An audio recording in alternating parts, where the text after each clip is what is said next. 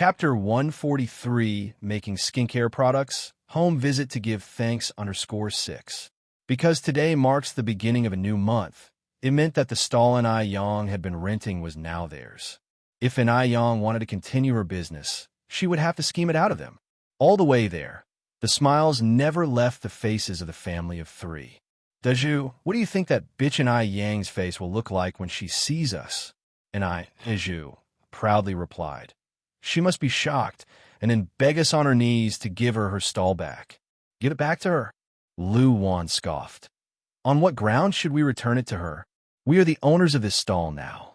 How dare she try and take it away from me? Remember, be tough with her. Make that bitch hand over all her money. If not, tell her to drop dead and disappear. En-Yang was now destined to be as helpless as a piece of meat on a chopping board. Think she could escape? No way. A lowly bitch from the countryside. Does she think she could turn the tide? Daju nodded in agreement. Don't worry, Wan. I won't mess this up. Lu Wan began to instruct Lu Xiang again. Xiang, remember to be smart when that bitch hands over the money. Make sure not to collect the wrong amount. I've checked already.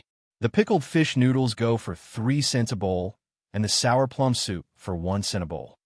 Unusually, Lu Xiang didn't argue with Lu Wan. Instead, she obediently said, I've got it, Mom. Don't worry. I won't make a mistake. Do you think I don't put my education to use? Lu Wan nodded in satisfaction. That's my girl. So much better than that bitch. Indeed, Lu Xiang raised her chin proudly and said disdainfully, what does that bumpkin En-Yang have that can match up to me? Besides being somewhat attractive, En-Yang was worth nothing. And she was going to college.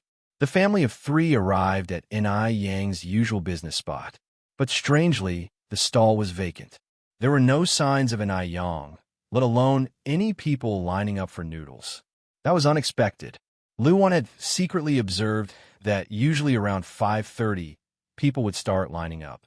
It was already 5:40. Why was there not a single person in line? Did everyone else wake up late? Lu Wan frowned. And Daju didn't take note of these details. He just sat in the middle of the stall, ready to assert his authority over En-Yang at any moment. Did that bitch think she could outsmart him, her uncle?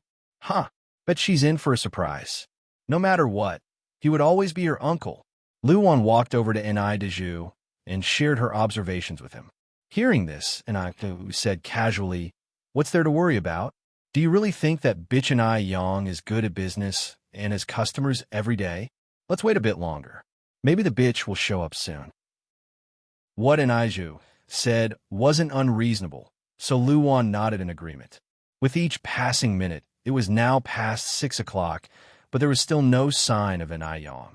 Lu Xiang was restless, pacing in circles. Mom, Dad, do you think it's possible that the hillbilly En-Yang won't show up this morning? No, of course not, Lu Wan reassured. En-Yang will definitely come. Just then, a few customers showed up. They greeted warmly. Are all of you here for the pickled vegetable noodles too?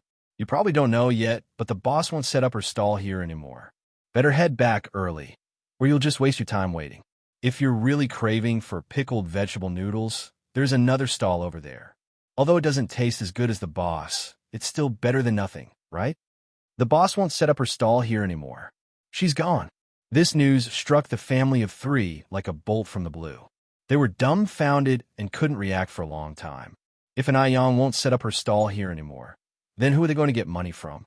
Lu Wan was the first to come to her senses. She grabbed a passerby's arm and asked, Sir, is it true that En-Yang has stopped doing business here? But she was here just yesterday, wasn't she?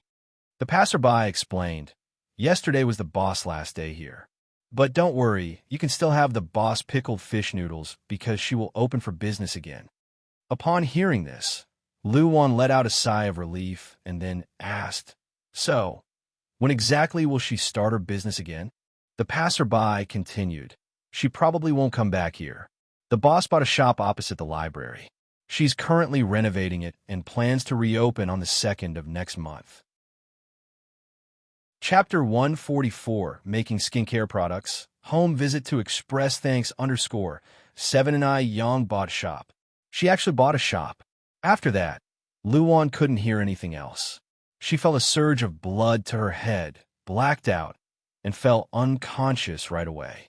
Wanna, Mom, and I, Zhu, frightened, quickly pressed Lu Wan's Renjong acupoint. After a while, Lu Wan slowly opened her eyes. The moment she opened her eyes, she started beating and berating an eye. You damn coward. Why don't you go die? You can't even keep a country bumpkin in check. My money, you have to get my money back right now. 300 yuan. She invested everything she had just to lease this lousy stall. She had originally planned to skin N.I. Yang for a big pot of cash, but now, not only did she not get the money, but she also lost 300 yuan instead. Lu Wan's rage was about to explode. Why did that sneaky N.I. Yang go out and buy a shop? At that moment, Lu Wan was both jealous and green with envy. Her heart was filled with mixed emotions, and she felt extremely miserable. Lu Xiangxiang was also sitting by the side, crying and making a fuss. My money! I want my money! She had already picked out the clothes and cosmetics she wanted to buy, and had even planned to use the money she took back today to buy a nice-looking wig. Now it all came to nothing. She couldn't accept it. Why did N.I. Yang secretly buy a shop behind their backs? Lu Wan hit hard. N.I. Daz's face, that had just recovered from bruises, was again covered with fresh ones, as if spring had come after the rain. N.I. didn't dare to complain. He could only curse N.I. Yang 1,000 times in his heart.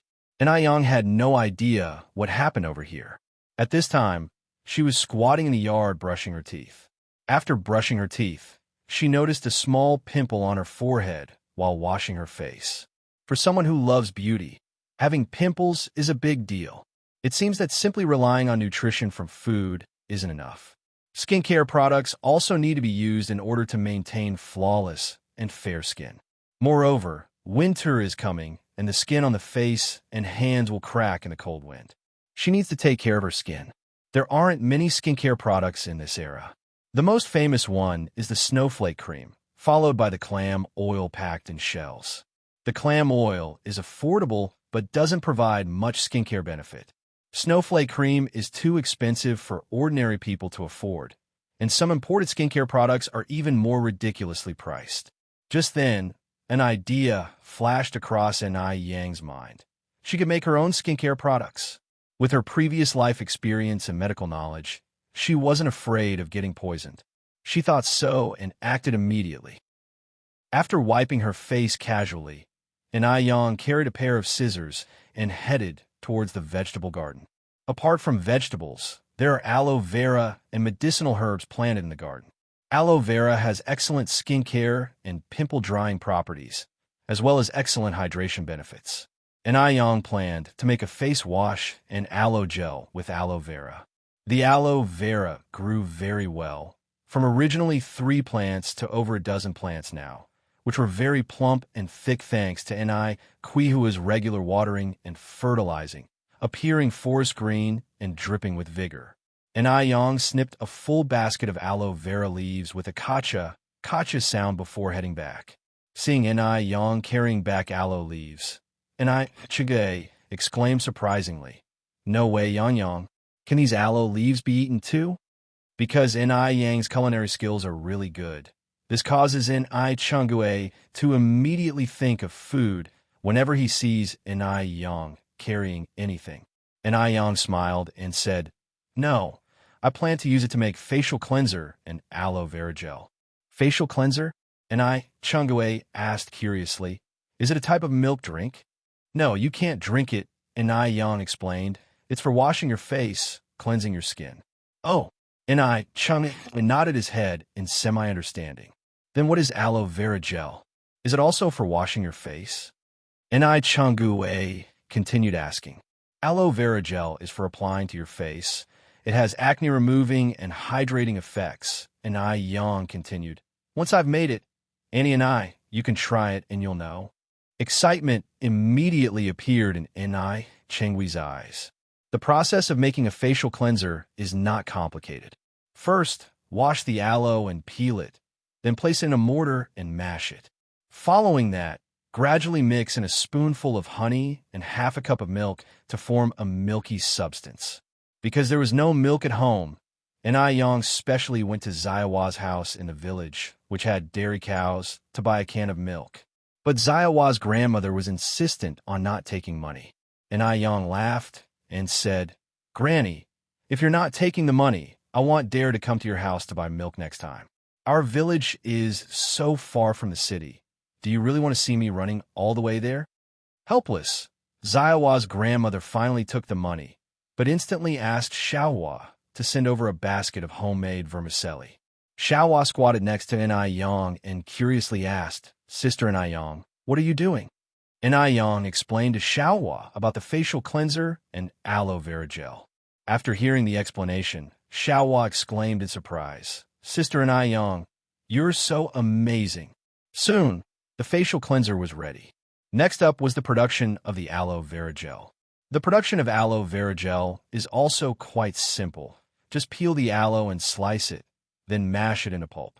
However, if you want the aloe vera gel to be more effective, you need to add some distilled water, but making distilled water isn't that simple. Therefore, Yang kept busy until after 9 o'clock before she managed to make the aloe vera gel. After making the facial cleanser and aloe vera gel, Yang tried them out. The facial cleanser even foamed up well, and the effects were fantastic. After washing, she could see that her skin had become significantly smoother. After applying the aloe vera gel to her face, it was absorbed very quickly. In no time, the color of the pimples on Yang's face started to fade substantially. When Xiaohua was leaving, Yang filled some small jam jars with aloe vera gel and facial cleanser for Xiaohua to take home for her mother to use. Xiaohua responded politely, "Thank you for the facial cleanser and aloe vera gel, Sister Yang. My mom will definitely like them." Yang smiled and asked, "You know how to use them, right?" Xiaohua nodded. "Don't worry, Sister Yang. I understand." Xiaohua was clever after all, and had just watched Yang do everything from the side. How could she possibly not know? After seeing Xiaohua off, Yang turned back to the room to let Tsuehua try the aloe vera gel and facial cleanser, when suddenly there were footsteps outside the door. "Yang, is Yang home?" Then came Yang Gobeo's voice, "Sister Yang, I'm here." Yang stepped out and saw that it was Wang Meifeng and Yang Wubao who had come. Behind a mother and son were a party of 3, 2 elderly and 1 young, carrying big and small bags of things. Auntie Wang Guobao and Yang greeted them with a smile. Wang Meifeng followed up, Yang, let me introduce you. These are Gobeo's grandparents, and this is my husband, Yang Changzheng. Dad, Mom, Changzheng, this is Yang, the young divine doctor who cured Gobao." Although Zhou Suhua had known that Yang was very young, she was still very shocked after seeing Yang in person. Moreover, she couldn't have imagined that Yang was this beautiful. She could be a movie star. This temperament, this appearance, if you said she was from the countryside, people might not believe it. "Young divine doctor, thank you for curing our Gobao. You are our Yang family's living bodhisattva." "Thank you." Zhou Suhua grabbed Yang's hand, her speech becoming incoherent out of excitement. Chapter 145, Another Source of Wealth. Deju goes to prison. One Yang smiled and said, "You don't have to be like this. Saving lives as a doctor is our responsibility. As for being a divine doctor, I dare not claim to be one. There are too many people in China who have far superior medical skills than me." Her voice was gentle and filled with a light smile. There was no arrogance or self-complacency in her expression. Neither was there a smug satisfaction from curing a stubborn illness. Instead, she was humble and content, giving people a very comfortable feeling upon looking at her. Zhou Suhua looked at Yang, her face full of smiles. Yang continued, "We shouldn't stand here. Let's go inside." Behind her, Yang Dahai and Yang Changzheng entered the house, carrying bundles. The house was a simple countryside abode, without any valuable furniture. The simple tables and stools showed its neatness, making it feel very warm and cozy. The air was filled with a faint scent of magnolia. Zhou Suhua followed the scent and saw a dried magnolia flower on the windowsill. The dried magnolia was not as bright as when it was fresh, but it was still beautiful. She didn't know what methods the owner used to preserve the fresh magnolia flower in this manner, but it reflected the owner's elegant character. Although the life seemed frugal, it had a high degree of ritual feeling, and this feeling was just great. Inai Yang was busy brewing tea for everyone. At this moment, Inai Suehua came out from the inner room carrying the child. When she saw the people in the room, she was slightly startled. Inai Yang promptly introduced everyone to Inai Tsua. "Mom, these are Go Bao's grandparents and his father." Inai Tsuehua then reacted and greeted everyone with a smile. Inai Tsuehua no longer carried the inferiority complex from 3 months ago when she first came to the city. In its place was a deep-seated sense of confidence. She was completely different from before. Zhou Suhua held Inai Kuihua's hand and said, "Yang Yang's mother, you have raised an amazing daughter. If it weren't for her, where would our Guobao be now?" Inai Tsuehua replied modestly, "Grandma Guobao, you don't have to be so polite. Our Yang Yang hasn't really done much. She just wrote a prescription." Inai Tsuehua is a very honest person. Although she was proud of her daughter in her heart, she didn't think this merited a grand visit from the Yang family to show their gratitude. After all, saving lives is a good deed that accumulates virtue, and it's not something to show off. Despite being just a prescription, it did save the life of Yang Guobao. Zhou Suhua was extremely grateful to Inai Yang and also came to a realization. No wonder Inai Yang was so mature and understanding at a young age. It turned out that she had a good mother who taught by example. Inai Yang brought the freshly brewed tea to everyone. Zhou Suhua and Yang Dahai took a sip. The couple exchanged glances, their eyes filled with disbelief. This tea was different from ordinary tea. Not only did it have a refreshing tea fragrance, but upon careful tasting, there was a sweet, fruity flavor mixed in.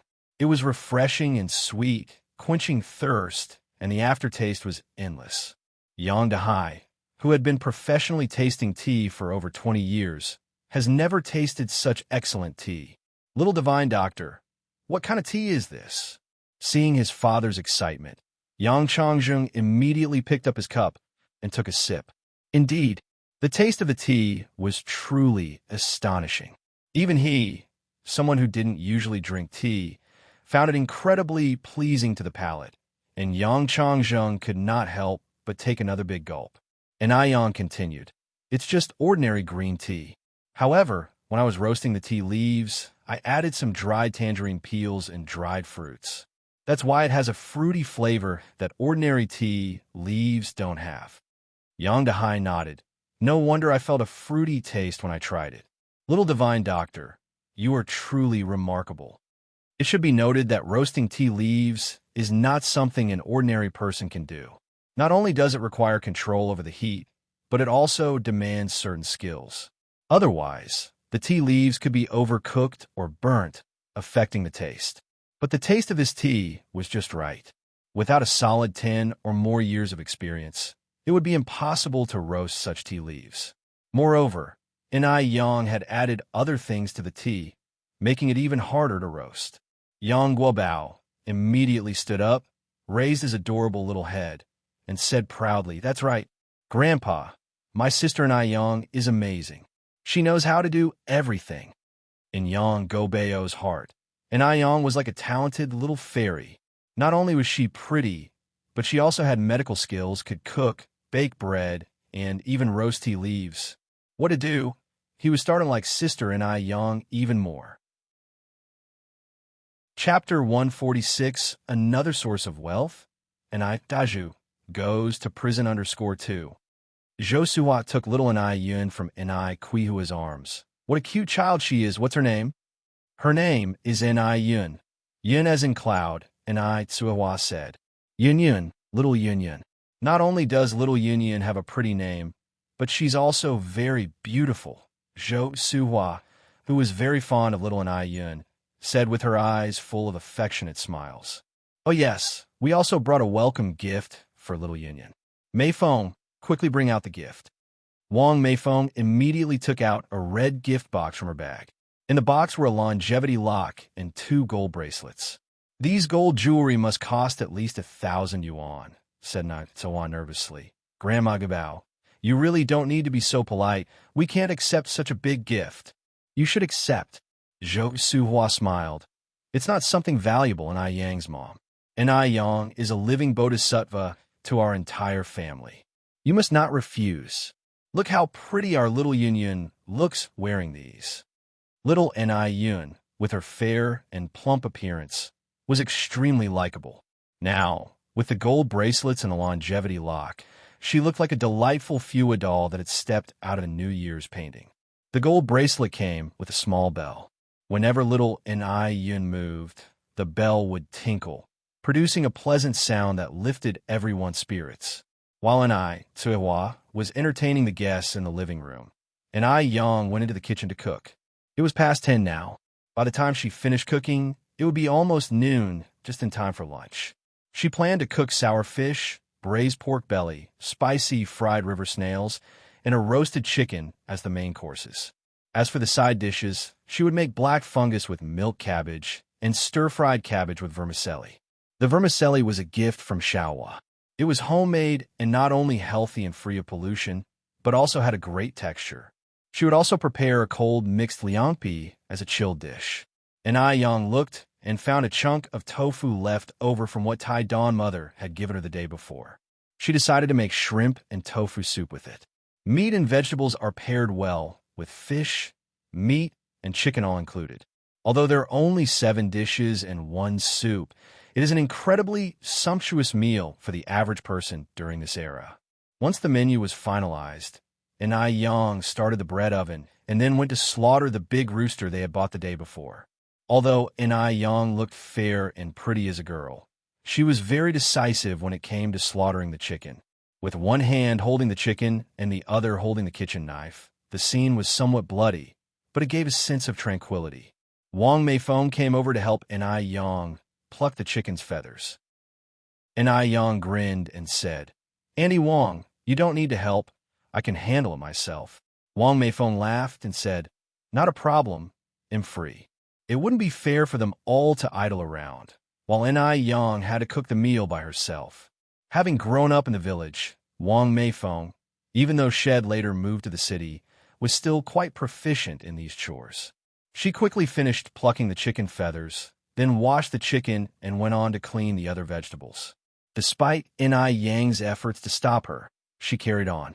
After washing the vegetables, Wang Meifeng sat down by the stove to start the fire.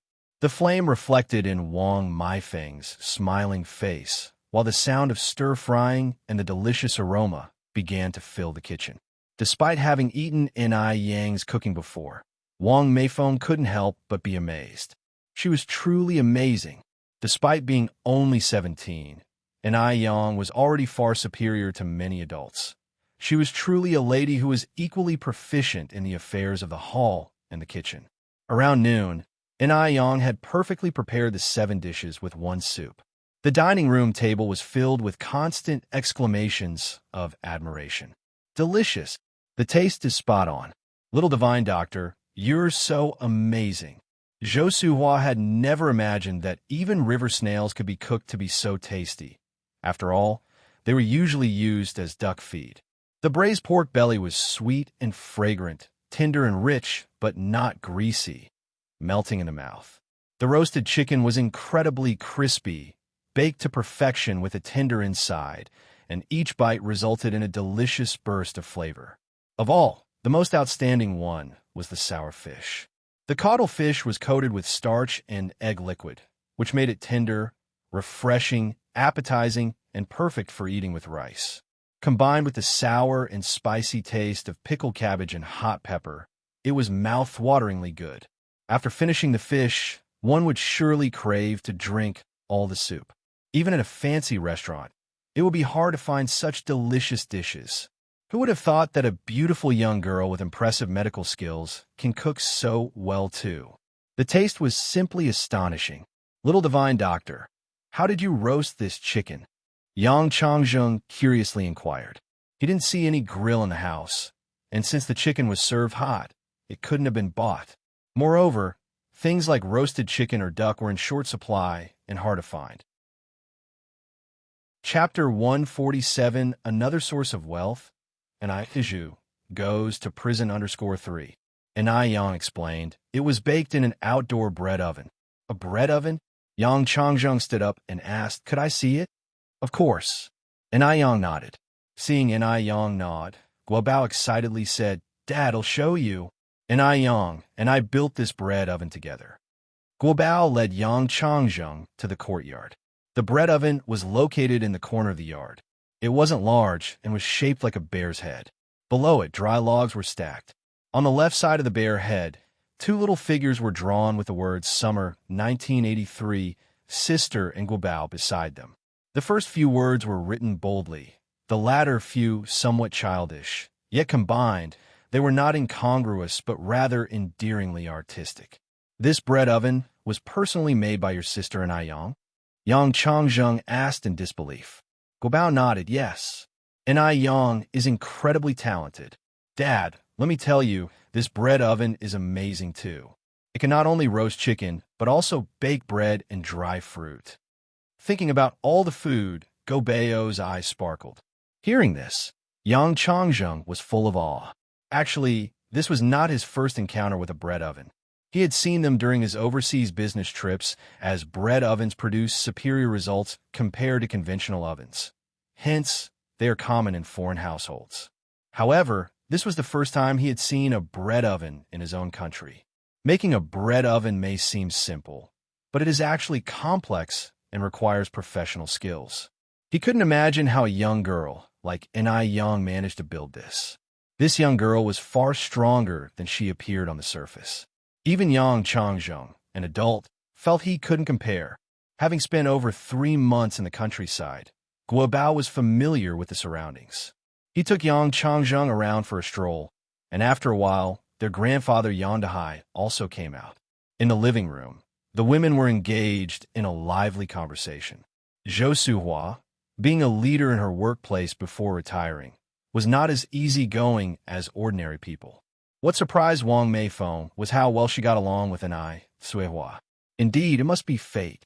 Yang was sipping tea, the steam curling around her flawless skin, causing Wang Meifeng to envy her. Yang, your skin is so good, unlike mine, which is always acting up during the season. Yang laughed shyly. Noticing a few red spots on Wang Meifeng's face, she advised, Aunt Wang, I think you have dry skin. The spots could have been caused by inappropriate skincare products. Be sure to hydrate your skin. Wang Meifeng replied, my skin has always been like this. It gets extremely dry in winter and easily breaks out in small bumps. Speaking of skin issues, Wang Meifeng indeed felt frustrated. She had tried numerous skincare products, both domestic and imported, but to no avail. In fact, some even aggravated her condition. Right now, during early autumn, the problem wasn't so apparent. But by late autumn and winter, her face would be covered with dry skin and red spots. Not a pretty sight. So, every time autumn and winter rolled around, Wang Meifeng wouldn't feel like stepping out, let alone going to work. Aunt Wang, please wait a moment. And Yang suddenly stood up and walked toward the house. Wang Meifeng was puzzled. In a short while, Yang returned, holding 2 small white porcelain jars. Aunt, try these. I made them myself. This one is for washing your face, and this one is for applying. The small porcelain containers were originally for storing pills, but Yang couldn't find suitable containers for her face wash and aloe vera gel, so she improvised using the small jars. For washing face, Wang Meifeng curiously asked, is it face powder? In that era, face wash hadn't been invented yet, but face powder, for instance, one produced by Haidu, a 4-in-1 face powder, was quite famous. Wang Meifeng had used it before, but it didn't work for her. Yang explained with a smile, it's a face wash. You use it just like a face powder, but its effectiveness is superior, especially for your dry skin type. Chapter 148, Another Source of Wealth, Daju goes to prison underscore 4. In her previous life, Yang was also a beauty enthusiast who put a lot of work into her skincare. She could instantly identify any skin issues. Wang Meifeng opened the lid of the porcelain jar and took a sniff. It faintly smelled lovely with a hint of milk. No wonder it was called cleansing milk. "And this one?" asked Wang Meifeng. "This is aloe vera gel," Enai Yang continued. "You apply it on your face after washing with the cleansing milk." Wang Meifeng nodded and smilingly put the 2 little jars away. "Yang, I won't stand on ceremony then. Every heart has a love for beauty. Enai Yang is so capable. The things she produced must not be bad. What if they really worked?" Enai Yang smiled and said, "No need for that." Time flew by, and soon it was past 3 in the afternoon, and Wang Meifeng and the others proposed their farewells. Because Yang Changjung really liked the tea leaves that Enai Yang had fried, she packed a large bucket of tea leaves for them. Chinese are polite and reciprocate kindness, and Enai Yang couldn't let them return empty-handed. Initially, Yang Dahai wouldn't accept it. They were treated well here by Enai Yang, and she was also so polite and not arrogant like a divine doctor at all. How could they accept her things? Don't underestimate the tea. Frying it takes a fair amount of time. But Enai Yang insisted again and again. "Grandpa Yang, you brought so many gifts. This is just a small gesture for me. If you don't accept it, I might not welcome you next time to our house as a guest." Upon hearing this, Yang Dahai had no choice but to accept the tea. "In that case, I'll accept it gratefully. Little divine doctor, we are all friends now. You must bring your mother and sister to our home sometime and get familiar with the place." Enai Yang nodded. "Sure, Grandpa Yang, I'll definitely come over when I have the chance." Yang Dahai looked at Enai Yang with admiration in his eyes. This little girl was really understanding. If it was his granddaughter, he would wake up laughing even from a dream. "Goodbye, Sister Enai Yang. Aunt Hua, remember to visit my house when you have time." Enai Yang nodded, waving at Yang Guobao, "Goodbye, Guobao." On the other side, after Enai Dezhu and Lu Wan went back, they still felt unsatisfied. They were so upset they couldn't eat or drink. They had spent 300 yuan to rent that stall. 300 yuan, that's a year's worth of their hard-earned savings. No, they can't just lose 300 yuan like this. When Enai Yang was buying the shop, did she ask for Enai Daz's permission? Enai Suehua doesn't have a man now. Enai Dazhu is the only man in the Enai family. It should be Enai Dazhu who makes decisions for the Enai family. Buying a shop must also get the approval of Enai Dazhu, the head of the family. The more Lu Wan thought about it, the more she felt it was right. She looked at Enai Dazhu and said, "Go and demand the money from that bitch Enai Yang right now." Enai Dazhu sighed, "Wanner, let it go. Let's just live our lives peacefully. Even if Enai Yang has money, she's just a lowly self-employed person. We're a proud working-class family. How could she compare?" They went to Enai Yang twice. The first time, they were beaten half to dead by the kids in Jinghua village. The second time, they directly lost 300 yuan. Enai Dazhu was truly scared. "Give up," Lu Wan shouted angrily. "Enai Dazhu, you are such a coward. How can you let this matter slide just like this? Enai Yang doesn't have a father, and Enai Suehua doesn't have a man. You're the only man in the Enai family now. It's justified that Enai Yang gives you money. Go now. Where do I go to ask for money? Wanner, have you forgotten what happened to us in Jinghua village?" Enai Dazhu asked. Although what Lu Wan said made sense, Enai Dazhu, not fully recovered from his injuries, was still deeply afraid of Jinghua village. "Go to the new shop that bitch just bought," Lu Wan continued. "Demand that she gives us at least 10,000 yuan every month. If she refuses, smash her shop and ruin her business." If Enai Yang won't let them live comfortably, they won't let Enai Yang live comfortably either. If worst comes to worst, they'll fight till the bitter end. She doesn't want to give the money? No way. Lu Wan gritted her teeth and said, "When you get there, don't initiate a fight. Just smash stuff. Don't let them decorate the shop. Hopefully, cause a whole lot of commotion. If she dares to hit you this time, don't fight back. Let her hit you. If she really causes any harm, our whole family will squat at her shop and let her take care of you in your old age. Well, drag till she collapses." Chapter 149, Another Source of Wealth. Enai Dazhu goes to prison _5. It's exceedingly hard for even government officials to resolve domestic disputes. And Yang's going to try reasoning with them? Impossible. And this time is different from before in Jinghua village, where she had the villagers on her side. Now in the city, who could help her? At this, Daz's eyes lit up. Wanner, you're truly ingenious. Luan proudly smiled and said, Of course I am. And as you added, then he'll go there tomorrow morning. All right, Luan nodded. He'll come with you. The next morning, Daju and Luan went to Yang's newly purchased shop. Upon their arrival, workers were busy renovating the place.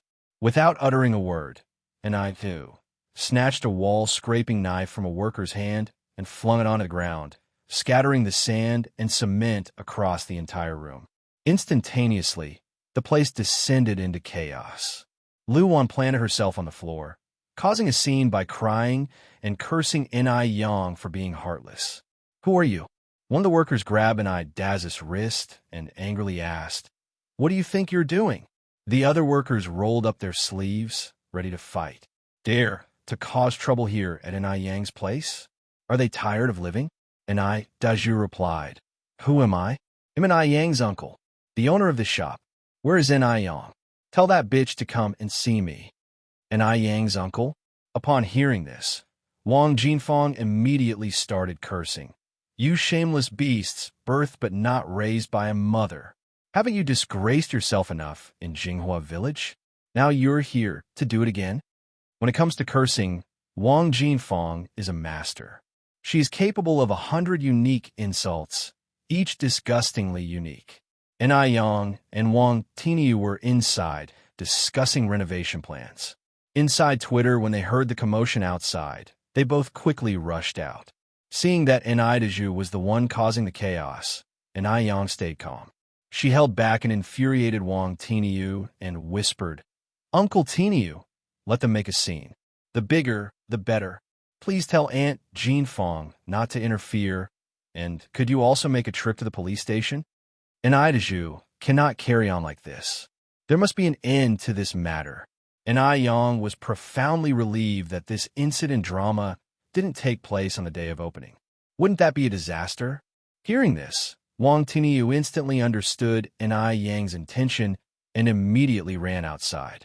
He whispered something to Wang Jinfeng, who was about to roll up her sleeves and confront the pair. Wang Jinfeng then chuckled and reluctantly let down her sleeve.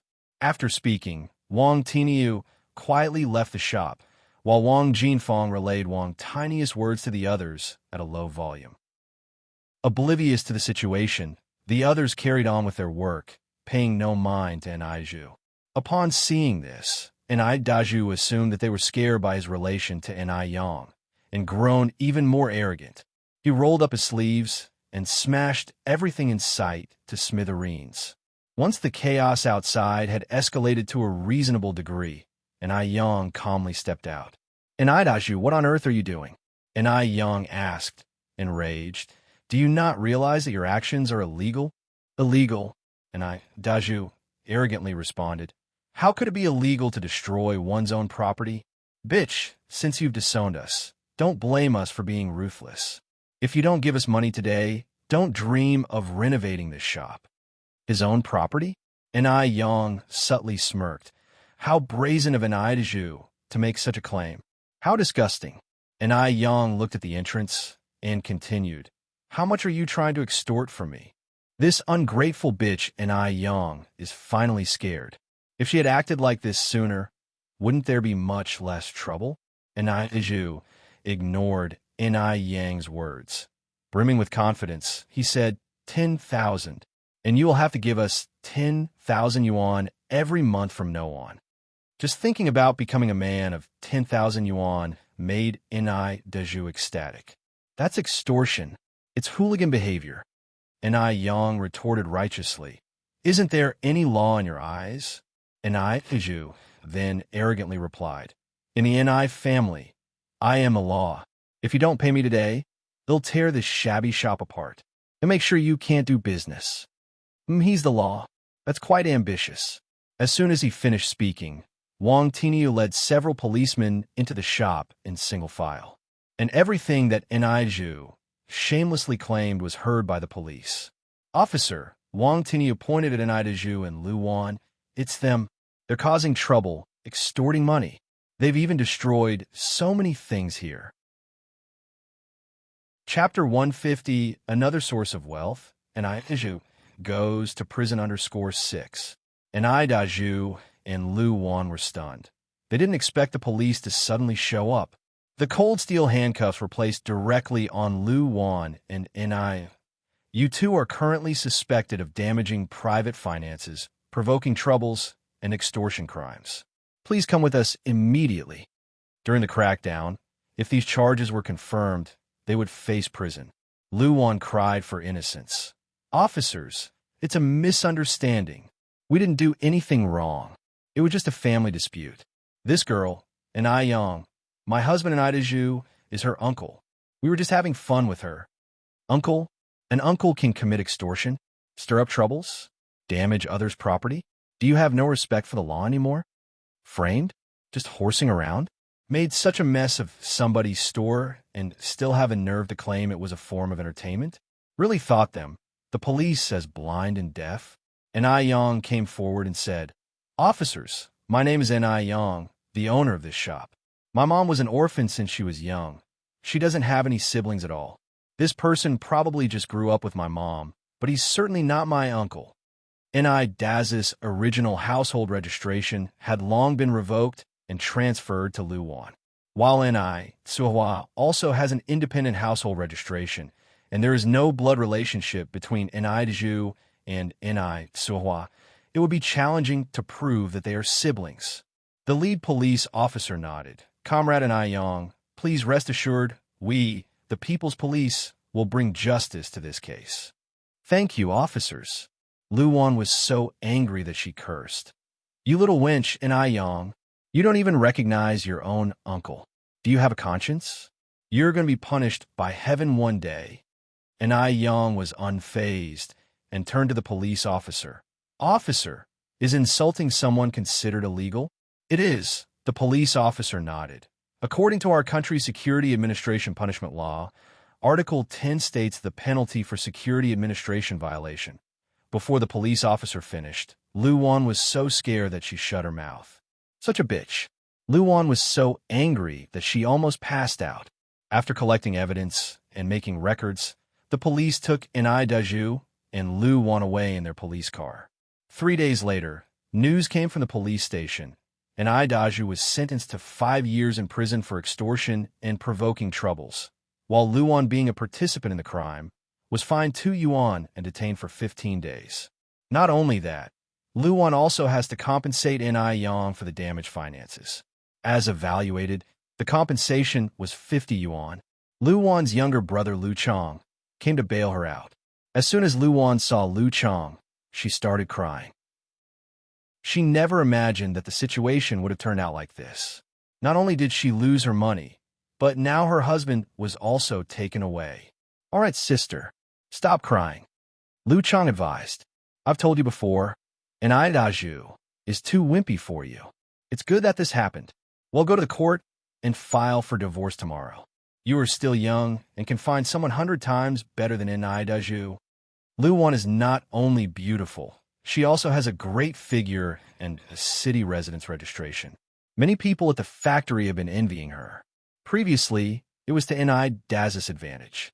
Hearing this, Lu Wan felt a bit better. She nodded and said, All right, Xiangzi, they'll listen to you. When Enrich received the 50 yuan sent by the police and learned about Enrich's final outcome, she sighed in relief. She had finally eliminated a significant problem. As for Enrich, he deserved what he got and was not worth sympathizing. Lu Wan got off easy, only detained for 15 days. She should be locked up for 10 to 15 years. When Enrich got home, she told Enrich about it. Enrich, hearing the news, didn't react much and replied with a smile, Before, I was worried about them causing trouble at the store. Now I can finally stop worrying. Seeing Enrich like this, Enrich finally let go completely. After Wang Meifeng returned home, she tried the facial cleanser and aloe gel that Enrich gave her out of curiosity. To her surprise, they worked incredibly well. Not only had the bumps and dry skin on her face completely disappeared, but her skin had also become extremely smooth. The change was very noticeable and made her co-workers very envious. Meifeng, what skincare products have you been using lately? Your skin looks so good. Recommend it to me too? Chapter 151, Another Source of Wealth. And Daju, he goes to prison? Yes, yes, yes. Recommend it to us too, will you? You cannot keep a good thing to yourself. If one is beautiful, everyone should be. That is right. Wang Meifeng works for a foreign company, and her colleagues are not money-starved. Seeing that the cosmetics made by Ni Yang are so popular, she is also delighted. Maybe she can help Ni Yang unintentionally. Wang Meifeng mysteriously said, I use facial cleanser and aloe vera gel myself, but these two things cannot be bought outside. They were developed by a highly reputed divine doctor, the same one who cured my son's epilepsy. What Wang Meifeng said was true because in her eyes, Ni Yang was a capable divine doctor. Really?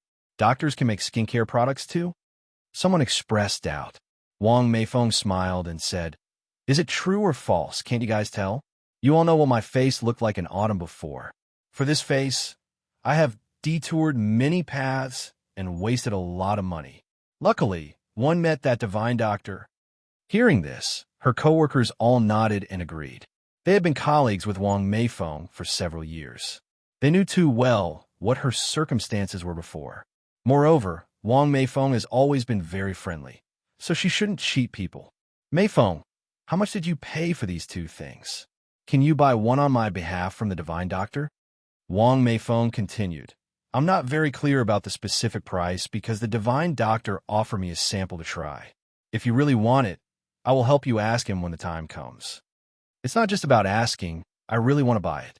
Meifeng, how about you bring me two as long as it doesn't exceed Lu Yuan? No woman does not cherish beauty. In any era, women are never miser when it comes to their faces.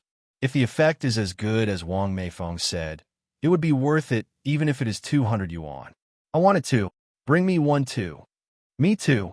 Wang Meifeng took out paper and pen. Don't rush, one by one. They'll note it down for you. But when I have to make it clear to you all, I don't know if the divine doctor will sell these, so better not keep your hopes too high. All right. As long as you help us ask, it's enough. Wang Meifeng also has a quick temper. She took leave the next day and went to Ni Yang. After Ni Yang heard about this, she was surprised and said, Are the facial cleanser and aloe vera gel really that popular? Wang Meifeng laughed and said, Well, indeed they are. Look, these are all the people who want me to bring facial cleanser and aloe vera gel for them. Ni Yang looked over. There were as many as 15 people on the list. This was far beyond Ni Yang's expectation. She didn't expect that her unintentional acts could be so helpful. Maybe this method could also be a way for her to make money. What do you think, Yang? Do you want to sell it? Wang Meifeng asked in succession. Ni Yang laughed and said, Sell. Of course, sell. However, Aunt Wang, one don't have ready-made cleansers and aloe vera gel at hand. How about one make some and deliver them to you the day after tomorrow? Okay. Wang Meifeng nodded and continued. So, how much are you selling these two products for? One will go back and tell them. After all, skincare products are used on the face. If it's too cheap, it will inevitably raise doubts and distrust. Moreover, the natural materials and labor used by Ni Yang would undermine profits if sold too cheaply. No one would make things without profit. Ni Yang continued. The facial cleanser will be 15 yuan per bottle and the aloe vera gel 20. Upon hearing this, Wang Meifeng was surprised and said, Yang, are you sure you want to sell it at such a cheap price? She had earlier bought some skincare products, each costing over 30 yuan, and the effect was not good. Ni Yang nodded. The prices will be set tentatively like this. For Ni Yang, this price was already quite high. If she could cement a place in the market and keep the sales steady, it would earn much more than selling pickled vegetable noodles. Wang Meifeng nodded.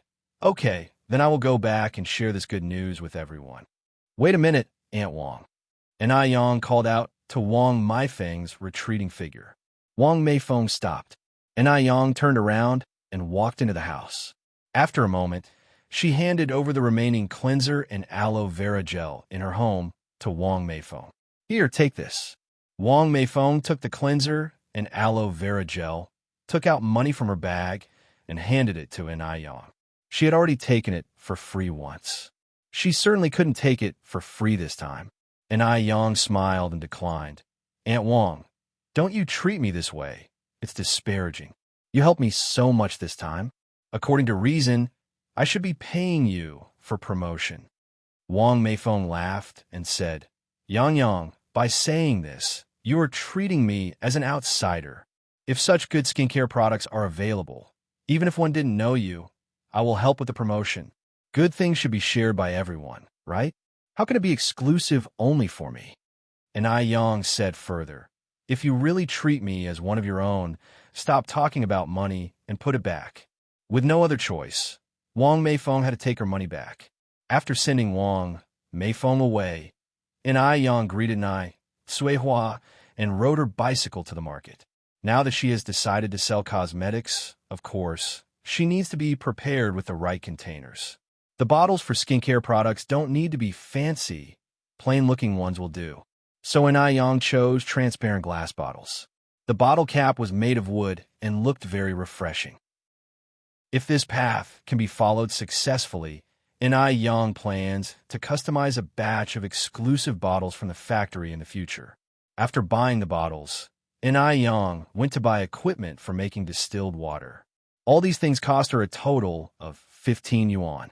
After returning home, Yang bought a large bucket of fresh milk from Zaiwa's home. Fresh milk is not expensive. A large bucket weighing 5 kilograms costs only 5 yuan. 5 kilograms can make a lot of facial cleanser. After preparing all the things, Yang began to peel the aloe vera. Suihua came over and said, Yang, let me help you. Just remove the skin of the aloe vera and slice it, right? Yang looked up and said, Mom, you don't need to help here. You can take care of my sister. Suihua said, No problem, your sister is asleep. The mother and daughter worked together, and the work efficiency was much higher. In a short while, a large amount of aloe vera was peeled. At the Mo family, these days, Mo Hudie's condition has become more and more serious, and old lady Mo is increasingly anxious. She hopes to see the divine doctor from Jiangnan, who was mentioned by Li Xianxian. However, the divine doctor from Jiangnan has not yet appeared. Seeing Mo Hudie's painful appearance, old lady Mo couldn't help crying. At this time, a servant's voice echoed in the room. Old lady, Miss Xianxian is here. Xianxian is here. Old lady Mo's dim eyes instantly filled with hope. Chapter 152. Smartly slapping the face. Never give up treatment. Li Xianxian looked stunning today, dressed in a white lace-patterned top and a form-fitting black pencil skirt. Her long black hair was dyed to a honey brown and styled in large curls that tumbled over her shoulders, giving her a mature and sexy look. She was at the forefront of fashion, far ahead of anyone in this era. Now, everyone in her circle and her classmates were emulating Li Xianxian's style. Grandma, how has Xiaodai been doing recently? Li Xianxian approached and asked with concern. Madame Mo sighed deeply. Don't worry, Grandma. Li Xianxian walked over, resting her hand on Madame Mo's shoulder. I came here today to bring you good news. Good news? Madame Mo turned to look at Li Xianxian. Have we heard from the divine doctor Jiangnan? The divine doctor Jiangnan was Madame Mo's only hope. Li Xianxian nodded. Yes, the medicine sent by the divine doctor has arrived. Really? Madame Mo gasped in surprise. Yes, Li Xianxian nodded. Why would I lie to you? Look, this is it. With that, Li Xianxian pulled out 2 small red porcelain bottles from her bag. Grandma, this medicine needs to be taken 3 times a day, 1 pill each time. In less than 3 days, Xiaodai will improve. Once Xiaodai gradually recovers, we can have the divine doctor come over for a follow-up visit. All right, Madame Mo nodded, her face filled with gratitude. Xianxian, on behalf of Xiaodai, thank you. You're truly a benefactor to our Mo family. As she spoke, Madame Imo burst into tears. Li Xianxian quickly comforted her. Grandma, don't say that. I can't take credit for it. I'm just a go-between. Although she said she was just a go-between, not anyone could manage this feat. The divine Dr. Jiangnan was renowned for his exceptional medical skills and eccentric personality, and he usually refused patients with the surnames Yang and Mo. Who else could persuade him to break these rules? Perhaps only Li Xianxian could do that. Madame Mo continued. In any case, Xianxian, you are indeed a great benefactor to our Mo family. Li Xianxian laughed. Grandma, don't do this. You're making me blush. Let's give Xiao Dai her medicine. All right, Madame turned to her housemaid. Mrs. Lin, get some warm water. Of course, madam. Mrs. Lin promptly brought a cup of warm boiled water. It'll do it, Mrs. Lin. Li Xianxian gently took the cup from her hands and walked over Xiao Dai's bedside, ready to administer the medicine. She moved gently, carefully helping Xiao Dai sit up. Come on, Xiao Dai, let's take our medicine. We'll get better after we take it. Though Mo Hudi was still unconscious, she was aware enough to swallow. Occasionally, water spilled from the corner of her mouth, and Li Xianxian, without a hint of disgust, gently wiped it clean with a handkerchief. Watching Li Xianxian, Madame Mo's eyes were filled with satisfaction. Li Xianxian was a rare gem. If she could become her granddaughter-in-law, it would be wonderful. Unfortunately, her eldest grandson was too stubborn. Madame Mo knew she would have to devise a way to bring the two together. After administering the medicine, Li Xianxian assured Madame Mo, "Don't worry, Grandma. With the divine doctor of Jiangnan on our side, Xiao Dai will be just fine." Madame Mo nodded. Li Xianxian admonished. Also, Grandma, the divine doctor said that Xiao Dai can't be exposed to sunlight or wind while she's taking this medicine, so the windows need to be closed. We need to be cautious when coming and going. All right. Madame Mo immediately ordered someone to close all the windows. Li Xianxian continued. Also, besides protecting her from the wind, she also needs to follow a strict diet. She can't have spicy, greasy, or fragrant food. Madame Mo noted everything down. Having given all her instructions, Li Xianxian then asked to leave. Upon hearing that Li Xianxian was leaving, Madame Mo stood up and said, "Why are you in a rush to leave?" Li Xianxian smiled. "I have business to attend to at the base this afternoon. I'll come to see you when I'm free." Madame Mo stood up to accompany Li Xianxian to the door. Li Xianxian, ever considerate, said, "Grandma, don't worry about seeing me out. I know my way around here better than my own home." Madame Mo held Li Xianxian's hand, saying reluctantly, "Xianxian, remember to visit me often when you have the time." Chapter 153. Skillfully slapping the face. Never give up treatment. Li Xianxian nodded. "Don't worry." Although Li Xianxian had insisted no need for farewell, old lady Mo still escorted her downstairs. Watching the retreating figure of Li Xianxian, housemaid Lin sipped in awe. "Old lady, Miss Xianxian is such a good girl. Not only is her character good, so is her appearance and manners. She's practically perfect." Indeed, old lady Mo also sighed. Xianxian is indeed an extraordinary girl. Remarkably, Mo Hudi's condition improved significantly the same night she took the medicine. She, who was previously unconscious, was now able to sit up and talk. Mo Fuhai and old lady Mo were overjoyed, shedding tears of relief. "Bodhisattva blesses us. It's truly the Bodhisattva's blessing." Old lady Mo stammered excitedly. Mo Fuhai laughed. What a futile mindset. Clearly, it's all thanks to Xianxian and the divine doctor from Jiangnan. Old lady Mo nodded hastily. Yes. It's all thanks to Xianxian and the divine doctor from Jiangnan. Mo Fuhai, walking up to Mo Hudi, asked anxiously, "Xiao Dai, how do you feel now? Does your head still hurt?" Mo Hudi shook her head. "No, it doesn't hurt anymore, Grandpa. You don't have to worry." In the past, when Mo Hudi said it didn't hurt, it was merely to comfort Mo Fuhai, but this time it truly didn't hurt. "Grandpa, I want to go outside and bask in the sun." Mo Hudi added. Before Mo Fuhai could nod in agreement, old lady Mo said, Shaodai, the divine doctor said you can't be exposed to the wind or sunlight now. How about we take you out after you've fully recovered? Mo Hudi nodded and continued, Grandma, I want to eat meat. Mo Hudi was truly craving for meat.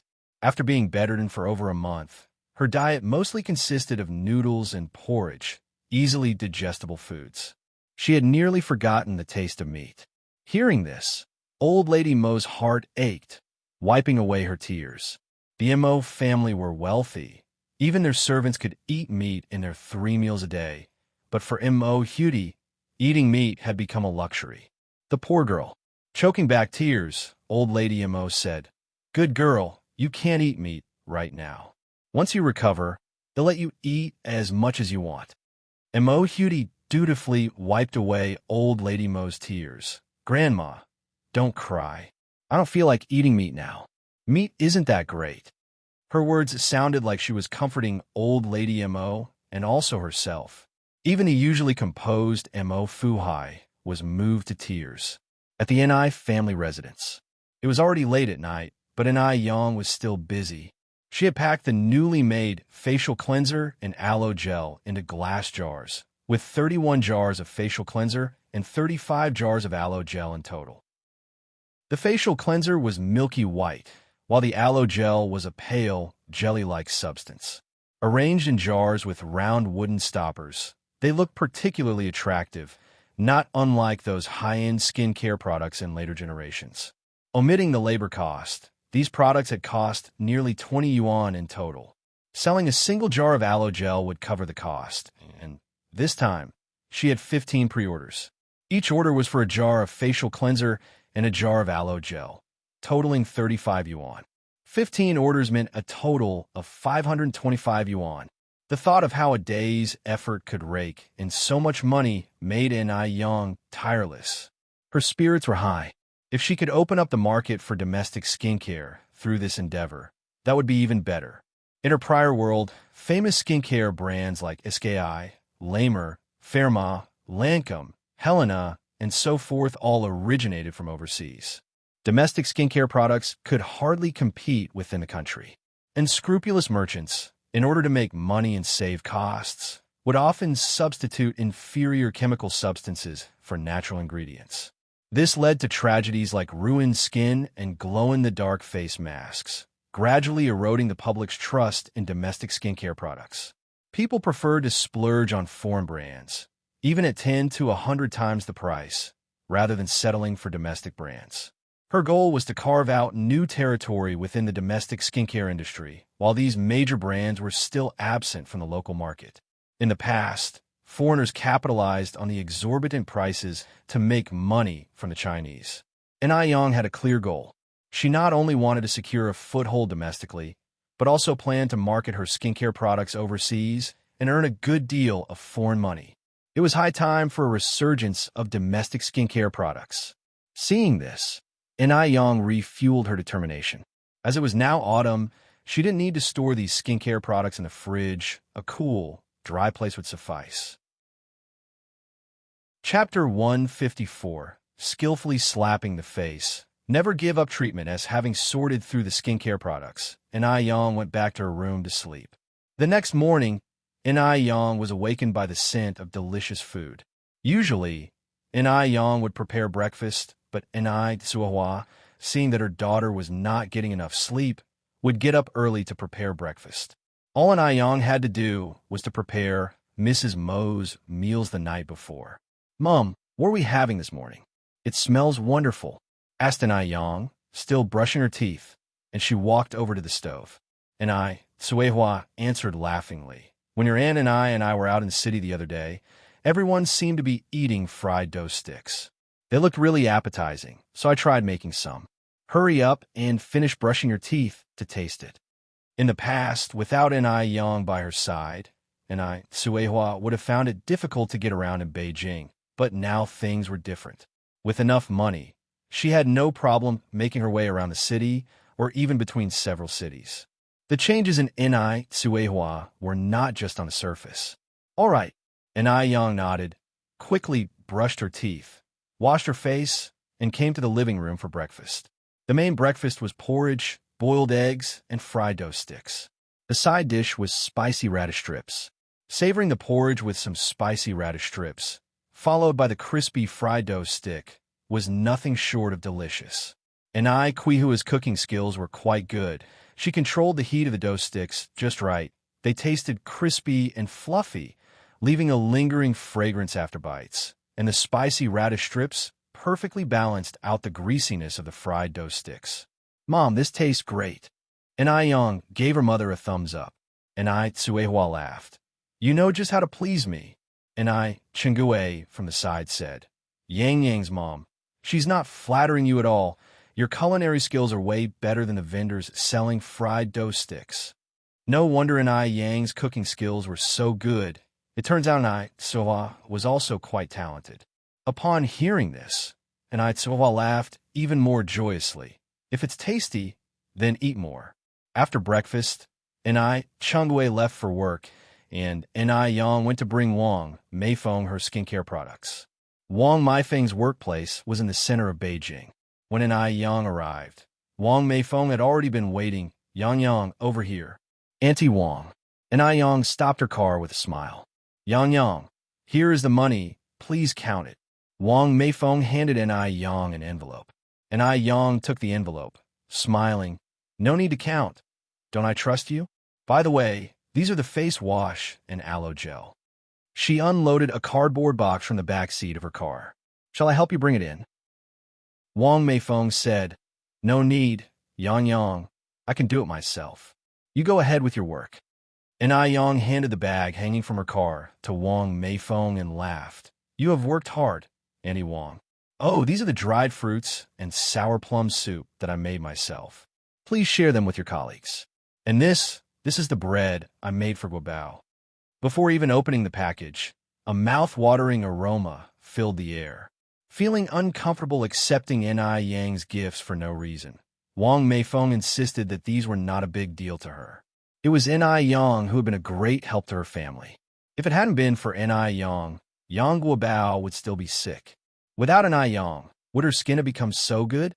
Seeing Wang Meifeng's rejections, Yang swiftly filled Wang Meifeng's arms with the items, hopped on her bike, and turned it apart, hollering back, "Bye, Auntie Wang."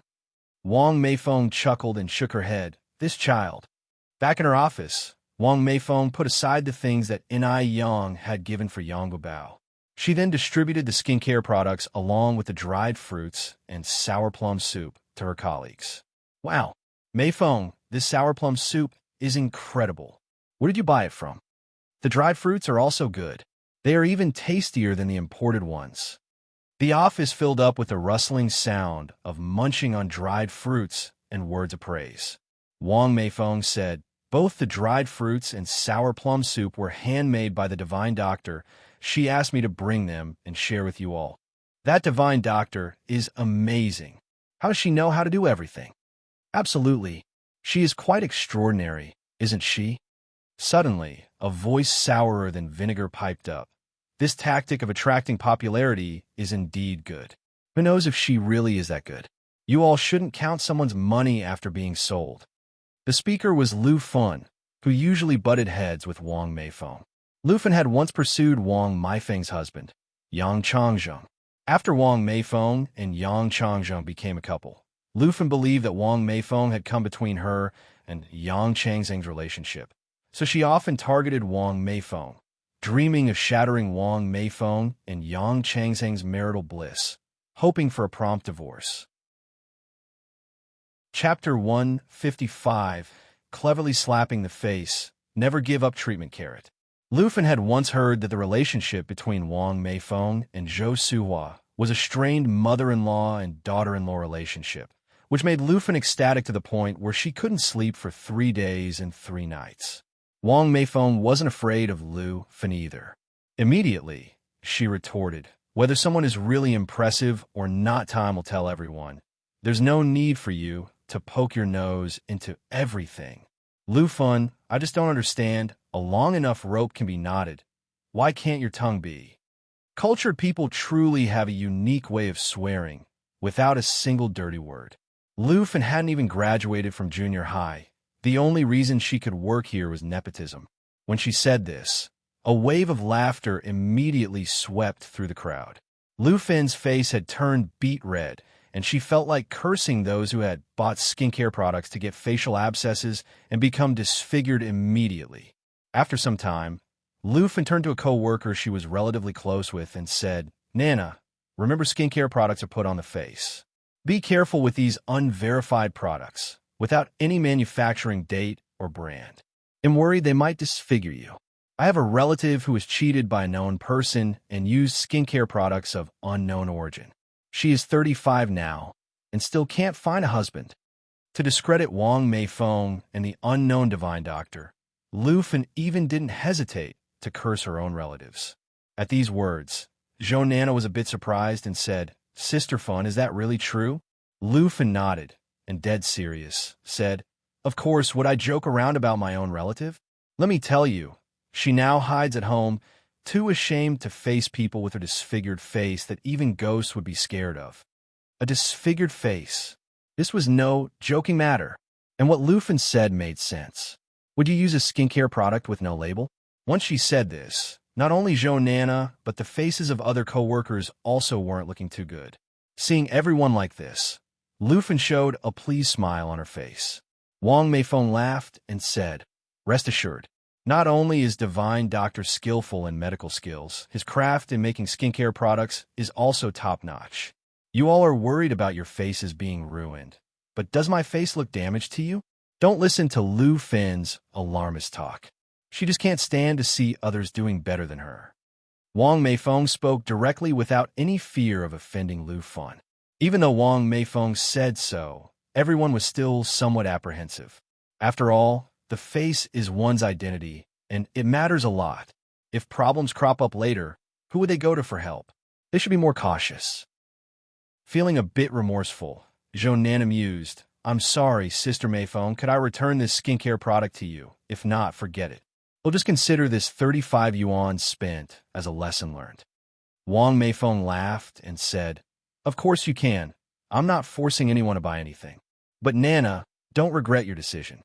Seeing Zhou Nana returning the skincare product, the others followed suit. Though buying and returning behavior wasn't ideal, their faces mattered more. After all, 35 yuan wasn't a small amount. Money didn't come easy for anyone. In a blink, 11 people returned their products. 4 people didn't return their products, 2 of them being Wang Meifeng's good friends who trusted she wouldn't lie to them. The other 2 were Wang Meifeng's subordinates, who, out of respect, didn't feel comfortable returning the products. Wang Meifeng wasn't angry. It was just a couple of 100 yuan. If they missed out on good products, that was their loss. Looking at the 4 people that didn't return the products, Lu Fen sneered, "Are you 4 fools? Or do you just like being disfigured?" A slightly overweight woman glared at Lu Fen and threatened, "Lu Fen, if you dare to distort the truth and being nonsensical, believe it or not, I'll slap you." This was Sun Mei, usually more aggressive. If she was truly angered, she wouldn't hesitate to take action. Grudgingly, Lu Fen shut her mouth. These women, who refused to listen to good advice, deserved to be disfigured. They would regret it someday. Sun Mei patted Wang Meifeng's back. "Ignore her type. I believe in you. I also trust you." Another good friend, Tao Yuan, also comforted Wang Meifeng. Wang Meifeng nonchalantly said, "It's fine. The innocent need not worry. I'm not angry.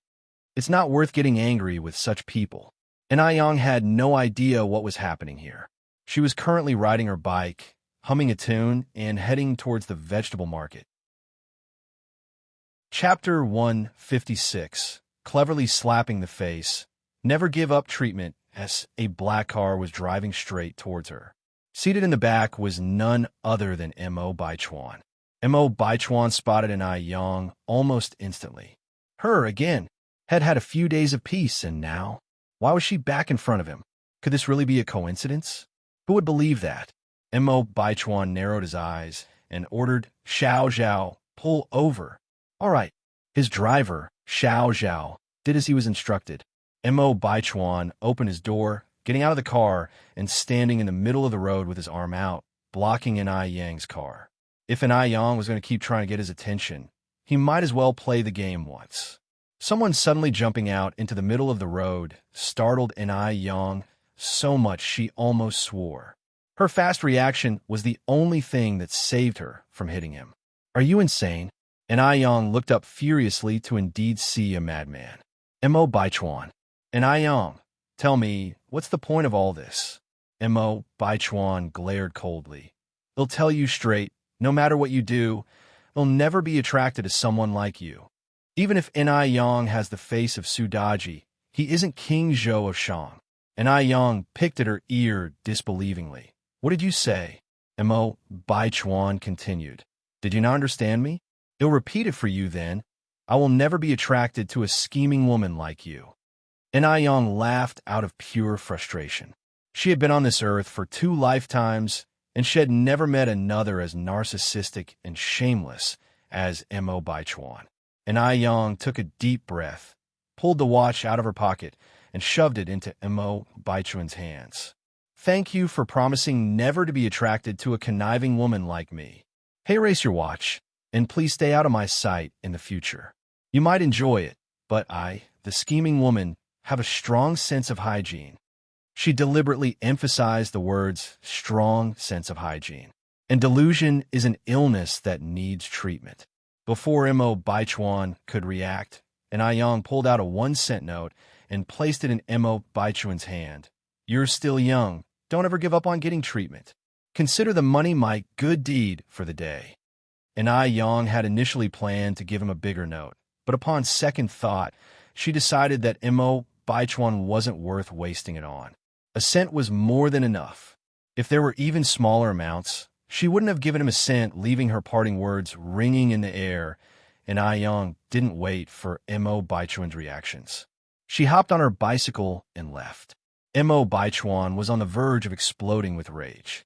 His handsome face seemed to have a layer of frost, sending chills down your spine.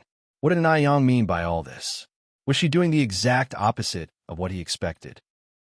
For the first time, Mo Baichuan was infuriated not once, but 3 times by the same woman. Daring. She was so daring. The 1-cent note in his hand was crumpled into a ball by Mo Baichuan. His knuckles turned white from clenching his fist. This was the first time Head ever been this angry. No woman Head met would dare behave anything less than a docile kitten around him. Yet an Yang was acting like a hedgehog. One day, he would expose her true face. Through the car window, his driver, Xiao Zhao, seemed to see a familiar scene. It seemed that only an Yang had the ability to make Mo Baichuan lose control. Xiao Zhao couldn't muster the courage to approach Mo Baichuan and could only sit stiffly in the car. With the arrival of chilly autumn wind, the weather had begun to turn cold. So tonight, an Yang planned on cooking grilled fish. Due to the weather, fish and shrimp were no longer available from local ponds, so she went to the vegetable market. She bought a catfish along with some bean sprouts, tofu skin, and kelp to accompany it. After finishing her grocery shopping, an Yang visited the hardware store to buy a pan for grilling fish. However, after a thorough search, she couldn't find a pan similar to the one she had had in her previous life. So, an Yang explained what the fish grilling pan looked like to the shopkeeper.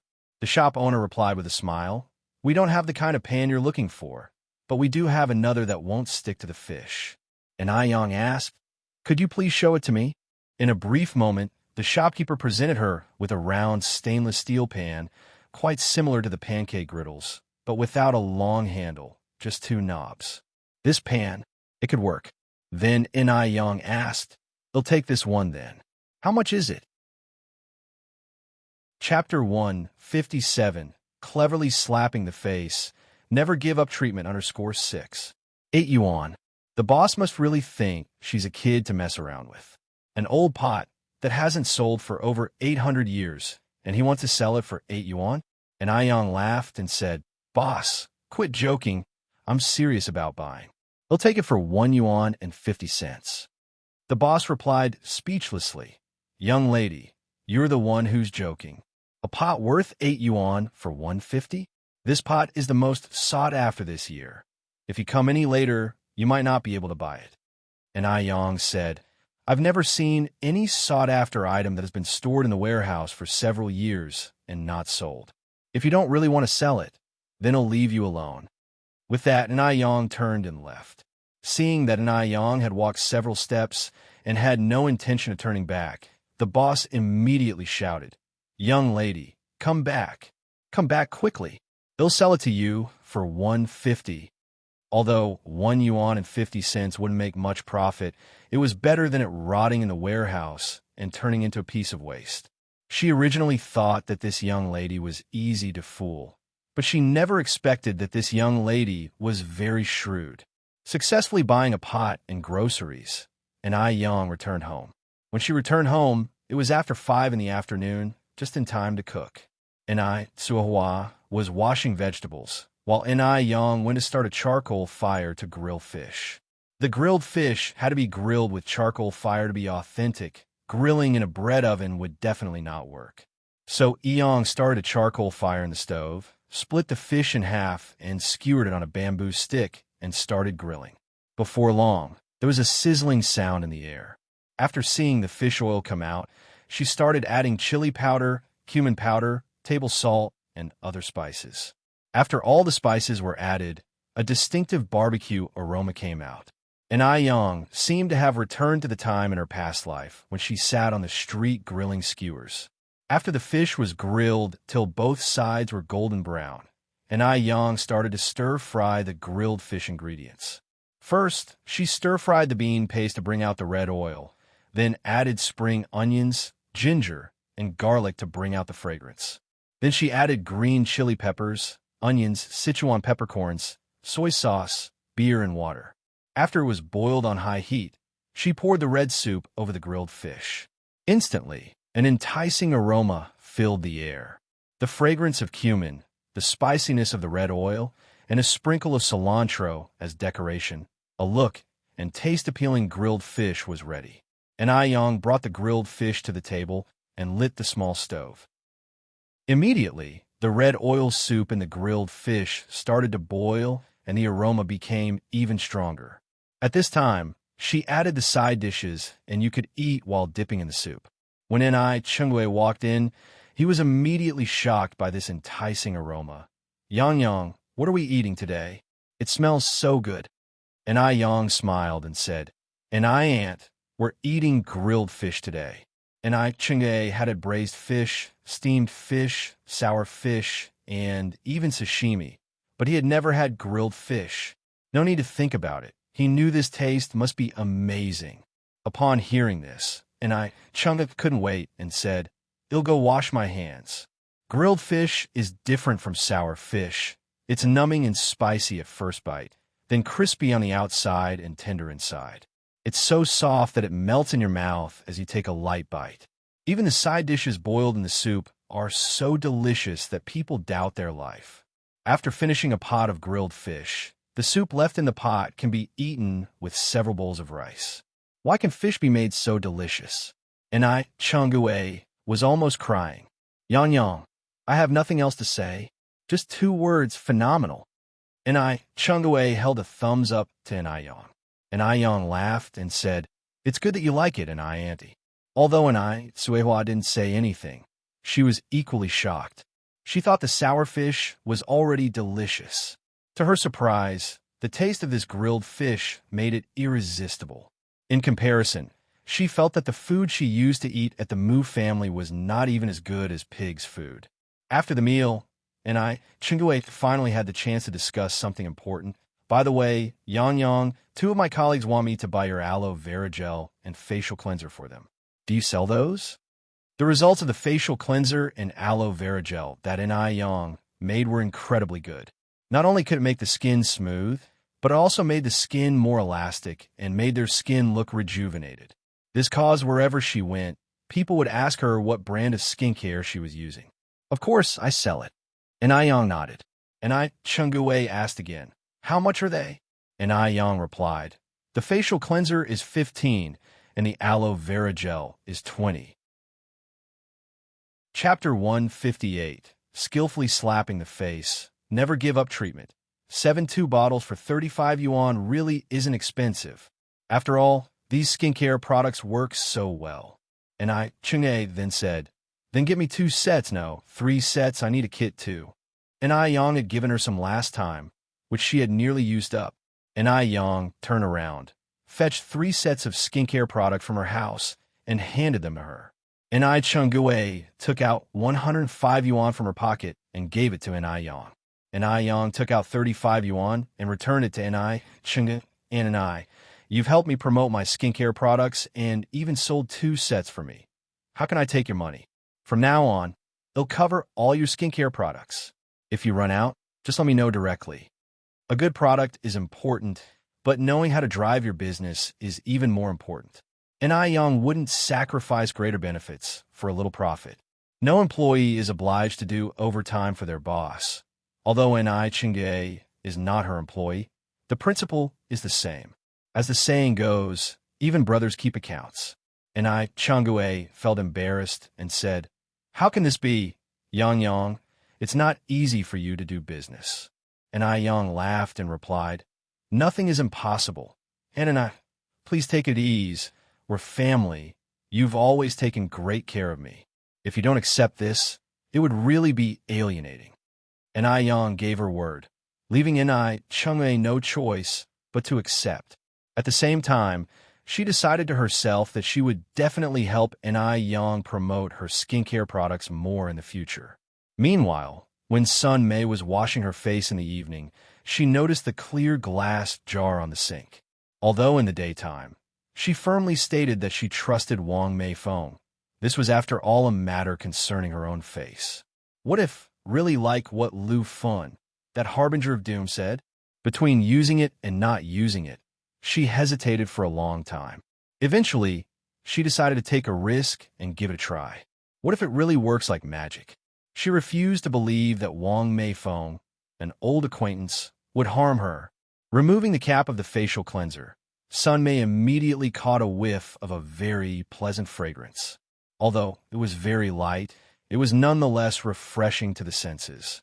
Would a crappy, skin-ruining product smell this nice? With that thought, Sun Mei's worries evaporated significantly.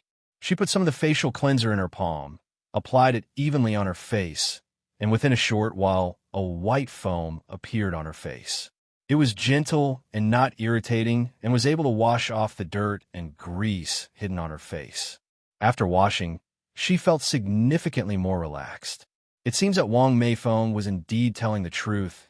This stuff is really better than facial powder. Sun Mei then applied some aloe vera gel on her face. After completing her skincare routine, Sun Mei went to bed. When she woke up the next morning and was combing her hair, Sun Mei was amazed to discover that the red spots on her face were gone, and her skin was much more moisturized than usual. This is simply incredible. No wonder it was developed by a divine doctor. As soon as Sun Mei arrived at the company, she excitedly told Wang Meifeng about what happened. Even though she didn't speak loudly, everyone in the office heard her. Did everyone else frown?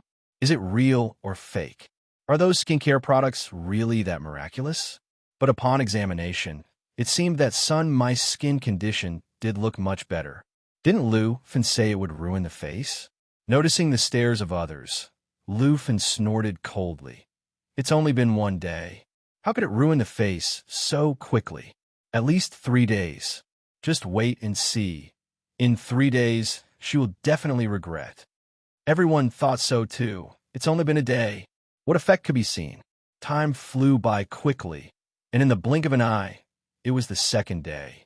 The 2nd day, Sun Mei's skin not only showed no signs of abnormalities. Instead, it was radiantly healthy. On the 3rd day, when everyone was looking forward to seeing Sun Mei's face deteriorate, her face not only did not deteriorate, but also looked better than it did the day before. Her skin had improved, and Sun Mei was all smiles wherever she went, no longer exhibiting her previously fierce demeanor. By this time, Lu Fen was already becoming restless. It shouldn't be. Why didn't her face get ruined? How could a product with no certifications and standards not ruin the face? Perhaps 3 days was not long enough to show any effect. It might take 6 days. Yes, it must be like this. However, on the 3rd, 4th, and even fifth day, Sun my skin condition got better day by day. Now, she even hummed while walking. The sight of this left everyone envious. Walking boastfully up to Lu Fun, Sun Mei taunted, "Lu Fun, didn't you say that my face would be ruined after 3 days? But now, 6 days have passed. Not only is my face undamaged, but my skin has also been getting better and better each day. You really should apologize to Mei Feng."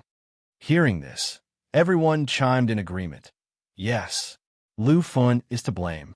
If she didn't cause trouble back then, we would already be using it by now. Lu Fun, you nearly cost us the chance to use such good skincare products. You owe an apology not only to Mei Feng, but also to us. Enraged to the point of blushing, Lu Fun retorted, "It may be that the time isn't up yet. Sun Mei, what are you so pleased about? Just wait and see. Sooner or later your face will be ruined." Laughing, Sun Mei responded, "Lu Fun, your disgusting face is really hard to look at. Forget it. I'm in a good mood today and can't be bothered to quarrel with you.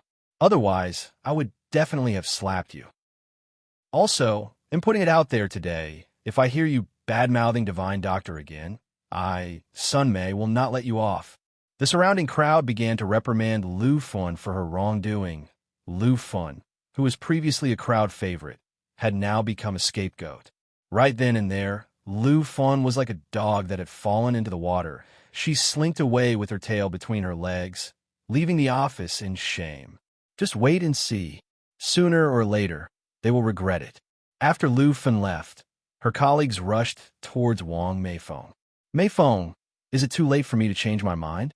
I'm willing to pay double the price for the facial cleanser and aloe vera gel." "Me too. I want to buy 2. "Meifeng, we're sorry. We shouldn't have betrayed you. We didn't trust you." "Meifeng, we're sorry." Wang Meifeng replied with a slight smile, "It's okay. As our chairman said, if you can correct your wrongs, you are still a good comrade. But there are none left today. The remaining 11 bottles from last time were all bought by colleagues from other departments. If you want to buy them, you can come over and register first. The price will still be the original one." Thanks to Sun Mei's example, those 11 bottles were swept clean by the neighboring department 3 days ago. Hearing this, the previously calm people flared up at Lu Fun once more. Mo family. Early in the morning, Zhou Suhua brought Yang Guobao to visit Mo Hudy, who was sick.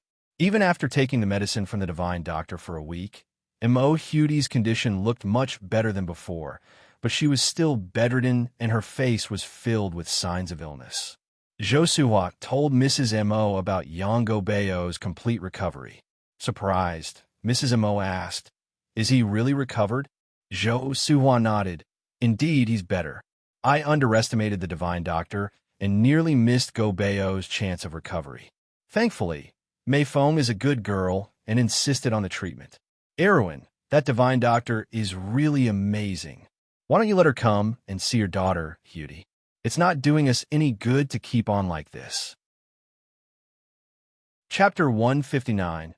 Home Visit. Li Xianxian commits suicide. Zhou Suhua now deeply believes in N.I. Yang. When she talks about this, her eyes are full of admiration, without treating N.I. Yang as a 17 or 18-year-old kid. She also earnestly hopes that Mo Hudy will get better soon. Otherwise, she wouldn't have recommended N.I. Yang to Old Lady Mo. Hearing this, Old Lady Mo was surprised. Is that Divine Doctor really that amazing? Didn't I hear people say that he was just a 17 or 18-year-old kid? How could a child be so capable? Old Lady Mo was still somewhat skeptical in her heart. Zhou Suhua nodded. "It's true. We've been sisters for so many years. Would I lie to you? Although the young Divine Doctor is young, his medical skills are genuinely brilliant. Otherwise, Guobao wouldn't have recovered so quickly. Erwin, think about it. In order to cure Guobao's illness, Changzheng and Meifeng visited many hospitals and even consulted with foreign professors. But the illness that even the foreign professors couldn't cure was cured by her. Isn't she a Divine Doctor? Sometimes a person's strength really can't be judged by their age. If Meifeng didn't believe in the Divine Doctor like me at the time, Guobao might not be here now." Upon hearing this, Old Lady Mo became deep in thought. The current Yang Guobao is indeed very different from the previous one. The before and after was like two different people. You must know that the disease Yang Guobao previously suffered from was considered incurable. There was no record of successful treatment in modern medicine. But Yang Guobao and Mo Hudi's illnesses were completely different. Could that divine doctor really cure Mo Hudi as well? Old Lady Mo hesitated for a moment, then said, "Actually, Xiao Dai's condition has improved somewhat recently after taking the medicine prescribed by that Jiangnan divine doctor. As the saying goes, too many cooks spoil the broth. Wouldn't it be inappropriate to consult another doctor?" Zhou Suhua promptly replied. "Although that's true, more manpower means more hope. We all want Xiao Dai to get better quickly. Seeing as that Jiangnan divine doctor hasn't even shown his face, getting another person to have a look might ease our concerns." Zhou Suhua spoke reasonably, so Old Lady Mo nodded. "Suhua, your words are eye-opening. In this case, where does that divine doctor live? He'll have someone invite him right away." Zhou Suhua said, "Let's do this. He'll call Mayphone now." Okay. Old Lady Mo kept nodding. "Then I will have to trouble your family's Mayphone." Zhou Suhua laughed and said, "We've known each other for so many years. There's no need to mention anything burdensome." Zhou Suhua got up to make the call. Wang Mayphone is also a warm-hearted person. Upon hearing her mother-in-law's words, she immediately dropped her work and had Yang Changjing drive her to Nai Yang's place. Yang Guobao bounced over. "Grandma, Old Lady Mo, is Sister Nai Yang coming to treat Xiao Dai?" Zhou Suhua nodded. "Yes, your dad and mom have already gone to pick up your sister Nai Yang." Yang Guobao cheerfully said, "That's great. Sister Nai Yang will surely cure Xiao Dai." After that, Yang Guobao ran to the bedroom to bring this good news to Mo Hudi, who was lying in bed. The servant quickly shut the door, fearing that even a little wind would come in. Yang Guobao ran to Mo Hudi's bedside, excitedly saying, "Xiao Dai, let me tell you, Sister Nai Yang is really amazing." When he said this, his eyes were nearly sparkling. Mo Hudi weakly said, "Really?" Yang Guobao nodded. "It's really true. Look how well I look now. It's Sister Nai Yang who cured me. Xiao Dai, don't worry. Sister Nai Yang will definitely be able to cure you too. Soon we could go to school together and play together." Hearing this, a smile of longing appeared in Mo Hudi's eyes. It was a desire emanating from the depths of her heart. It was also the redemption of a deeply ill person. Just then, there were footsteps outside the door again. Old Lady Zheng and Miss Xianjing are here." The servant pushed open the door from outside. Zheng Xianjing supported Old Lady Zheng into the room, and the coughing sound of Old Lady Zheng accompanied them.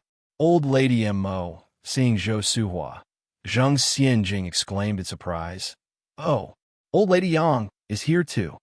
"Xianjing." Zhou Suhua greeted her with a smile. Zheng Xianjing was a sweet and pretty girl who performed well in her studies.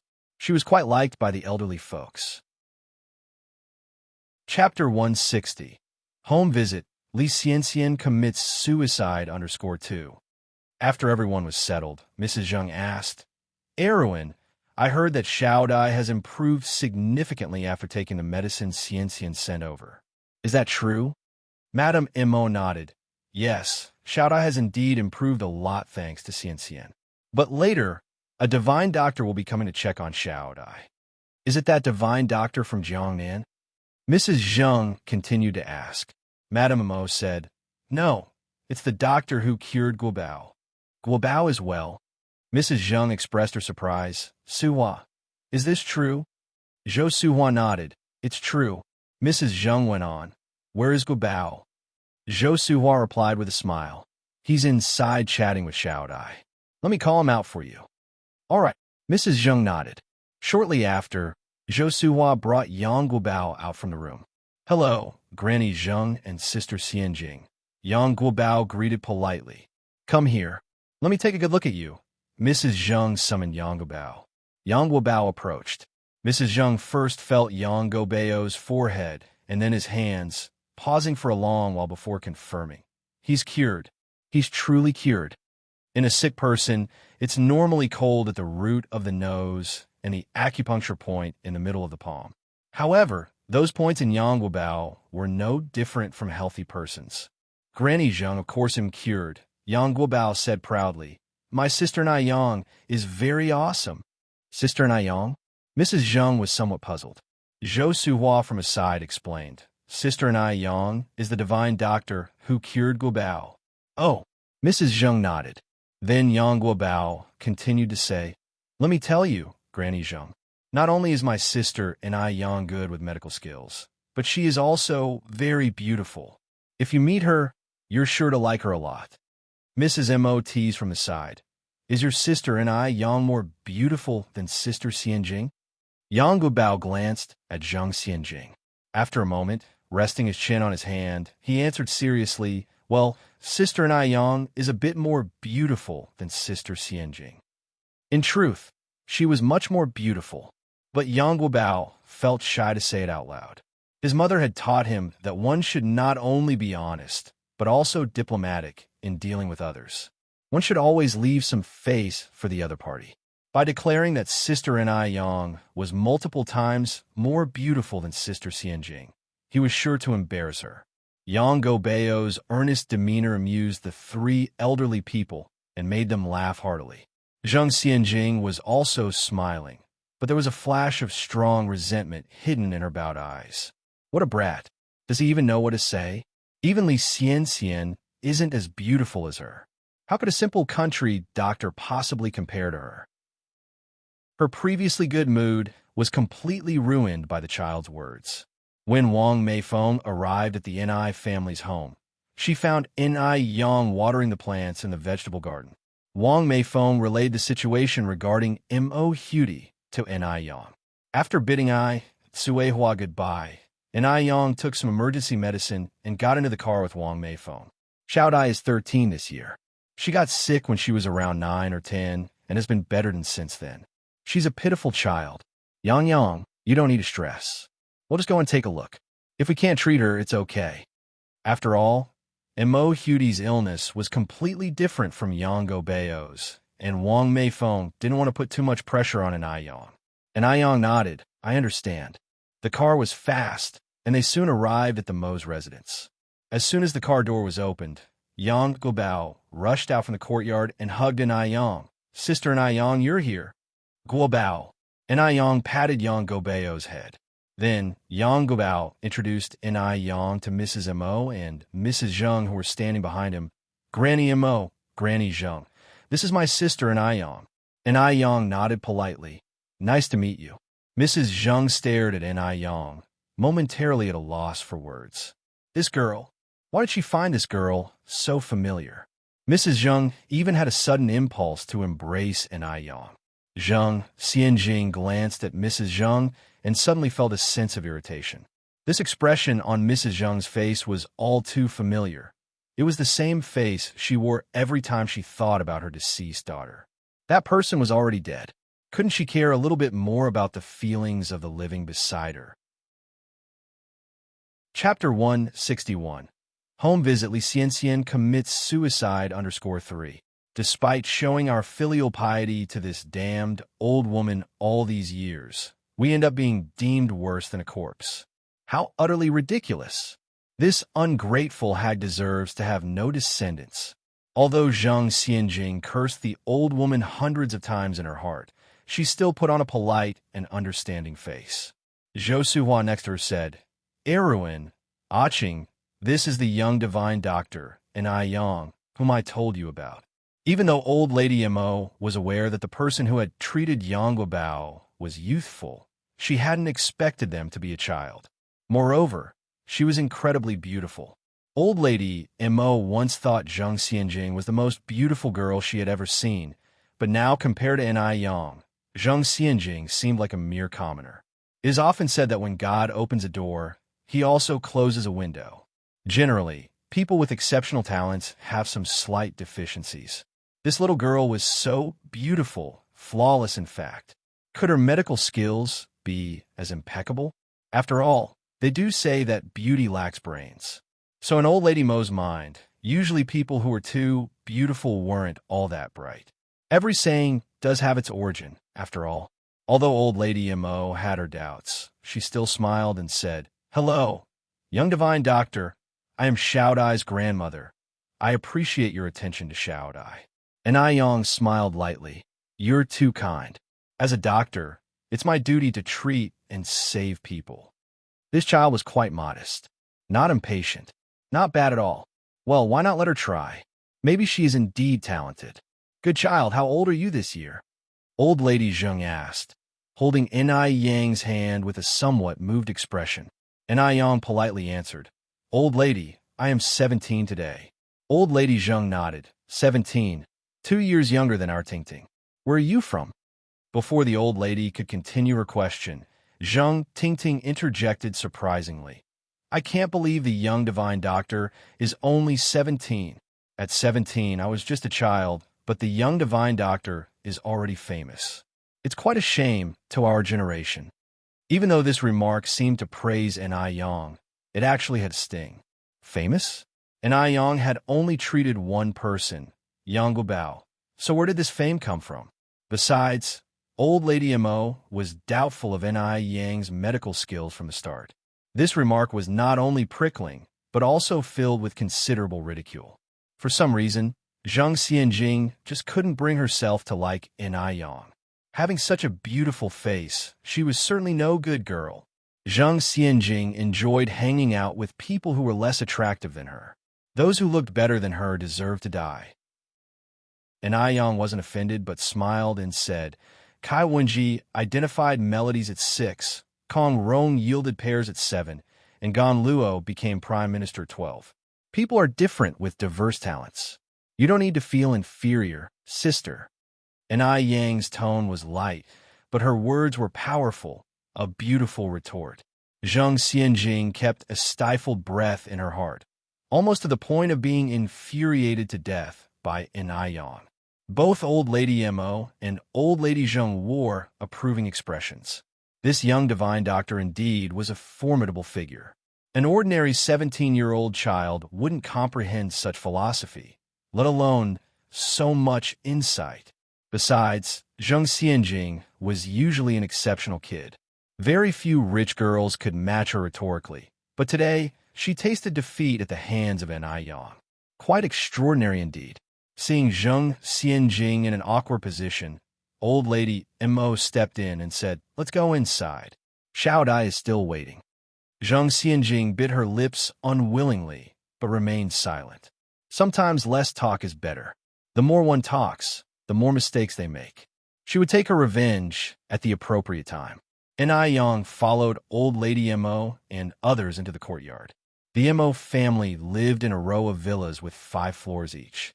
The villas in the front, the servants' rooms at the back. The servants' rooms were slightly shorter, but very grand, clearly indicating the family's prosperity. The interior was also top-grade luxury. Beautiful crystal chandeliers, delicate imported Persian carpets, huge leather sofas, and famous paintings could be seen everywhere. Any ordinary person who entered such a house would be amazed, like Granny Lu visiting the Grandview Gardens. Chapter 162. Home Visit. Li Xianxian commits suicide _4. But who was Yang? In her previous life as director what kind of scenario had she not experienced?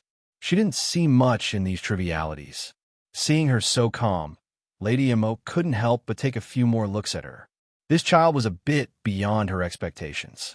Looking at her attire, she didn't seem to be from a wealthy family. Yet, after seeing these things, there was no trace of greed in her eyes, just sheer clarity and tranquility. She didn't seem like a child in her teens, but more like someone who had been through 1,000 storms and held high positions. Perhaps she indeed had the potential to achieve great things. They all went upstairs together, and just as they were stepping onto the top stair, Lady Zheng missed a step. Just as she was about to tumble backward onto the ground, someone gently grasped her hand, pulling with a clever force, stabilizing Lady Zheng's body immediately. She heard a soft voice beside her. "Be careful, old lady."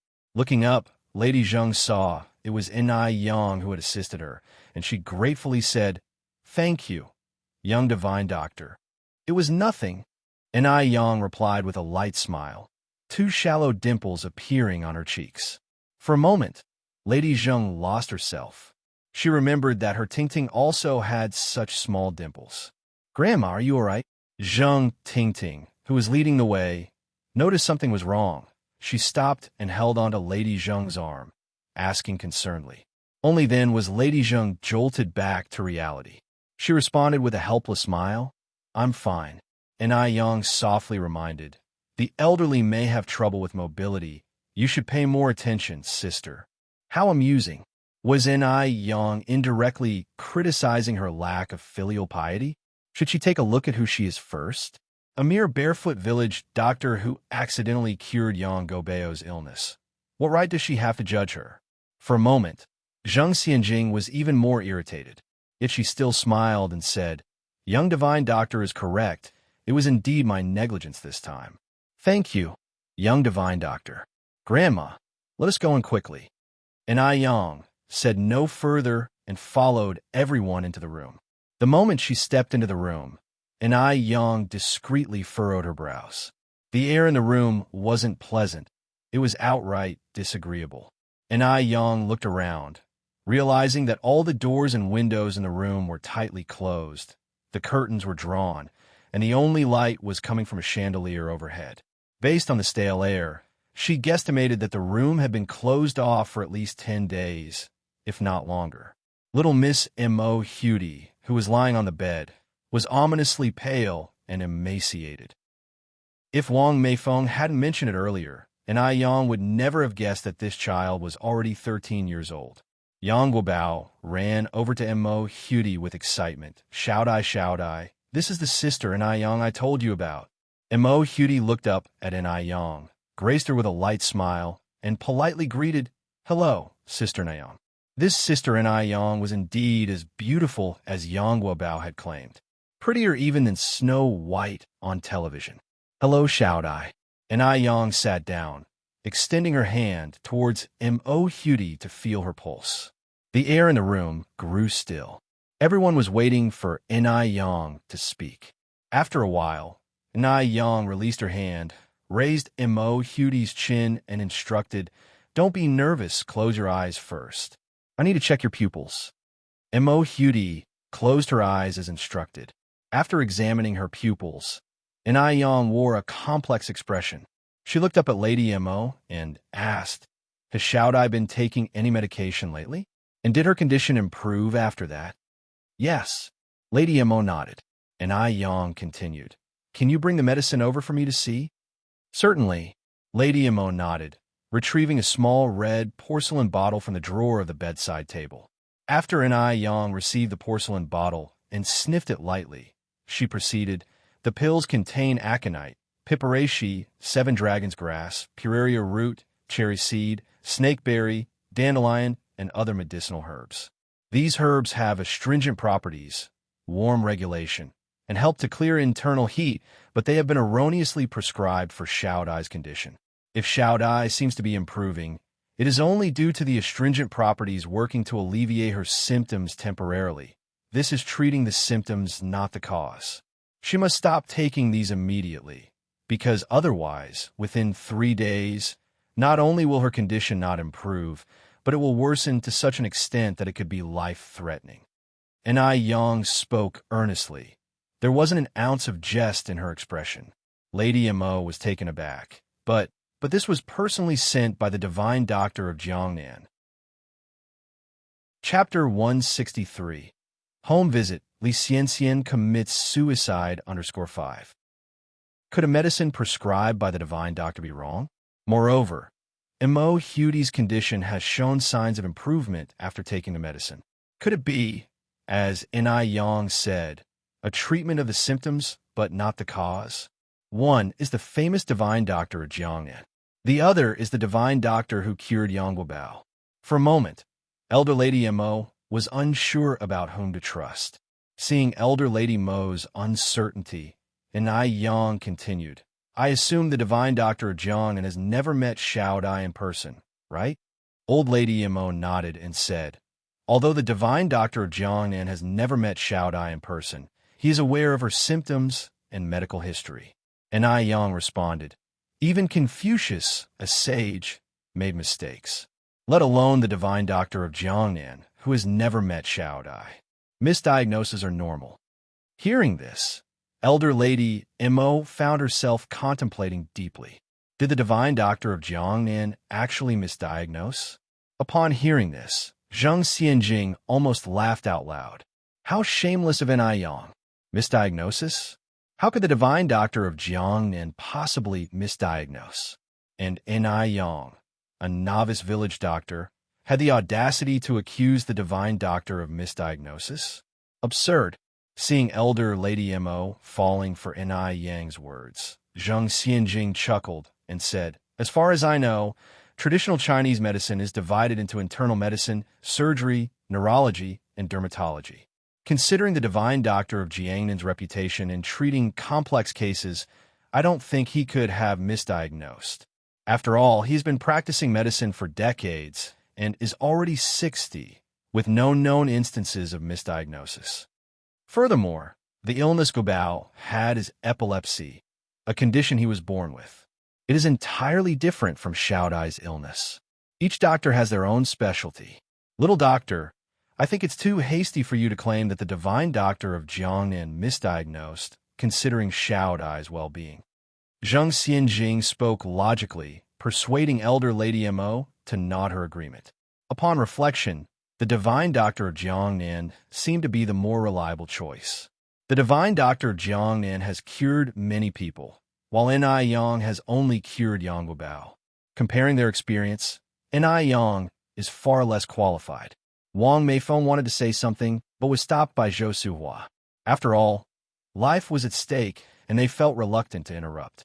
If Mo Hudi were to lose her life under Yang's treatment, Yang would be held responsible for her death. They invited Yang to help treat the illness, not to create hostility. As to whether they believe in Yang, it all depends on elder Lady Mo.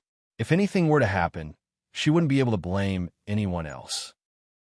After some thought, elder Lady Mo asked, so little doctor, what is your treatment plan?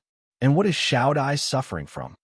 Yang responded, Xiao Dai is presently suffering from severe malnutrition and blood dryness caused by internal warmth diseases. That's why she has been bedridden.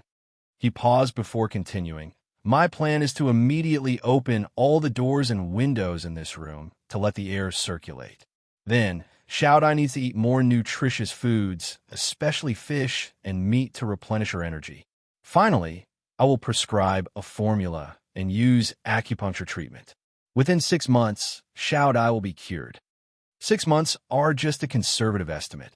In fact, with Yang's skill, it only takes 2 to 3 months for a full recovery. Elder Lady Mo frowned slightly, but the divine doctor of Jiangnan expressly urged against exposing Xiao Dai to sunlight or wind, and she is not allowed to eat oily and spicy foods. Little doctor, are you sure your treatment will work? This was a direct contradiction to the divine doctor of Jiangnan's orders. Yang explained, continuously closing doors and windows reduces air circulation, which can lead to indoor bacterial infection and weaken the body's immune system, especially in the case of someone like Xiao Dai who has been bedridden for a long time. As for diet, Xiao Dai's illness doesn't restrict her food intake. Constant dietary restrictions wouldn't alleviate her condition, but rather lead to malnutrition, worsening her illness. Yang's argument made sense, leaving elder Lady Mo speechless. Zheng Xianjing sneered at him under her lowered eyes. Did this Yang actually consider himself a divine doctor? He had the audacity to refute the divine doctor of Jiangnan. How shameless! Zheng Xianjing looked at Yang and mockingly asked, so you're saying that Xiao Dai must receive acupuncture? Yes, Yang nodded. There's no other way. Zheng Xianjing continued, but I heard that only seasoned practitioners of traditional Chinese medicine can perform acupuncture. After all, if a single acupoint is wrong, the consequences could range from paralysis to life-threatening. Chapter 164. Home Visit Li Xianxian commits suicide _6. At these words, Mrs. Mo Sr. was taken aback. Xiao Dai was the only bloodline of her daughter left, which she could not risk endangering. No matter whether it was whole-body paralysis or life-threatening, she could not bear it. Seeing Mrs. Mo Sr. in extreme panic, Zheng Xianjing added, "Acupuncture isn't a joke. Even some regular large hospitals dare not do it. Divine Doctor, can you ensure it's completely safe?" Finally finding an opportunity for revenge and to show off in front of Mrs. Mo Sr., Zheng Xianjing naturally would not miss this opportunity. Once she saved Mo Huti's life, Mrs. Mo Sr. would definitely thank her. At that time, she would become a great benefactor of the Mo family. And Yang smiled lightly, saying, "Every operation carries a risk. I can't guarantee what might happen during the acupuncture treatment, but I can ensure that as long as the procedure goes smoothly and medication treatment is used in combination, Xiao Dai will definitely recover within half a year." Any highly skilled doctor would never give a 100% guarantee to their patients, because no one knows which will come first, tomorrow or an accident. No one can predict if there will be any rejection or loss of blood during the surgical procedure. And Yang is just a doctor. She isn't a god. She can't stop accidents from happening. If an accident happens then, she would be labeled as a killer. And Yang had witnessed too many medical disputes in her previous life, so she didn't want to risk her hard-earned second life by playing games with her future. Zheng Xianjing smiled. "Since the Divine Doctor cannot ensure it's completely safe, I think we should follow the method of the Jiang and Divine Doctor. After all, the Jiang and Divine Doctor has so much experience. Mrs. Mo, what do you think?" Mrs. Mo Sr. was in a dilemma now, as after all, Yang was recommended by Zhou Suhua. If she rejected Yang outright, she was afraid it would somewhat harm Zhou Suhua's face. But if she didn't refuse, it would risk Mo Huti's life. Seeing Mrs. Mo Sr.'s dilemma, Yang smiled and said, "Practicing medicine and saving lives depends on destiny. Since Mrs. Mo Sr. doesn't trust me, I won't bother you anymore." Seeing Yang about to leave, Yang Guobao shouted anxiously, "Mrs. Mo, please trust Sister Yang. Sister Yang can truly save Xiao Dai." Zheng Xianjing walked to Yang Guobao, tenderly saying, "Good boy, don't interrupt while grown-ups talk." Yang Guobao pushed away Zheng Xianjing's hand and quickly caught up to Yang. "Sister Yang." A malicious glimmer flashed in the depth of Zheng Xianjing's eyes. "Damn kid. Better if he falls and dies on the stairs." Mo Huti turned her eyes to Mrs. Mo Sr. "Grandma." Mrs. Mo Sr. looked at Mo Huti, said, "Don't worry. Grandma knows what to do." After Wang Meifeng and Zhou Suhua greeted Mrs. Mo Sr. and Madame Zheng, they followed Yang. Wang Meifeng rushed to Yang, apologized.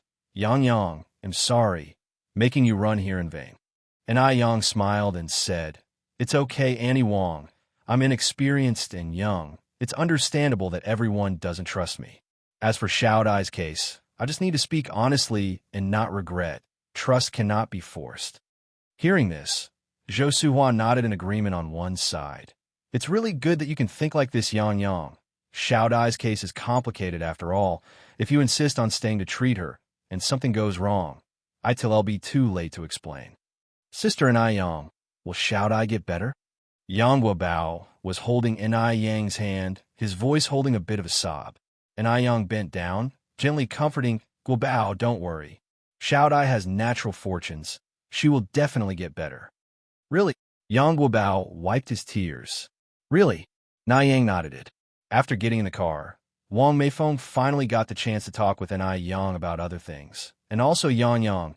"Everyone is reacting well to the skincare products you made.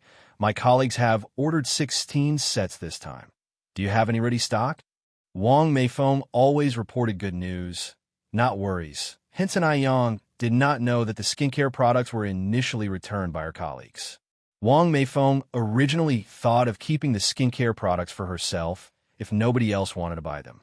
Unexpectedly, a truly good product has nothing to fear from slander and defamation. Whether it's good or not, everyone has eyes and can see for themselves. Chapter 165. Home visit. Li Xianxian commits suicide and Ai Yang nodded.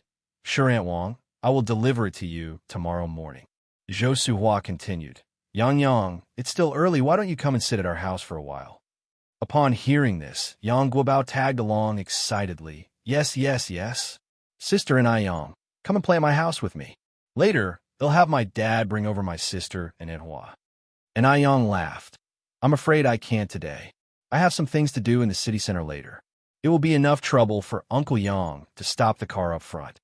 There had been ongoing renovations at the shop for more than 10 days, and now many trivial matters awaited an Ai Yang.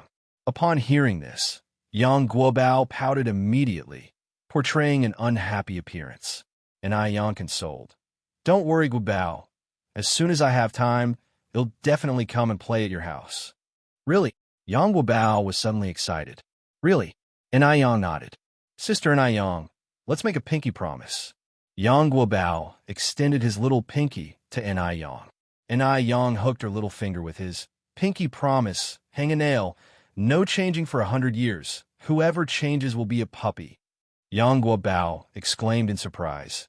Sister and Ai Yang, you know this too? And Ai Yang laughed softly, because I also grew up from your age. After Ai Yang left, Imo Hudi had been taking her medication from the divine doctor of Jiangnan on time, and her condition was gradually improving. Seeing Imo Hudi getting better and better, the smile on old lady Mo's face gradually increased. So many years had passed. She finally saw hope. The second day, the third day, Imo Hudi's condition remained very stable. By the afternoon of the third day, not only had Imo Hudi's condition not worsened as Ai Yang had said, but she was even able to walk on her own. Old Lady Mo and Mo Fuhai were beside themselves with excitement. Old Lady Mo expressed her gratitude more than once, as it was fortunate that Zheng Xianjing was there to give timely advice, resulting in them not giving Mo Hudi acupuncture. If they had done the acupuncture, Mo Hudi would not have been in her current condition. Thank goodness. Old Lady Mo immediately sent a gift to Zheng Xianjing as a token of thanks. Upon seeing the gift, Zheng Xianjing knew that her judgment was not wrong. How could a despicable woman like Ai Yang have the ability to heal? Fortunately, she acted fast and saved Mo Hudi's life. Seeing her daughter being so capable made Zheng Lingling extremely pleased. Xianjing, if you work hard, you can marry into the Mo family and become Old Lady Mo's granddaughter-in-law. Granddaughter-in-law? Zheng Xianjing sneered in her heart. Her target was not Mo Baichuan. Compared to that man, Mo Baichuan was not even 1 in 10,000. Xianjing, Zheng Lingling implored discontentedly, pushing Zheng Xianjing. Are you still thinking about the eldest of the Mo family, that disappointing sixth son? Zheng Xianjing did not reply. Zheng Lingling drew a long breath, speaking with seriousness. Xianjing, you are a smart girl. You've never given me any worries growing up. But why are you so infatuated with this? Mo Qixin is a loser that even Zhao Jingrong looks down on. Tell me, how on earth can you like such a person? Just wait and see. Zhao Jingrong will regret her refusal one of these days. Zheng Xianjing curled her lip. Zheng Lingling was scared half to death. My darling, you haven't really taken a liking to that loser, have you? Zheng Xianjing stood up and pushed Zheng Lingling out the door. Mother, stop worrying so much. I have this under control. Just remember, only the best man in the world is worthy of me. After returning to her room, Zheng Xianjing lay in bed. Her mind kept drifting back to that scene she had inadvertently witnessed half a year ago. If she wasn't mistaken, Mo Qixin was far more complicated than he appeared to be. So, she wanted to take a gamble on Mo Qixin. Now she needed to go to bed early, and then wake up early tomorrow to go congratulate the Mo family. Mo Qixin should have returned after being away for so long. However, chaos had descended upon the Mo family. Mo Hudi's condition suddenly worsened. It started with a low fever, then a high fever, and finally she fell into a coma. In the middle of the night, lights were on all over the Mo family's residence.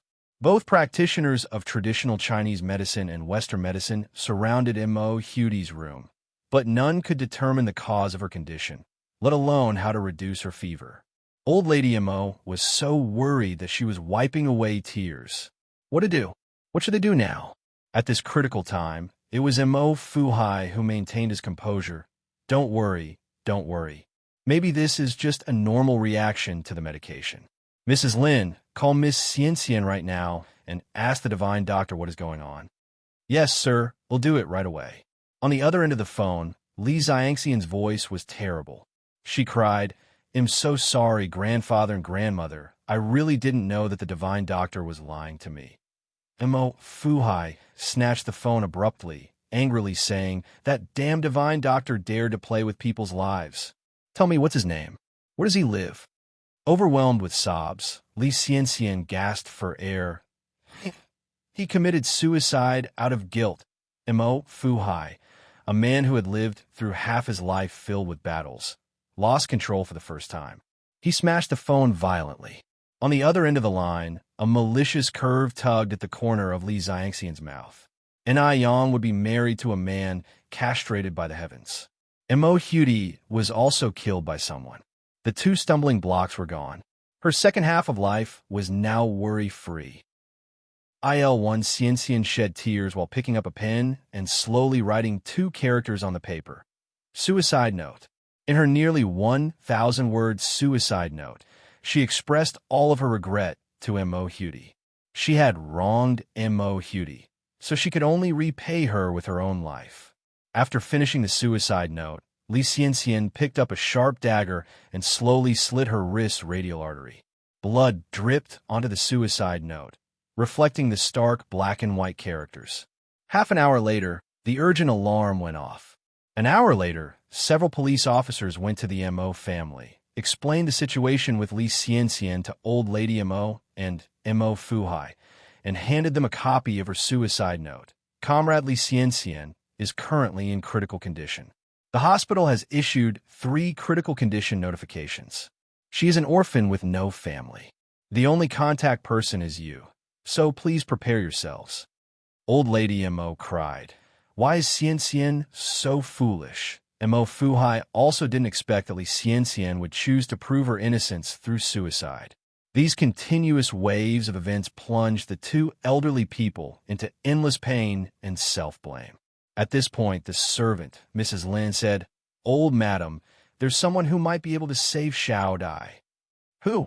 Mo Fuhai and Old Lady Mo grasped at this like the last straw.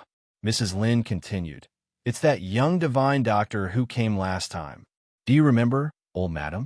He said that Xiao Dai's condition would worsen within 3 days. Today is the 3rd day. Chapter 166. Uncle and nephew standoff. Believe in Yang Yang yes. And Nayang, Madame Mo, took Annie Lin's hand. Annie Lin, contact the divine doctor Ai Yang immediately. Auntie Lin responded, Okay, I will contact him right away. Ai Yang's home did not have a phone. If the Mo family wanted to get in touch with him, they had to contact Wang Meifeng first. Unfortunately, after calling many times, no one answered. Madame Mo grew increasingly anxious. Just as she was considering sending the driver to the Yang family's home, they heard footsteps from within the house. Grandfather, grandmother. Mo Baichuan walked in with a few doctors in white coats trailing behind him. Baichuan, seeing Mo Baichuan, Mo Qishan, and Madame Mo felt like they saw a beacon of hope. Madame Mo hugged Mo Qishan tightly, sobbing softly. Grandma, don't worry.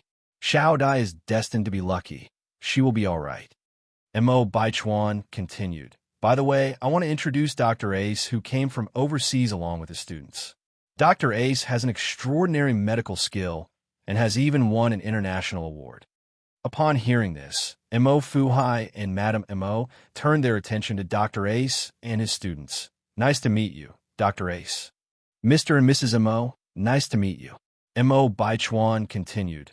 Grandpa and Grandma, let Dr. Ace examine Xiao Dai first. Our family has already been swindled by a so-called divine doctor. We cannot afford to make the same mistake again. Medical science is advanced overseas.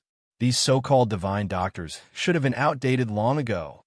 Yes, yes, Baichuan is right. Madame Mo nodded, leading Mo, Baichuan, and Dr. Ace upstairs. As soon as they entered the room, Dr. Ace said seriously, "Ignorance. Such plain ignorance. Sealing off windows and doors won't help the patient's disease, but rather cultivate bacteria. A patient's immunity is generally much lower than average, so you are bringing harm to her. Open the windows and doors immediately to maintain airflow in the room." These words were exactly what Enai Yang had said. Madame Mo instructed people to open the doors and windows immediately. Fresh air from the outside flowed into the room, making the air inside much more pleasant. People usually have a pale face when having a fever, but Mo Hudi on the bed was pale as a ghost. The students prepared medical equipment while Dr. Ace conducted a full-body examination on Mo Hudi. Mo Baichuan checked his watch before saying, "Grandpa and Grandma, I will leave for a while and come back soon. If Dr. Ace needs anything, please cooperate with him." Mo Fuhai nodded. "You go first. No need to worry about us." Mo Baichuan grabbed his coat and hurried out. By this time, the sky was beginning to light up. Dr. Ace continued to examine Mo Hudi. The atmosphere in the room was tense as Mo Fuhai and Madame Mo waited anxiously. As time passed, Dr. Ace eventually put down his stethoscope. Mo Fuhai and Madame Mo immediately approached Dr. Ace. "How is Xiaodai, Dr. Ace? Is there any hope for her?" Dr. Ace responded, "Given the current situation, there is generally no hope. However, there is one last method we can try." "Tell us," Madame Mo hurriedly said. "We will do anything to save Xiaodai." Mo Fuhai echoed, "Yes, Dr. Ace, as long as you tell us, we will cooperate." "A total blood transfusion," Dr. Ace continued. "However, this operation only has a 30% success rate. As guardians, please consider whether to proceed with this surgery." Total blood transfusion? Blood is the source of life in a human body. If all the blood drains out, accidents are likely to happen. A total blood transfusion might lead to multiple complications, and even if the patient recovers, their physical condition would not be as good as before. Enai Yang had never mentioned a total blood transfusion before. Madame Mo was very hesitant at the moment. After a while, Madame Mo resolutely said, "No, we won't. No." Dr. Ace almost thought he had misheard. "Yes, we want." Madame Mo turned to Annie Lin. "Auntie Lin, immediately have Old Wong take you to Gobeo's home and bring the divine doctor here." Compared with Dr. Ace's suggestion of a total blood transfusion, Madame Mo was now more inclined to believe in Enai Yang. Chapter 167. Uncle and nephew confront each other. Trust in Yang Yang _2. After all, everything Enai Yang said 3 days ago had proven true. This time, she definitely wouldn't be fooled again. "All right, madam." Aunt Lin turned and walked towards the door. Upon hearing these words, Dr. Ace angrily said, "Lady Mo, what are you doing at such a critical moment? You're still choosing to trust those fraudulent quacks? Forgive me for saying your Chinese backward medical approach, especially in a place where medical resources are not fully equipped, is impossible to provide hope for the treatment of difficult diseases. Xiaodai may have been theoretically failed by the misapplication of medicine, but the actual murderer is the caregivers like yourselves. If they employ the procedure of blood replacement surgery, Mo Hudi has at least a 30% chance of recovery. If the Mo family continues to let quacks treat her, it's like pushing Mo Hudi directly into the grave. Preposterous. Absolutely ridiculous." Dr. Ace's face turned red with fury. Mo Fuhai continued, "Dr. Ace, I don't deny that foreign medical technology is indeed very advanced, but you can't deny the existence of our divine doctor in China. The history of China has been handed down over 5,000 years and has produced many legendary doctors." Dr. Ace responded speechlessly. "Now, I finally know how the Qing dynasty fell. It's because of ignorant people like you. You will regret this. There will be no pill for regret later. As a doctor, the situation they hated the most was when patients clearly had a chance to survive, but were delayed by their family's decisions. Dr. Ace was so angry that he was a loss for words. If it weren't for his students holding him back, he might have already turned violent. Let's go. Dr. Ace didn't want to stay here any longer. He led his students away from the Mo's house. Looking at Dr. Ace's retreating figure, Mo Fuhai turned to Lady Mo and asked, "Erwin, have you really decided to trust this young divine doctor?" "Yes." Lady Mo nodded. "I have faith in her. She'll be able to cure our Shao Dai. Let's try it again." There was a far-off look in Mo Fuhai's eyes. Aunt Lin immediately went to Yang's house by car. It wasn't until approximate 2 hours later that the car once again appeared in front of the Mo family mansion. Lady Mo and Mo Fuhai personally met them at the door. "Little divine doctor, you've finally arrived." Madame Mo grabbed Enai Yang's hand tightly, like a drowning person clutching the last straw for survival. "Yang Yang." When Mo Fuhai saw Enai Yang, he was stunned.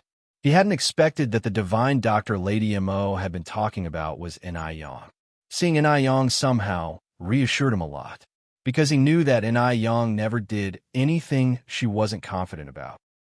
Enai Yang seemed a bit surprised too. "Grandpa Mo?" Lady Mo looked puzzled. "Do you know each other?" Mo Fuhai continued. "Yang Yang is the young friend I told you about who I met while fishing in Jinghua village." Lady Mo replied, "What a wonderful coincidence. Little divine doctor, our Shao Dai is in a critical situation right now. Please take a look at her quickly." "All right." Enai Yang nodded, and they head upstairs together. Compared to 3 days ago, Mo Hudi's current situation was far more severe.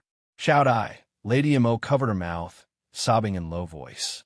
Her emotional state was nearing the breaking point. Mo Fuhai sighed deeply and patted Lady Mo's shoulder, comforting her. "Shao Dai will be all right." Enai Yang sat by the bed, took Mo Hudi's pulse with a very serious face. A moment later, Enai Yang took a pill from her bag and put it in Mo Hudi's mouth. "Yang Yang, how is Shao Dai now?" Mo Fuhai asked anxiously, not hiding anything. Enai Yang bluntly stated, "The situation isn't good." "What do we do then? Is there really no hope left?" Mo Fuhai continued to ask. Enai Yang continued, "There's still hope, but you should mentally prepare for the worst. You'll first try acupuncture with Shao Dai. If she wakes up after that, then some Chinese medicine should be able to cure her. As the saying goes, the higher the hope, the greater the disappointment." Given Mo Hudi's current condition, Enai Yang couldn't give them much hope. She could only try her best. Mo Fuhai hesitated. "So it seems Shao Dai's life or death depends on this acupuncture?" "Yes." Enai Yang nodded. "Although acupuncture has its risks, it's far safer than a complete blood transfusion." Chapter 168.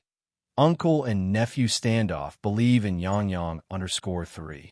Madame Mo continued. "All right, we'll be troubling the young divine doctor then. Please start acupuncture for Shao Dai." "All right." Enai Yang followed. "Oh, 'twill also need a candle." Upon hearing this, a servant immediately went to prepare a candle.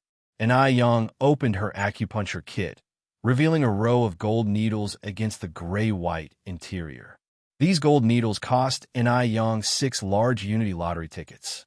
Although silver needles were much cheaper, her master who taught her skills once told her that the effects of silver needles couldn't compare to gold needles. So Enai Yang gritted her teeth and bought gold needles instead. After leaving the Mo family, Dr. Ace found Mo Baichuan and lodged a complaint about Mo Fuhai and Madame Mo. After hearing Dr. Ace's words, Mo Baichuan also felt that his grandparents had acted improperly this time.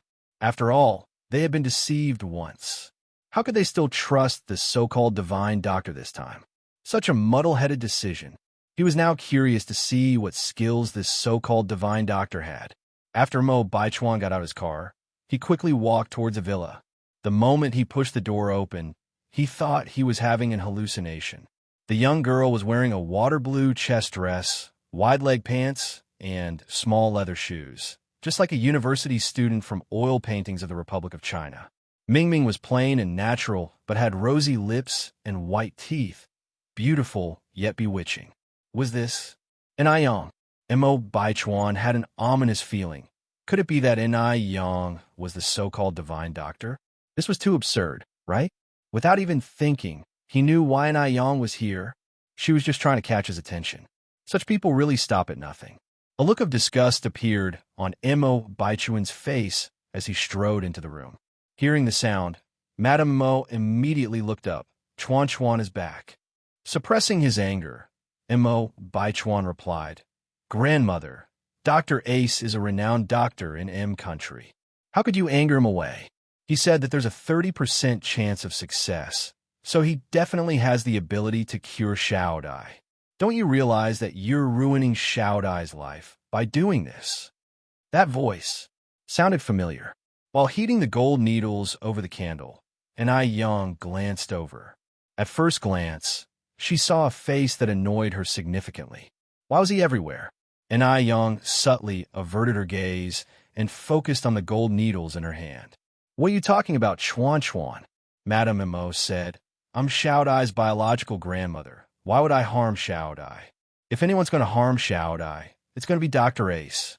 Rest easy. The young divine doctor will definitely cure Xiao Dai." Mo Fuhai nodded. "Your grandmother is right." "Young divine doctor?" Mo Baichuan scoffed, his words full of disdain. "You mean the noodle seller? The noodle seller?"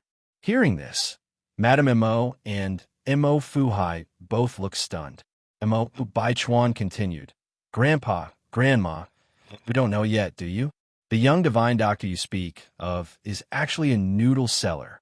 Oh, right, grandmother, the breakfast you eat every day is made by her." At this, not only were Madame Mo and Mo Fuhai stunned, even Yang was shocked. So, the old lady was Madame Mo. Fate truly is a mysterious thing. Before Madame Mo and Mo Fuhai could speak, Mo Baichuan continued, "Grandma, Grandpa, don't tell me you believe that a noodle seller can cure Xiao Dai? If she were truly so skillful, would she be selling noodles?" Just as Yang was about to speak, a deep voice suddenly came from outside the door. "What's wrong with selling noodles? Can't a noodle seller be talented? Great nephew, aren't you brought up on grains as well? Why do you have to look down on noodle sellers? Why do you have to deny Yang's abilities?" The man outside the door walked in against the light, his handsome features gradually appearing in the air. Interestingly enough, Yang also recognized this man. While he winked at Yang, he walked towards her. Yang, my great-nephew is born in the year of the dog, so he loves to bite people when he has nothing to do. Don't bother with him. I believe you can cure Xiao Dai." "Brother Mo." Yang looked at him a bit joyfully. Counting the days, she hadn't seen Mo Chishan for 2 or 3 months now.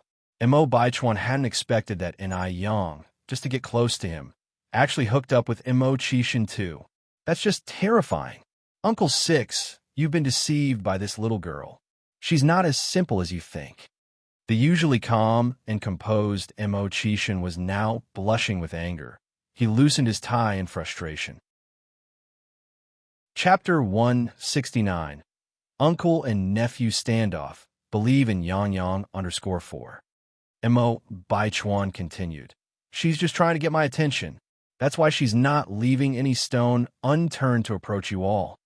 Mo Chishan let out a faint laugh, looking at Mo Baichuan up and down, before speaking in a slow tone, "Nephew, you're flattering yourself a bit too much. Why would Yang neglect a good-looking person like herself for Mo Baichuan? Is Mo Baichuan even 1/10 as good-looking as she is?" Mo Baichuan took a deep breath. "Everything I said is true. Until today, she tried to approach me in many ways, but I rejected all her attempts. She's a woman full of schemes." "Nonsense." Mo Fuhai stood up and said, Yang is not that kind of person." Having known Yang for a while, Mo Fuhai deeply acknowledged her upbringing and character. "Grandfather, Uncle Six, Yang's aim is simple. She wants to please you all, then marry me smoothly and become the eldest son's wife of the Mo family. You all better wake up. Mo Baichuan could hardly wait for his family members to see Ni Yang's true colors.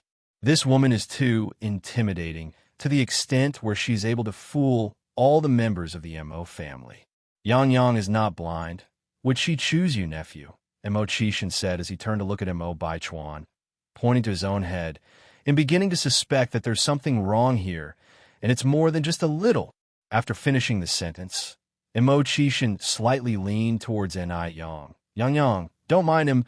He's not in his right mind. You just continue to help Xiao Dai with the acupuncture treatment. Okay, brother Mo. Niyang nodded. Seeing how close Ni Yang and Mo Qishan were made Mo Baichuan even more infuriated. Uncle Six, you'll get Xiao Dai killed by doing this. Mo Baichuan turned his head to look at Grandma Mo and Mo Fuhai. Grandfather, Grandma, please believe me, Ni Yang is just a noodle seller. How could she possibly cure Xiao Dai? Uncle Six, even if you're fooled by this woman, you can't just watch Xiao Dai walk toward the dead end. No matter how useless Mo Qishan is to the Mo family, his seniority is there. He will always be Mo Baichuan's Uncle Six. The Mo family places great emphasis on respecting the elders, and thus, Mo Baichuan can't confront Mo Qishan. He can only seek help from Mo Fuhai and Grandma. Mo Qishan never found this nephew annoying before. But now, he found Mo Baichuan irritating every aspect. Upon hearing this, Mo Qishan's face immediately darkened. Why can't a noodle seller have medical skills? Zhu Yuanzhang, the founding emperor of the Ming dynasty, had been a beggar and a food peddler before he ascended to the throne. Can you deny his ability to govern because of his past? Nephew, have you been feeding your textbooks to dogs? So, you've only picked up the skill to look down upon others? And Yang looked at Mo Qishan with surprise. Did Mo Qishan just show tough love? Surprisingly, this man is quite just. The corners of Ni Yang's mouth slowly curve into a soft arch, and her dimples appeared shallowly, like they could depress anyone beyond redemption. Mo Qishan subtly moved a little bit away, his figure blocking Mo Baichuan's view quite efficiently. So now, only he could see that smile. Mo Baichuan clenched his fists. Uncle Six, you're going to regret this. Mo Qishan turned again to Ni Yang, hooking his lips. Yang Yang, will you make me regret this? Of course not. Ni Yang answered casually, as she pierced the last golden needle into Mo Hudi's by Wee Acupoint. The needle just went in and immediately turned black. At the same time, Mo Hudi, who was lying on the bed, slowly opened her eyes. Xiao Dai! Both Mo Fuhai and Grandma Mo exclaimed in unison. Grandma and Grandpa. Mo Hudi spoke in a weak voice. What happened to me? Grandma Mo was overwhelmed with joy and started to cry. It's all right, Xiao Dai. You're all right now. Mo Baichuan was stunned. Was this a coincidence or just pure luck? Aside from her beauty, how could Ni Yang possibly save people's lives? Mo Qishan glanced at Mo Baichuan, then walked over to Ni Yang. Yang, thank you. You're welcome. Ni Yang gave the prescription she had written to Mo Baichuan. According to this prescription, prepare the medicine once a day, continuous for 3 months. Xiao Dai will be fully healed. Mo Qishan took the prescription. Okay. Grandma Mo walked over. Holding Ni Yang's hand, she was so overwhelmed with emotions that she didn't know what she was supposed to say. Mo Qishan gently joked, Mom, you're going to scare Yang Yang. I'm just too happy, too excited. Grandma Mo choked back her tears. Little divine Dr. Yang Yang, I can't thank you enough. Thank you. Chapter 170. Uncle and Nephew Standoff Believe in Yang Yang _5. Ni Yang smiled slightly. Madam, you don't need to do this. It's all part of doctor's duty. Mo Baichuan stood by, with a very complicated look on his face. Now, he finally understood that Ni Yang's medical skills were genuine. Her desire to be close to him was also real. Perhaps, from the very beginning, she was seeking an opportunity through curing Mo Hudi to gain his recognition. This game she was playing, It was much bigger than he thought. Old Madame Mo turned her gaze to Mo Baichuan. Chuan Chuan, aren't you going to apologize to Yang Yang? I will never apologize to this kind of woman. Mo Baichuan left angrily after giving Yang a glance. On the side, Mo Kishin's eyes flashed dangerously, but it disappeared quickly. Once she confirmed that Mo Hudi was out of danger, Yang left a small bottle of pills and proposed to leave. Old Madame Mo said, I will have the driver take you. Mo Chishin picked up his coat with a smile. I will take Yang Yang home. Yang smiled and said, Then I have to trouble Brother Mo? This was her chance to thank Mo Chishin alone, to thank him for his trust and protection. Mo Baichuan looked at Yang, and all that was left in his eyes were 4 words: putting on a show. She was deliberately getting close to Mo Chishin just to make him jealous. Otherwise, she would have never taken an interest in Mo Chishin, a man who has never achieved anything. Mo Chishin, who had never achieved anything and also had simple thinking, was being used by Yang. Although he wanted to pull Mo Chishin out of the mud, if Mo Chishin didn't want to stand up but instead chose to roll in the mud, it wasn't surprising that Zhao Jingrong had broken off their engagement. He deserved it. Mo Chishin and Yang walked shoulder to shoulder towards the downstairs, followed by old Madame Mo and Mo Fuhai. As they walked down the stairs, they saw the elegantly dressed Zheng Xianjing walking in from the outside. As soon as Zheng Xianjing saw Yang, her smile froze on her face, followed by an expression of thick sarcasm. How dare Yang, who nearly killed Mo Hudi, show her face here? Didn't she have any shame? Zheng Xianjing steadied her heart and walked up to the group, greeting them politely, Grandfather Mo, Grandma Mo, 6th Uncle Mo. When old Madame Mo saw Zheng Xianjing, her smile was nowhere to be seen. She only curtly replied, Xianjing is here. If it weren't for Zheng Xianjing's meddling 3 days ago, Mo Hudi wouldn't have suffered, nor come close to death. What on earth is going on? Zheng Xianjing began to sweat nervously. By all rights, she had saved Mo Hudi's life. Old Madame Mo shouldn't react this way. What went wrong? Just yesterday afternoon, old Madame Mo had sent her a thank-you gift. No, she had to shift the blame onto Yang. Zheng Xianjing looked at Yang and laughed. Little divine doctor, why have you come again? Do you think Grandfather Mo and Grandma Mo are easy to fool? Do you know 3 days ago, you nearly killed Xiao Dai? If not for her timely intervention, Mo Hudi would already be dead. Old Madame Mo turned her gaze to Zheng Xianjing. Xianjing, some issues should be left alone after a new chapter has begun. I didn't want to bring this up, but since you did, it's necessary that I say this. You, who don't even understand the basic medical knowledge, should refrain from acting as if you know everything. Otherwise, innocent people will be affected. Also, Yang is now a benefactor to our Mo family, so I hope you show her more respect in the future. If it wasn't for the fact that Zheng Xianjing was Zheng's granddaughter, old Madame Mo would definitely have held her responsible. Upon hearing this, Zheng Xianjing visibly panicked. What did old Madame Mo mean? What did she mean by implicating innocent people? What did she mean by Yang being the benefactor of the Mo family? After a while, Zheng Xianjing finally found her voice. Grandma Mo, what happened to Xiao Dai? Old Madame Mo snorted coldly. Thanks to you, Xiao Dai hasn't died yet. Having said that, old Madame Mo walked right past Zheng Xianjing. Zheng Xianjing's face turned pale. What on earth had happened?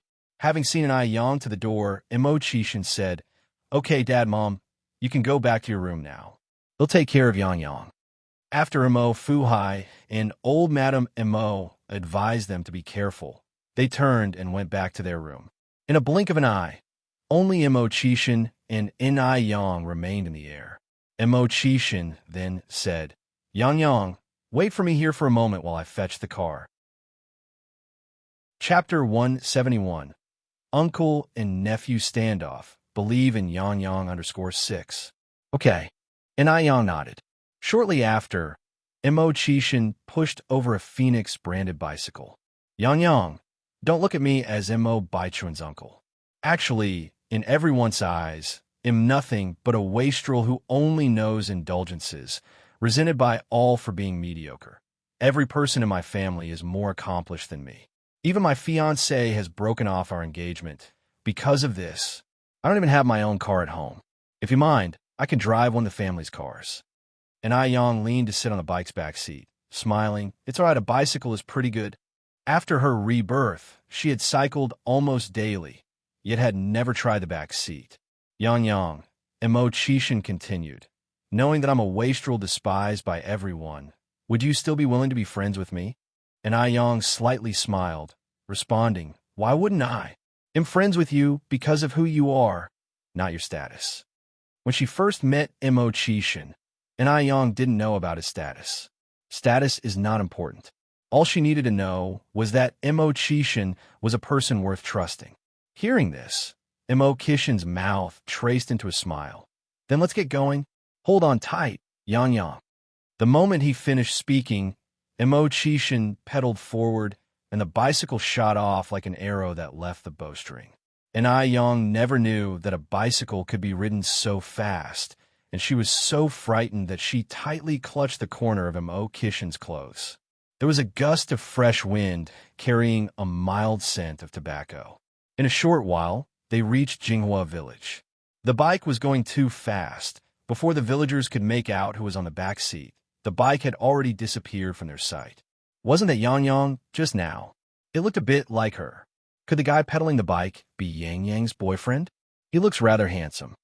That lad does indeed seem spirited, but he was riding so fast, I didn't get a good look. I was thinking of introducing Yang to my nephew last time, but it looks like I won't get the chance now. I was planning to introduce Yang to my baby brother. Such a pity. Although the relationships between men and women at that time were not completely liberal, it was still acceptable for boyfriends and girlfriends to date normally, as long as they weren't behaving indecently and kissing or cuddling in public places. As they approached the Ni family's house, Emo-chishin stopped the bike. Yang, you should hurry home.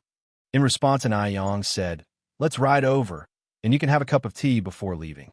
Aren't you scared your mom will misunderstand? Emo-chishin looked at her surprisingly. Happiness came so fast that he was a bit overwhelmed. And Yang laughed. If you have nothing to hide, you have nothing to fear. What's so frightening about this? So Emo-chishin didn't refuse any further and rode the bike in. Ni Tsuehua and Ni Chungue were having a conversation in the courtyard. Seeing someone coming, they both looked in that direction. Ni Chengwe's first reaction was, my goodness, this lad is handsome. He looked like an attractive actor fresh off the TV screens. Xiaoma. Ni Tsuehua looked surprised at Emo-chishin. Although she had only met Emo-chishin once, she deeply remembered his face, because at that time, she had thought of taking Emo-chishin as her son-in-law. Hello, Andy. Emo-chishin greeted politely, and Yang hopped off the back seat of the bike. Brother Mo, this is Annie and I. Hello, Annie and I. Ni Chungue smiled. Hello. Xiaoma, come on in and sit. Ni Tsuehua enthusiastically ushered Emo-chishin into the living room. And Yang took out some snacks from her house to entertain Emo-chishin. Brother Mo, don't be shy. Eat whatever you want. Looking at the table full of snacks, Emo-chishin was indeed not shy and immediately peeled a piece of candy. It was quite sweet. Brother Mo, have some tea. And Yang then handed over a hot cup of tea. Emo-chishin stood up immediately, accepting the cup with both hands. Yang, you don't need to go through all the trouble. We'll be leaving shortly. And Yang smiled. It's okay, it's just a cup of tea. Emo-chishin took a cautious sip of the green tea. The tea had a strong aroma, yet it was sweet. The taste was excellent. A while later, a bang-bang sound came through the air. Emo-chishin looked up in confusion. What's that noise? And Yang explained, that's my mom pounding aloe vera. Pounding aloe vera? And Yang laughed. Come on, Brother Mo, let me show you. Emo-chishin followed Ni Yang's steps into the courtyard. There, they saw Ni Tsuehua holding a large mallet, pounding something in a stone mortar. Inside the mortar was a pale green, transparent liquid, emitting a faint fragrance. Chapter 172. Uncle and nephew standoff. Believe in Yang Yang underscore. 7 Tsuehua is drenched in sweat. Mo Chishan rolls up his sleeves, revealing a robust and powerful wrist. Approaches Tsuehua. Annie, let me do it. Tsuehua paused for a moment, then smiled. No need. You're our guest. We can't have you do this. Mo Chishan said, It's fine, Auntie. I needed some exercise anyway. Without waiting for Tsuehua to respond, he grabs the pestle from her and starts pounding. The strength of a man was far greater than that of a woman. The bulky wooden pestle seemed weightless in Mo Chishan's hands. It seems that having a man in the house does have its advantages. Tsuehua watches the young man before her, a satisfied expression in her eyes. Yang Yang, you stay here and chat with Xiaoma. They'll go check on Yunyan. All right, Mom, you go. Yang nods in agreement. Mo Chishan looks up at Yang. Yang, what are you using this mashed aloe for? Yang responds, for skincare products. Skincare products? Mo Chishan pondered for a moment, then continued. So, do you do this every day? Yang nods, almost. Sounds exhausting. Manual labor like this isn't suited for a girl like you. Mo Chishan added, have you ever considered buying a blender? It could mash up all these aloes directly. Yang, of course, had thought about this before. Currently, the market for aloe vera gel and facial cleanser was booming. Fresh aloe juice was needed almost every day. If she continued to manually mash the aloes, it would not only drain her physical strength, but also waste time. However, because technology at this time was not well developed, many advanced machines needed to be imported from abroad. Imported products were not only expensive, but also scarce. Typically, customers had to pre-order from a seller. Moreover, the inconvenient transportation and poor economy significantly restricted the circulation of goods. It was not easy for ordinary people to purchase everyday goods. Even for Yang, she had yet to find a way to buy a blender. Mo Chishan seemed to understand Yang's predicament. He then said, I happen to have a friend who deals with these imported machines. I can ask him for you. Really? Yang looked up in surprise, a flicker of joy in her eyes. Yes. Mo Chishan nodded. Why would I lie to you? Thank you so much, Brother Mo. Yang said. If indeed Mo Chishan could help her find a solution, it would be a massive help for her. Mo Chishan laughed and replied, It's just a matter of a phone call. No need to thank me. Mo Chishan pounded the aloe nonstop without appearing to get tired. Even after a long period, there wasn't a single drop of sweat on his forehead. Yang tried to take over, but was refused by Mo Chishan. He couldn't possibly stand by while a frail girl did such heavy work. His hands gripped the wooden pestle. Due to his excessive force, the veins on the back of his hands stood out. His hands were well-proportioned and muscular, any hand fetishist's dream. In a short while, the aloe was pounded into a thick paste. Yang began to laugh. Brother Mo, that's enough. That's enough? Mo Chishan looked stunned. He thought he was supposed to continue until nightfall. If he had known this, he would have pounded slower. Mo Chishan puts down the pestle. Are you sure this is enough? Yes. Yang nods. It's enough. Thank you for your hard work today, Brother Mo. Mo Chishan smiles, saying, Wasn't tiring at all. Consider it my daily workout.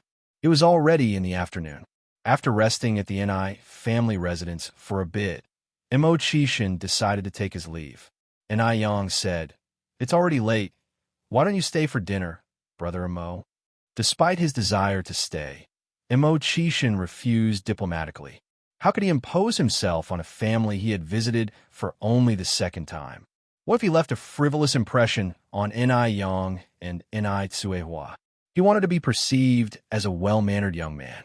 Mo Chishan was also a pragmatic person. On his way home, he stopped by the village's local store and bought some cigarettes and candies.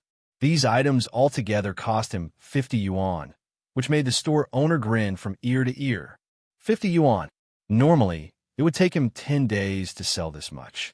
This young man was incredibly generous, like the god of wealth reincarnated. Young man, you seem unfamiliar. Are you related to someone in the village? The store owner asked. Old man, I'm a friend of Yang. The store owner nods his head.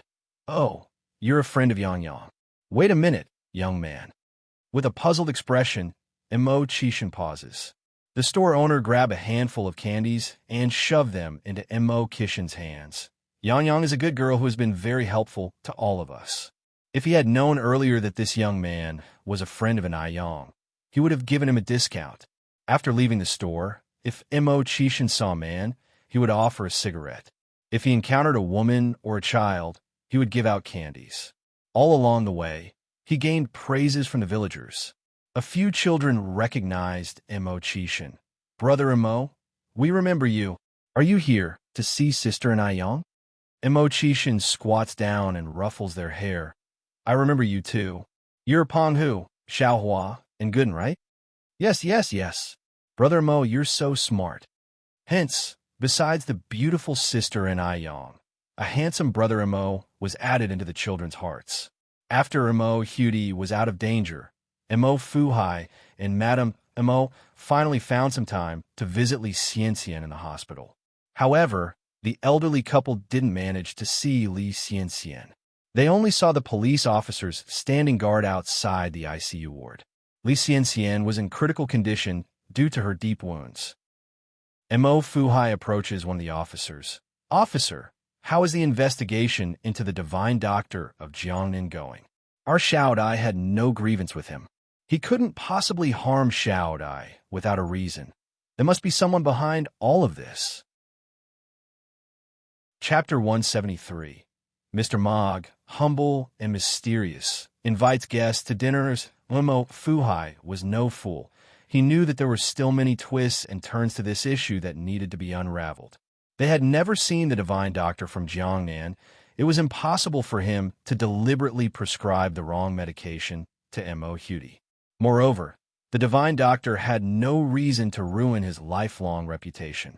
After all, the title of divine doctor is not easily attained in a short time, and his current honor was hard-won. The only person related to the whole incident about Imo Hudi was Li Xianxian. Imo Fuhai couldn't believe that Li Xianxian had no fault in it as well. The officer looked at the file in his hands and said, Mr. Imo, don't worry, we will thoroughly investigate this matter. According to our current investigation, the suspect's full name is Fang Zhizhong from Dongwu City, and he's 61 years old this year. Fang Zhizhong?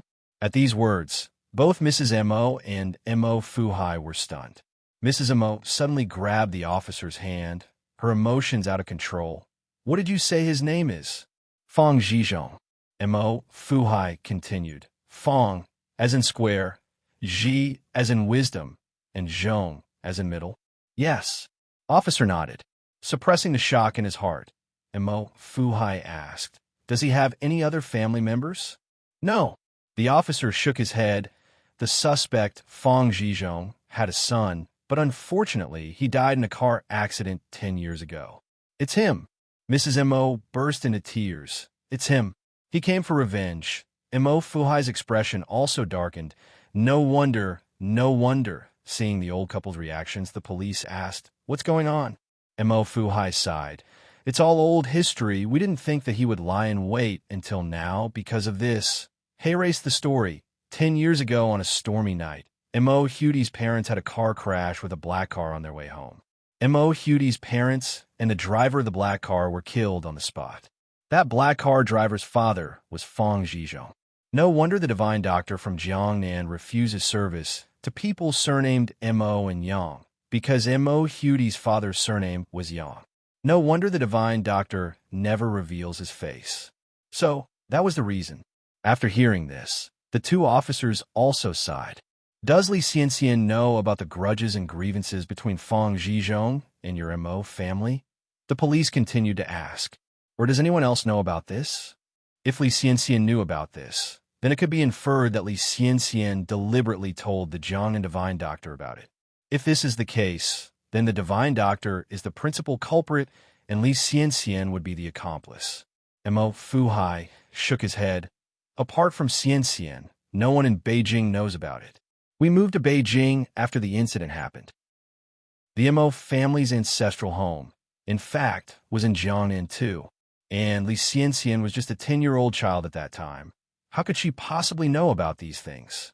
Most importantly, the incident was taboo in the Mo family. The people who knew about it kept it among themselves, so no one would talk about it.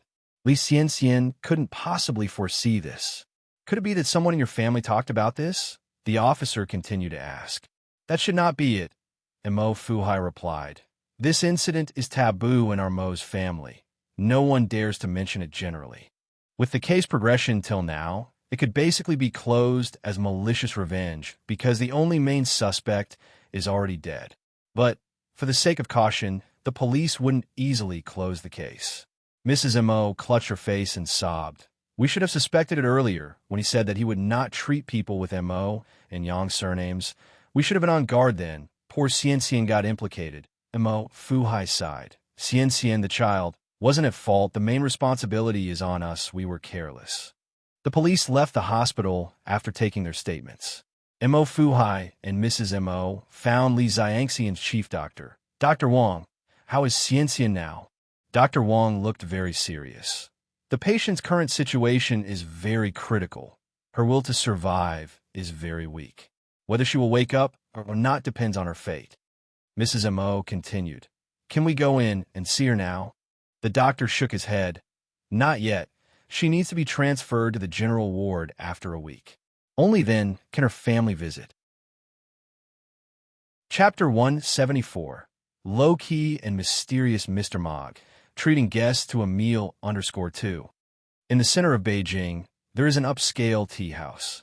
Many business people choose to negotiate here. And of course, besides businessmen, there are also many high-ranking officials and wealthy young masters. In an antique private room, the subtle music notes and the scent of sandalwood fill the room, giving an illusion of being in an ancient time. Through the colorful beaded curtain, one can vaguely hear respectful work reports. If you listen carefully, you'll find that these voices are all speaking very good French. Mr. Mog, at 10:30 tomorrow morning, someone will come from M country. Who do you think we should get to meet them at the airport? Also, the heads of the Li, Wang, and Zhao families have all invited you to their parties. Shall we just reject them all as we have always done before? The man lazing on the sofa has a cigarette between his fingers. The smoky haze blurs his handsome features. When he speaks, it's also in fluent French. My time is not to be spent on irrelevant people. For everything else, you can handle it. By the way, I see that Mo Baichuan has been quite idle recently. Figure out some work to give him.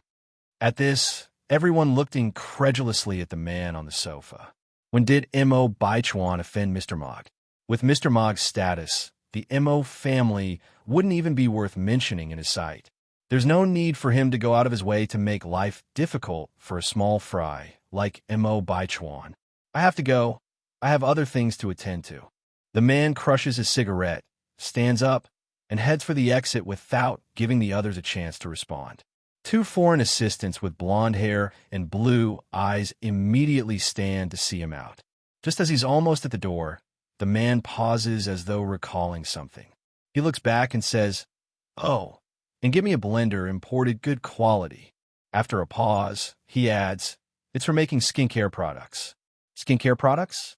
The two assistants are taken aback. When did Mr. Mog start going into the skincare business? When do you need it? By tomorrow at the latest. The man responds, "All right, though it's hard to import products at such short notice, especially obscure items like blenders, no one questions who Mr. Mog is. As long as he gives the word, even the stars would be plucked from the sky and personally delivered to him. Wherever he goes, Mr. Mog is a symbol of power." After giving these instructions, the man leaves the tea house, leaving the two assistants looking at each other in bewilderment. Zhao Jingrong, dressed flamboyantly, walks into the main hall of the tea house. Because she received reliable gossip that Mr. Mog would be visiting the tea house today, Zhao Jingrong naturally came to accidentally bump into Mr. Mog. With her credentials, as long as she's willing to put in the effort, and as long as Mr. Mog isn't blind, he is sure to fall for her. Once she wins over Mr. Mog, then she will be the most honored woman in the entire Beijing. With this thought, Zhao Jingrong lifts her chin high, her eyes filled with disdain wherever they fall. Suddenly, Zhao Jingrong tenses up. The familiar figure ahead looked somewhat familiar. The first thing that meets her gaze are polished leather shoes, then tailored custom suit pants, a white shirt paired with a black suit, a very successful businessman's attire. Moving further up, there's a sexy Adam's apple, a delicate jawline, thin lips, a high and straight nose like it was carved from a knife, and the slightly uplifted phoenix eyes, filled with infinite light, are like the starry sea. There's no lack of handsome people in this circle, but ones as handsome as this man are hard to come by. Zhao Jingrong's heart skips a beat wildly, but in the next second, the admiration in her eyes is completely replaced by thick disgust, because she suddenly recognizes that this man is none other than her ex-fiancé, Mo Qishan. What a shame, such a good-looking face. How did it end up on Mo Qishan's face? If Mo Qishan wasn't a complete loser, he might have been worthy of her. What a pity. She doesn't need to guess why Mo Qishan would show up here. He must have known that she would come here today, so he came here to wait by the rabbit's den, hoping to create an accidental meeting. Such a man is really horrifying. Isn't he done already? They're clearly divorced, yet he still wants to pester her. Just like a fly. Disgusting. Chapter 175. Mr. Mogg, humble and mysterious, invites guests to dinner as for a lady of her caliber. How could she possibly be suitable for a good-for? Nothing like Mo Qishan. Zhao Jingrong swallowed her disgust and walked straight to Mo Qishan. Mo Qishan. Yes. Mo Qishan raised an eyebrow slightly. Zhao Jingrong angrily said, Mo Qishan, what the hell do you want? Didn't I make it clear when I was at your Missouri family's place last time? We won't have any relationship in the future. Can you please be aware of your own situation? Is it fun to keep pestering me like this? Does he have no shame at all? Mo Qishan chuckled. Ma'am, it seems like you're the one who's not realizing your own situation. Is it fun to throw yourself at me like this? Throw herself at him? Would she throw herself at this loser? Zhao Jingrong snorted lightly, her eyes filled with sarcasm. I would throw myself at you? Don't daydream. If that's not the case, could you please step aside? Mo Qishan looked down on Zhao Jingrong and spoke slowly. Good dogs don't stand in the way. The last sentence, although a dirty retort, came off rather elegantly from his lips, without a hint of discord. With that, Mo Qishan pushed past Zhao Jingrong, strides towards the exit whilst taking out a handkerchief from his pocket to carefully wipe his fingers, as if they'd been dirted. Upon passing a garbage bin, he promptly threw the soiled handkerchief in. This scene had Zhao Jingrong trembling with fury. For someone so despised, how dare he treat her like this? Mo Qishan walked directly out to the tea room, pushing away a Phoenix brand bicycle, and left. A bicycle? This loser isn't even ashamed of riding an old bicycle. Indeed, you can't make a silk purse out of sow's ear. Seeing this, Zhao Jingrong's eyes filled with disdain, and much of her anger dissipated. Although a bicycle is a rarity in this era, and an unattainable luxury for the average family, in the wealthy circles, the cost of a bicycle is less than what they'd spend on an afternoon tea. Mo Qishan will only ever amount to riding a bicycle in this life. Second floor of the tea room. Two blonde-haired, blue-eyed men stood on the balcony. One of them exclaimed, Why would our Mr. Mogg go out on a bicycle? It just didn't fit his persona. For someone like Mr. Mogg, at the very least, he should be chauffeured around in a private jet. Or, if not, at least a car. What the hell is with the bicycle? Who would believe that the mighty Mr. Mogg's vehicle of choice would be a bicycle, if they hadn't seen it for themselves? It's truly a subversion of one sense of reality. Another replied, Mr. Mogg keeps a low profile. I've heard even his parents and friends don't know about his achievements. My God, that's seriously low-key. Ordinary people, if they have any achievement, can't wait for everyone to know about it. But Mr. Mogg, he keeps his success to himself. NI family's home. NI Yang's skincare products have been selling extremely well recently. NI Yang calculated that she had made 2,000 yuan so far from her skincare line. Adding in her previous savings and deducting daily expenses, NI Yang currently had a total of 4,250 yuan in her account. Just then, the voice of NI Suehua could be heard from outside. Yang Yang, Xiaomo's here. And I Yang promptly put away the money. Oh, he's here. Mo Qishan didn't arrive alone. A man who looked somewhat like a sidekick accompanied him. Brother Mo. Mo Qishan nodded. This is my friend, Wu Darning. He's a middleman dealing with those imported mixers. Hello, Sister Yang. Wu Darning bowed his head to Ni Yang. Sister Yang? Is she that old? It felt rather awkward to be called Sister Yang by someone who looked nearly twice her age. Ni Yang was taken aback for a moment, then said, Hello, Mr. Wu. Wu Darning was shocked. Sister Yang, there's no need for formalities. We're all friends here. Just call me by my first name. Call him Mr. Wu. He's afraid that Brother Six will beat him up. Mo Qishan continued. Yang Yang, the mixer that Wu Darning brought over for you is here. Really? And Yang was somewhat surprised. Yep. Mo Qishan nodded. It's in the yard right now. Come and take a look. And Yang followed Mo Qishan out. There was a blue farm truck parked with a grayish-green machine in the yard. The machines of this period hadn't undergone much improvement, so they were quite heavy and bulky. Chapter 176. Mr. Mogg, humble and mysterious, invites guests to dinner _4. Yang Yang, does this look okay to you? Mo Qishan continued to ask. And Yang nodded. Yes, it's okay. Thank you, Brother Mo. Mo Qishan smiled faintly. No need to thank me. I didn't do much. And Yang turned to Wu Darning. How much does this machine cost? Wu Darning said, 500 yuan. 500 yuan? Is it so cheap? As far as Yang knew, ordinary color TVs in the market are selling at high prices of 1,000 to 1,500 yuan now. Regular black and white TVs are also around 500 to 600 yuan, not to mention large items like a blender. And Yang had previously asked about prices from secondary dealers too, to know that the price of a blender starts from at least a 5-figure sum. And even with such a high price, it wasn't available immediately. There was a waiting time, and an uncertain one at that.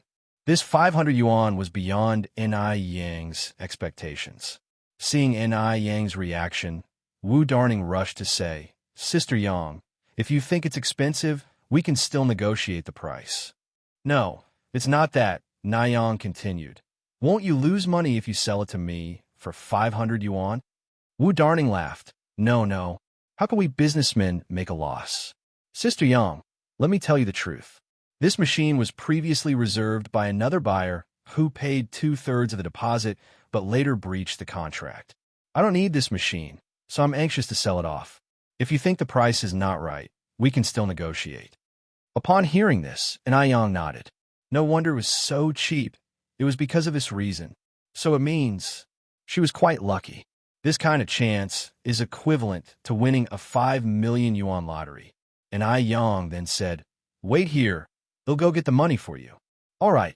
Wu Darning nodded. After Yang left, Mo Qishan quietly gave Wu Darning a thumbs up. Wu Darning grinned sheepishly. In fact, there was no such defaulting buyer at all. And Wu Darning wasn't a trader of imported goods either. He was just delivering lines according to the script. And the director of this act was Mo Qishan. Mo Qishan knew Yang would not accept this machine for nothing. And if he tried to give her such an expensive gift, it might backfire. So he had to make up a story. The actual price of the machine was 20 times the 500 yuan. Soon, Yang came out with the 500 yuan. You count. Wu Darning took the banknotes and counted them.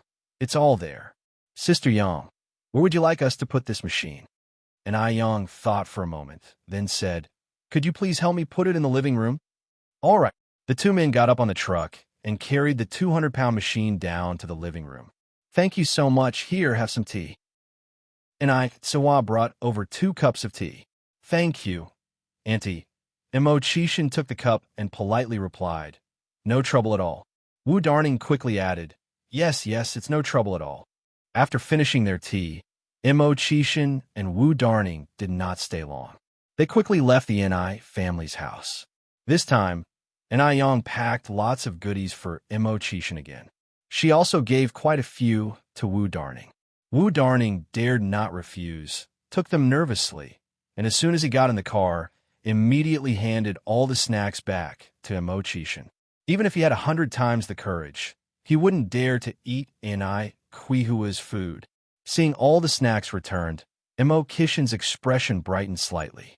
The things Yang Yang gave were only for him. An eerie silence fell in the car. Wu Darning initiated a conversation. Brother Six, our sister-in-law Six, is really beautiful. Imo Kishin narrowed his eyes, turning to look at Wu Darning. You were looking at her? Realizing the implications of his words, Wu Darning, terrified, hurriedly said, No, I wasn't. If you weren't looking at her, how would you know she's beautiful? Wu Darning. He wished he could vanish on the spot. A chilling voice came again. You won't have your bonus for this month. At this moment, Wu Darning wished he could slap himself. It's all because of your loose lips. It's all because of your loose lips. It's all because of your loose lips. On the way to the village, they didn't encounter many people. However, on their way back, they met many villagers who came to watch the commotion. There was also a group of children running after the car. The car was a rarity at this time, usually seen only in the city. The car windows were made of special material. You could see outside from the inside, but you couldn't see inside from the outside. Chapter 177. Mr. Mogg, humble and mysterious, invites guests to dinner _5. Imo Kishin lazily leaned back in his chair, crossing his legs, slowly unwrapped a candy and popped it into his mouth. So sweet. The candy from Yang Yang was really tasty. It was a very casual posture, but he exuded an aristocratic aura. After Imo Kishin and Wu Darning left, Yang tried using the mixer and found that its features were really powerful. Not only could it smash things up, it also had an automatic peeling function. However, the only downside was that it was too noisy. After all, the technology wasn't as mature as in the future. A bit of noise was understandable. Overall, the 500 yuan was really well spent. No, it was more like getting more than you bargained for. Normally, 500 yuan wouldn't even be able to buy an imported mixer. Yang, is this the mixer you're talking about? Ni Chungue walked in from outside, asked with curiosity on his face. Yang nodded. Ni Chungue laughed and said, That Xiaoma is really impressive. He could even get an imported machine. Yang, this must be very expensive, right?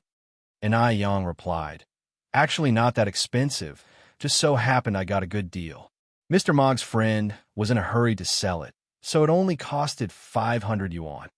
Although 500 yuan may be equivalent to Ni Chenghui's annual income, getting an imported machine at this price was still cheap.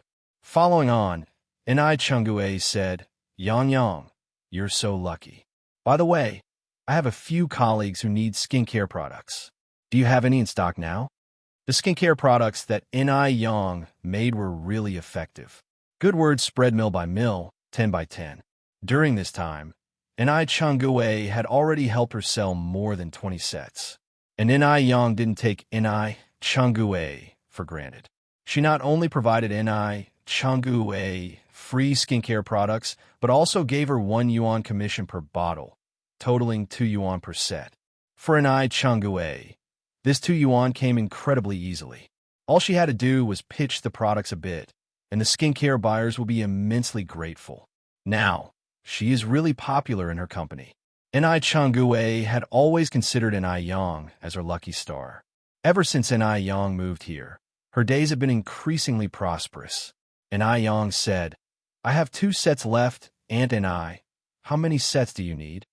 Ni Chungue smiled and said, I need 5 sets. You can give me 2 first, and I'll deliver them to them. Okay. Ni Yang nodded and turned to go into the room to get the skincare products. When she went to bed at night, Ni Yang laid in bed and thought hard. Since there's a growing market demand for her skincare products now, she has to start preparing some things. Firstly, she needed to register a trademark.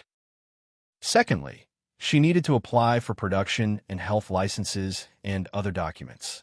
Lastly, she needed to research new products. Just selling facial cleanser and aloe vera gel wouldn't work. Watching the store being about to finish its renovation, these 3 major things had to be taken care of immediately. Otherwise, when everything piles up, there wouldn't be enough time. Ni Yang had always been an action-oriented person. Early the next day, she went downtown to apply for licenses. This era had few individual businesses, and people's awareness of trademarks was weak. Even fewer people would apply for trademarks. It didn't require lots of applications as it does in the future, followed by lots of reviews. And Young only spent a day to get all the licenses in order. The trademark that Young registered was Ice Skin Jade Face. This name was common and easy to understand in this era. If put in the future, it would not be outdated, and it clearly indicates that the products sold are skin-related. Having registered the trademark, Young went back home and spent the night designing the bottle and packaging for the skincare products. If you decide to make skincare products, you must normalize the process. Young was never a sloppy person. Young had good hands-on skills. The things she drew were lifelike, just like pictures taken by a camera. They were just beautiful. Mom, what do you think of this bottle and packaging? Young showed the finished design sketches to Tsuehua. Tsuehua nodded continuously. It looks good. It looks good. Tsuehua from the past never knew that her daughter was so capable. Even though she was just a junior high school graduate, she was able to read, draw, cook, and excel in medical skills. The day after she confirmed the design sketch, Young found a factory, ordered a batch of bottles and packages, and paid a 500 yuan deposit. After she left the factory, Young paid a visit to the traditional Chinese medicine store, where she bought some lingji, monkshood, Asarum seaboldii, Atractylodes macrocephala, Angelica dihurica, Gastrodia alata, and other Chinese medicinal materials. Chapter 178. The Low-Key and Mysterious Mr. Mogg treats guests to dinner _6. As recorded in the Compendium of Materia Medica, these herbal medicines all have excellent freckle-removing effects. That's right, the new product that Young is launching is designed for freckle removal. Because once a woman has had a child, more or less, she will get some freckles on her face. In the future generations, those freckle-removing skincare products will be very popular. After returning home, Young began to make her freckle-removing face cream. Young first ground the purchased herbal medicines into powder with a blender, then added aloe juice, milk, cucumber juice, and stirred it into a paste. Then she added distilled water and other secret ingredients. Only then it was finished. The final face cream was yellow-green in color, with a faint scent of herbal medicine, very refreshing and pleasant. Since Changwei had a few faint freckles on his face, Young gave it to him to try. Freckle removal products surely won't produce immediate results. It wasn't until the third morning that Chengwee's surprised voice came from the yard. Yang, the color of the freckles on my face has started to fade. Changwei, in order to see the effect, intentionally left a freckle untreated. Now the color of the other freckles on his face has significantly faded, only that untreated one remained yellow-brown. Originally, Changwei didn't think this thing could remove freckles, but he didn't expect that Young would give him such a big surprise. Congratulations, Young opened her mouth with a smile. No woman doesn't love beauty, so at that moment, Changwei couldn't stop smiling. It's me who should be thanking you. After that, Changwei asked, Yang, do you want to sell this freckle-removing face cream? Not for sale yet, Young continued. It'll give you some samples. Distribute them to those who have bought facial cleanser and aloe gel. If they like it, they will definitely come back for more. There are very few freckle-removing products in this era, and there are even fewer with good effects. So, just by relying on Chengwee's recommendation, most people certainly wouldn't believe it. Therefore, proof was needed through actual performance. The sample bottles were small, enough for about 3 days' usage, and by the time the cream was used up and the effect was visible, everyone who had sampled it would surely want to buy more. Changwei took the samples, nodding approvingly. Yang, you are so smart. Not only could this strategy attract many customers, but it could also win over hearts. A free bottle of freckle cream. Who wouldn't be happy? Because the freckle cream worked so well, and Young worked overtime to make plenty more. At this moment, Changwei came in from outside. Yang, we are running out of aloe vera. And Young had indeed planted a lot of aloe vera before, But because she had been making facial cleanser and aloe gel frequently lately, there wasn't much aloe vera left in the vegetable garden. And Yang thought for a moment and then said, "In that case, Mom, could you go around the village tomorrow and let them know that we're buying aloe vera? 1 cent per pound." Aloe vera is a very common plant because it has the effect of healing burns. Almost every household in Jinghua village has planted it. Moreover, aloe vera is a kind of propagating plant. Usually, after successfully planting one, it will proliferate into many more. Suehua nodded her agreement. "Okay, Yang." The next day, Suehua, holding her baby, went to the big locust tree at the center of Jinghua village. Because there was no television or mobile phones in this era, people would gather together to chat during their free time, sharing each other's gossip. Therefore, almost every village has a gathering point. When idle, the women of the village would gather and chat. Whose daughter had a bad marriage? Whose son got admitted to college? Which couple had a fight last night? The latest gossip could always be heard at the gathering point. And the locust tree in the center of the village was the gathering point for Jinghua village. By the time Suehua arrived, the women were already chatting lively. A few older women were chatting fervently, while the young girls and wives listened with interest. Seeing Suehua coming, everyone greeted her warmly. "Suehua is here. Come and sit down. These are the melon seeds roasted by my family. Have some. These are the ripe persimmons from my garden." Not only was Suehua beautiful, but she was also very honest and never gossiped about anyone. In addition to all the help that Yang had given to the villagers, Suehua had also become one of the most popular women among these ladies. Chapter 179. Mr. Mogg, humble and mysterious, invites guests to dinner under Circus 7. Everyone would vent their grievances and share fresh gossip with Suehua first, because she could keep a secret and never laugh at others. After Suehua sat down, she told everyone about Yang's plan to buy aloe vera. Everyone was stunned when they heard it. Yuans per kilogram? Was Suehua joking? For Jinghua village inhabitants, the aloe vera was an insignificant wild plant. Even the local vegetables were only sold at 5 cents per kilogram. Yet this wild plant was being sold at yuans per kilogram. In the eyes of the villagers, the price of yuans per kilogram was astronomical. "Suehua, don't joke with us." "Exactly. If you keep speaking like this, we will take it seriously." And Suehua laughed and said, "I'm not joking. My daughter Yang is really buying aloe vera at yuans per kilogram. Moreover, why would I joke about something like this?" "You're not joking with us?" Everyone was doubtful. And Suehua nodded seriously. "Really? I'm not fooling you. When will Yang start buying?" And Suehua continued, "As long as there is, we will buy it any time." And Yang said that good goods were not afraid of stockpiling. Therefore, no matter how much aloe vera people brought, they would accept it all. "So, does your Yang want the root or not?" It was best to clarify this. And Suehua replied, "No need for the roots. You folks can just cut the whole aloe vera with a knife." After Suehua finished speaking, those who were still chatting disappeared in an instant. Everyone went back to harvest aloe vera. When everyone had left, Suehua also took the child home. Shortly after she arrived home, a villager came with half a bag of aloe vera. And Suehua had the scales ready, 31 kilograms, a total of 3 yuan and 1 cent. When the villager took the 3 yuan and 1 cent in hand, he was still in a daze. Only then did he truly believe that Suehua hadn't lied to them. The more villagers came to the family to deliver aloe vera, they went in with aloe vera and came out with money in their hands.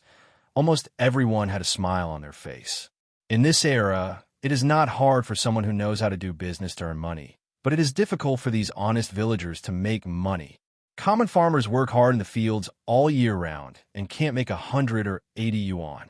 But today, they only sold a little aloe vera and made 3 or 4 yuan. You should know, aloe vera is much easier to manage than the crops in the field. It seems they can plant more aloe vera next spring. Since Yang came to Jinghua village, their days in the village have been getting better and better. It seems that Yang was truly their lucky star. After purchasing the aloe vera, and Ai Yang rode her bike to the city. The shop renovation had been completed, and the final cleanup had begun. In 3 days, the shop could officially open for business. At this moment, Wang Jinfeng was busy setting up tables and chairs. Seeing Ai Yang walking in, Wang Jinfeng greeted her with a smile. "Yang Yang is here."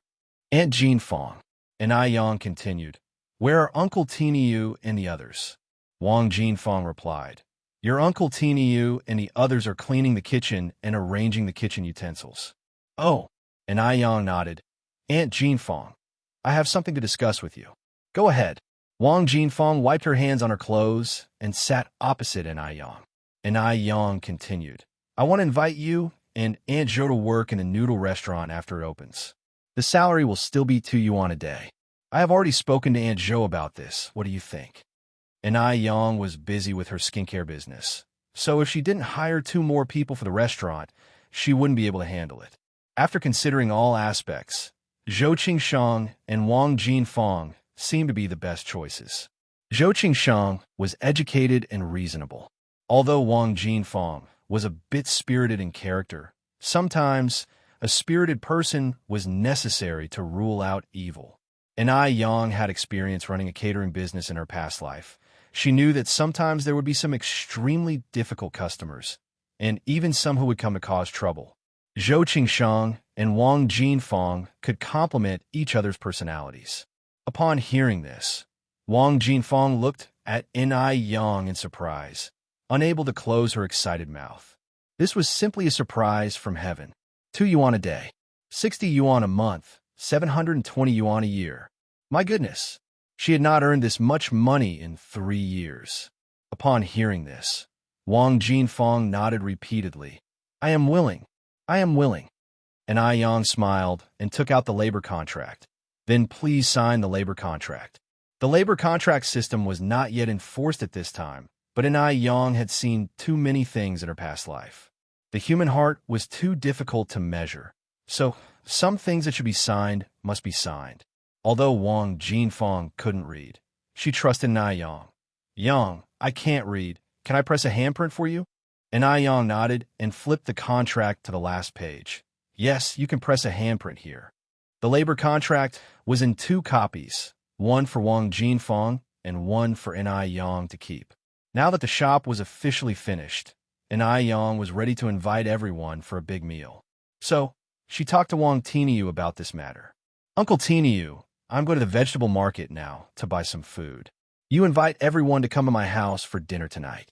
Make sure they bring all the old people and children from their homes. Don't keep formalities with me." And Ai Yang is a grateful person. She always remembered the matter from last time, and because of that, she had the idea of leading the whole village to prosperity. Otherwise, she would not have bought aloe vera from the villagers. There is a reward for everything you do. Since the villagers of Jinghua village showed her the warmth of brightness, she would not behave like an ingrate. Wang Tiniu was a little embarrassed. "Yang, you don't have to go through so much trouble. It's not easy for you to make money." But Ai Yang did not give Wang Tiniu a chance to refuse. "Uncle Tiniu, let's consider it settled then. I am going to buy food now." Elsewhere, Mo Hudi's condition had improved greatly in recent days. After drinking Chinese medicine for several days, she could now go downstairs and play with Yang Wabao on her own. Both Old Lady Mo and Mo Fuhai were pleased to see this. After so many years, they finally witnessed this scene. However, the situation of Li Xianxian was not very good. She was still in a coma and was in a state of semi-vegetative. The old lady, Mo, came to the hospital to visit Li Xianxian and was anxious. At this moment, the maid Lin Sa said, "Old lady, the young divine doctor Ai Yang is so powerful. Maybe she has a way to wake Miss Xianxian." Chapter 180. Investigation of Li Xianxian and her mother. Noodle restaurant opens one upon hearing this. Old Mrs. Mo's eyes lit up. "That's right, we can find Ai Yang. And Ai Yang's medical skills are so brilliant, she can definitely save Xianxian." In old Mrs. Mo's heart, Ai Yang was becoming an ever-present beacon of hope. Soon after, old Mrs. Mo continued, Isn't an Yang coming to see Xiaodia for a follow-up examination tomorrow? Yes. Mrs. Lin nodded. Old Mrs. Mo added, then let's wait for Ni Yang to come and examine Xiaodai tomorrow. Then she can look at Xian Xian. It was already late afternoon, and it wouldn't be appropriate to invite Ni Yang over at this hour. They could afford to wait a little longer. Old Mrs. Mo stayed in the ward for a while, then went to find the chief doctor to understand Li Xiangxian's condition before leaving the hospital. Ni family. Since Ni Yang decided to invite all the villagers for dinner that night, she bought a lot of food. By Ni Yang's estimation, there were over 100 villagers in Jinghua village. A table of 10 would require 10 tables in total. In these times when everyone was not exactly living in abundance, Ni Yang bought 30 kilograms of fat pork, 10 roosters, 20 pigs' feet, 10 fish, and some tofu skin, kelp duck blood, and potatoes for vegetarian dishes. She planned to prepare 3 hearty dishes, a grilled fish, and simply blanch the vegetables in the fish soup for efficiency and convenience. 30 kilograms of pork cost her 90 yuan, 10 roosters were 30 yuan, 20 pigs' feet were 15 yuan, and 10 fish were 3 yuan. Including the vegetables and white wine, Ni Yang spent a total of over 160 yuan. 160 yuan could only buy you one meal at a street food stall in the future, but in this era, it could put up 10 tables of a lavish feast. All in all, it was money well spent. Seeing Ni Yang bring so much food home, Ni Tsuehua was surprised. Yang, why did you buy so much? When we finish all these? Ni Yang said with a smile, Mom, our shop is now fully renovated, so I wanted to invite everyone for a feast to celebrate. Ni Tsuehua wasn't stingy. They had received a lot of care from the villagers since they moved to Jinghua village. That's right, we should treat everyone to a good meal. Speaking of which, Yang, did you buy extra meat? Vegetables could be had by everyone. It's the meat dishes that mattered. And Yang nodded, yes, I did. Rest assured, everyone will have a feast tonight. And Tsuehua helped Yang to unload the groceries, then started to wash the vegetables and chop the meat. Little Yin was lying in his cradle, holding a little rubber duck and playing on his own, not crying or making a fuss. His cuteness was truly heartwarming. And Yang planned to make braised pork for dinner, with 10 tables in total and 30 kilograms of pork.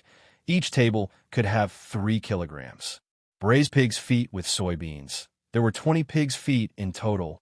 Each table could have 2. Then there would be roasted chicken, 10 chickens in total. Each table could precisely have 1. The final main dish was grilled fish. As there were not enough stoves for everyone to cook and eat at the same time, and Yang could only grill the fish first, then cook it in a pot with accompanying vegetables and serve it at the table. After confirming the menu, Yang began to prepare the braised pork. Because the pots at home were not large enough, the 20 kilograms of pork had to be cooked in 2 pots. With the braised pork simmering in the pot, Yang began to marinate the chicken. When the chicken was marinated, Tsuehua had the oven fire ready. Luckily, the oven was spacious enough to accommodate 10 roosters comfortably. In no time, the small courtyard was filled with tempting aromas. It made one's mouth water just smelling it. When she had almost finished the dinner preparations, Yang went to the neighboring houses to borrow some tables and stools and invited everyone to come for dinner. In just a while, the originally quiet farmhouse courtyard started to bustle with activity. The elderly, children, men, and women of the families all came. People were fairly straightforward in those times. If you were good to me, I would be good to you. There was no scheming or insensitivity. So, everyone arrived bearing gifts. Some brought chicken eggs. Others brought fruit from the trees in their yard. At this time of the year, there were oranges and chestnuts available. In no time, the table in the Ni family's living room was piled high with all kinds of little gifts. Immediately, Yang starts herding everyone to sit down. Since there were many children, some of them didn't reach the table and stood next to the adults. The food was sumptuous. Shiny red braised pork, braised pig's feet with soybeans, glistening roasted chicken, and in the middle of the table was a large pot of grilled fish, surrounded by blanched vegetables and tofu skin. Chapter 181. Investigation into Licencian Mother and Daughter, Noodle Restaurant opening _2. The dishes may be few in number, with only 4, but each one is an indisputably meat dish. Even before anyone started using their chopsticks, everyone was already swallowing saliva in tacit agreement. Usually, even during the new year, they had never seen so much meat. Yang, you really didn't have to be this considerate. Exactly, you two are being too polite. And Yang chuckled and said, my mother and I owe much gratitude to everyone for their care and assistance during our time since moving to Jinghua Village. I raised this cup of tea in place of wine to express my thanks to everyone. At that, and Yang picked up her teacup from the table, drained it in one gulp, showing a touch of the demeanor of a heroine from ancient times. If this young girl were a boy, she would surely do great things in the future. Such a shame she's a girl. The older generation observed in Yang, a sense of regret evident in their eyes. The bias favoring boys over girls was deep-seated in their hearts. In their minds, girls simply couldn't accomplish anything great. Even if there were 10 girls, they still wouldn't be equal to one boy. In China, there's a saying that goes, a married daughter is like spilled water. Boys can carry on the family line. A family without a boy would be known as a family ending its line. At this time, even in Jinghua Village, there were still numerous cases of newborn girls being abandoned. Girls had never been treated fairly or equitably. What an Yang intended to do was subvert the weak status that girls held in people's hearts. To let people know that girls today can also hold up their own patch of sky. An elder with considerable respect in the village stood up and said, Yang, your words are too polite. We should be the ones thanking you and your mother. You two have done us many favors in our daily lives. Moreover, since you moved to Jinghua Village, it shows that we are destined to be connected. Henceforth, we are all part of Jinghua Village. Old Chung is correct. You and your mother are part of Jinghua Village. We're all from the same village. Let's not talk as if we're from two different ones. Enai Changue had been married into Jinghua Village for over 20 years, and this was the first time she realized that the villagers of Jinghua could be so united and welcoming. Previously, everyone seemed to be busy with their own things, and except for funerals and weddings where they would gather, there were hardly opportunities to gather together. The relationship among neighbors was not as harmonious as it is now. Moreover, they were not easily accepting of outsiders. Outsiders also found it hard to integrate into the locals' way of life. The main reason why Enai Suohua and her daughter were so easily accepted by the villagers was because Enai Yang knew how to interact with people, was generous with money, and knew how to win people's hearts.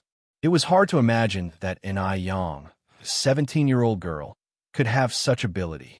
Whether it was her business acumen or her interpersonal skills, she outperformed most adults. At the same time, Enai Chingwei knew well that Jinghua Village, a place so small, could not contain Enai Yang. This girl would one day dazzle everyone. If Enai Yang had been born in the Warring States period, she could easily have been a female general or an empress. Although China has a history of favoring males over females, over the past 5,000 years, there have been women who became queens and government officials. To avoid any possible suspicion, men and women sat separately during the meal. There were 5 tables for men, 5 for women, and some children eating at smaller tables by the side.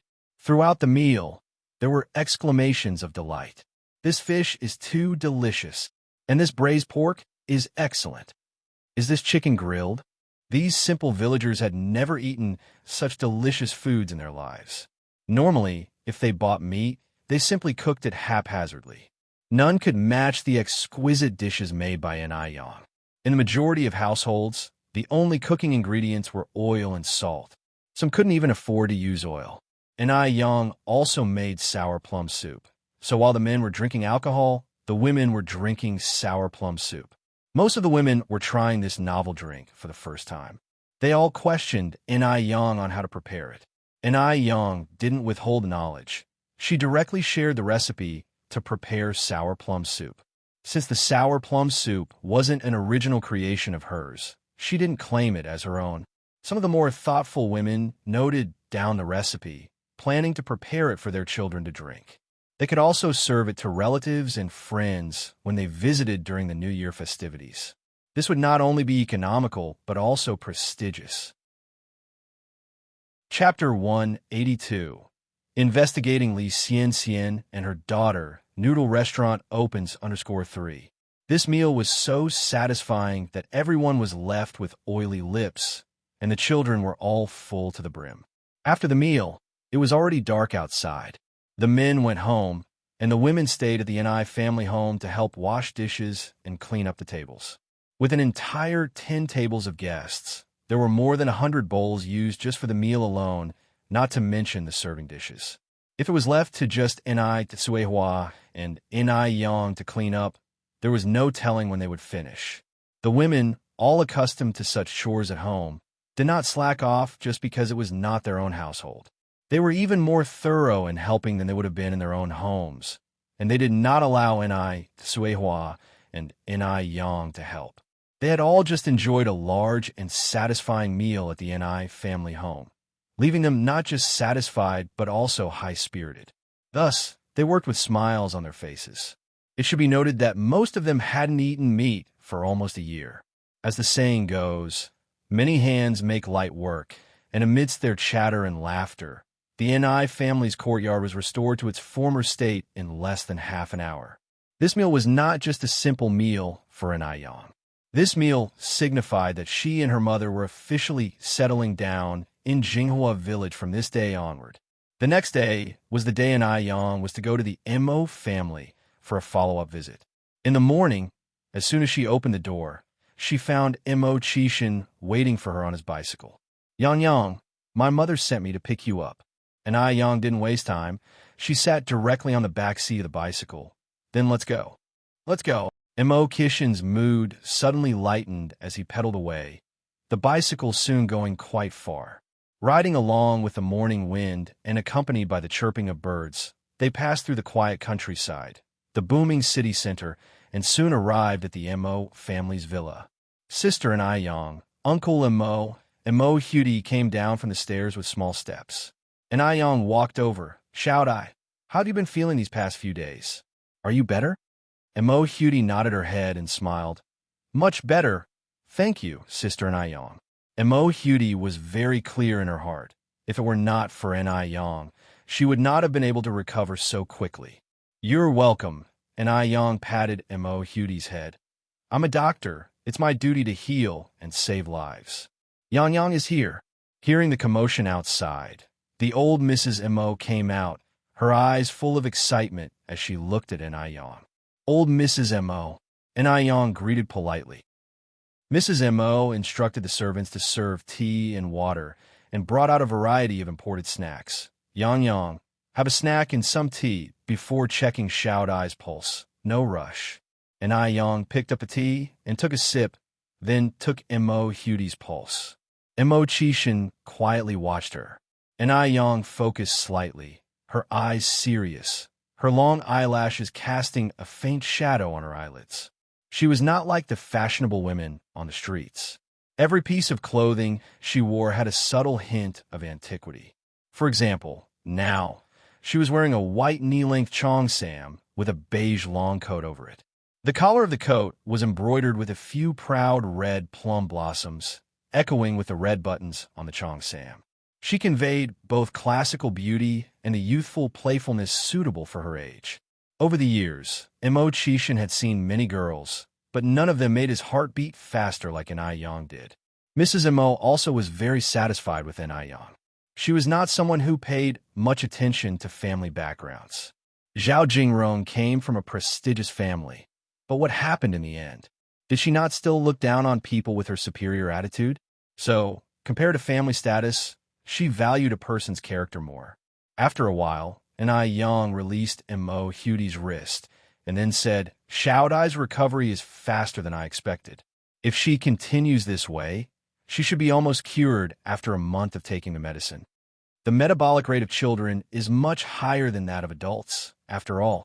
Mrs. Mo nodded her head, taking Yang's hand, and exclaimed, Yang, we are so lucky to have met you. If not for you, Xiaodai might still be bedridden. Before you, Dr. Ace examined Xiaodai too. He even suggested a full blood transfusion for Xiaodai, claiming that she wouldn't survive without it. Looking back, that Dr. Ace's words seem alarmist, lacking skill and demeaning traditional Chinese medicine. And Ai Yang smiled. Actually, blood transfusion is an option, but it carries more risk. Western medicine, based on natural science, aims to cure problems directly, treating the symptoms. However, traditional Chinese medicine, based on philosophy, sees the human body as a whole system, advocating treatment from the inside out, slowly adjusting. Firstly, cure the root cause, and the symptoms will naturally improve. Chapter 183. Investigation into Li Xianxian mother and daughter, noodle restaurant opening carrot. Upon hearing this, Mo Baichuan, who was about to enter, halted. He could hardly believe that these words came from Ai Yang's mouth. He vividly remembered the night Mo Hudie's accident occurred. Dr. Ace had found him, denounced everything about traditional Chinese medicine, even boldly declaring that without his treatment, Mo Hudie only had death as an option. Yet, not only did Ai Yang not belittle Western medicine, but she also pointed out the differences between Chinese and Western medicine. Could an ordinary person possess such magnanimity? Or did Ai Yang know he would return and had prepared her lines ahead of time? This wasn't impossible for Ai Yang. After all, it was not the first time Ai Yang has done such a thing. In order to get close to him, she had truly went to great lengths. Thinking of this, Mo Baichuan felt a surge of disgust. Just as Mo Baichuan was about to step in, his assistant ran over from behind and whispered, "Third Master, something has happened at the base." Another incident? Mo Baichuan slightly furrowed his brow, his eyes full of impatience. These past few days had been like a curse. Every time he left the base, something would immediately happen. He was nearly suffocating for being tangled up in these trivial matters. "Let's go." Mo Baichuan turned around and strode towards the door. In the room, Madame Mo thanked Ai Yang again and then handed her a thick envelope. "Yang Yang, this is a small token of gratitude from the Mo family. Please accept it. In principle, money cannot measure the act of saving a life, but Madame Mo couldn't think of any other way to thank Ai Yang. Madam, I accept your kind intentions, but I can't take so much."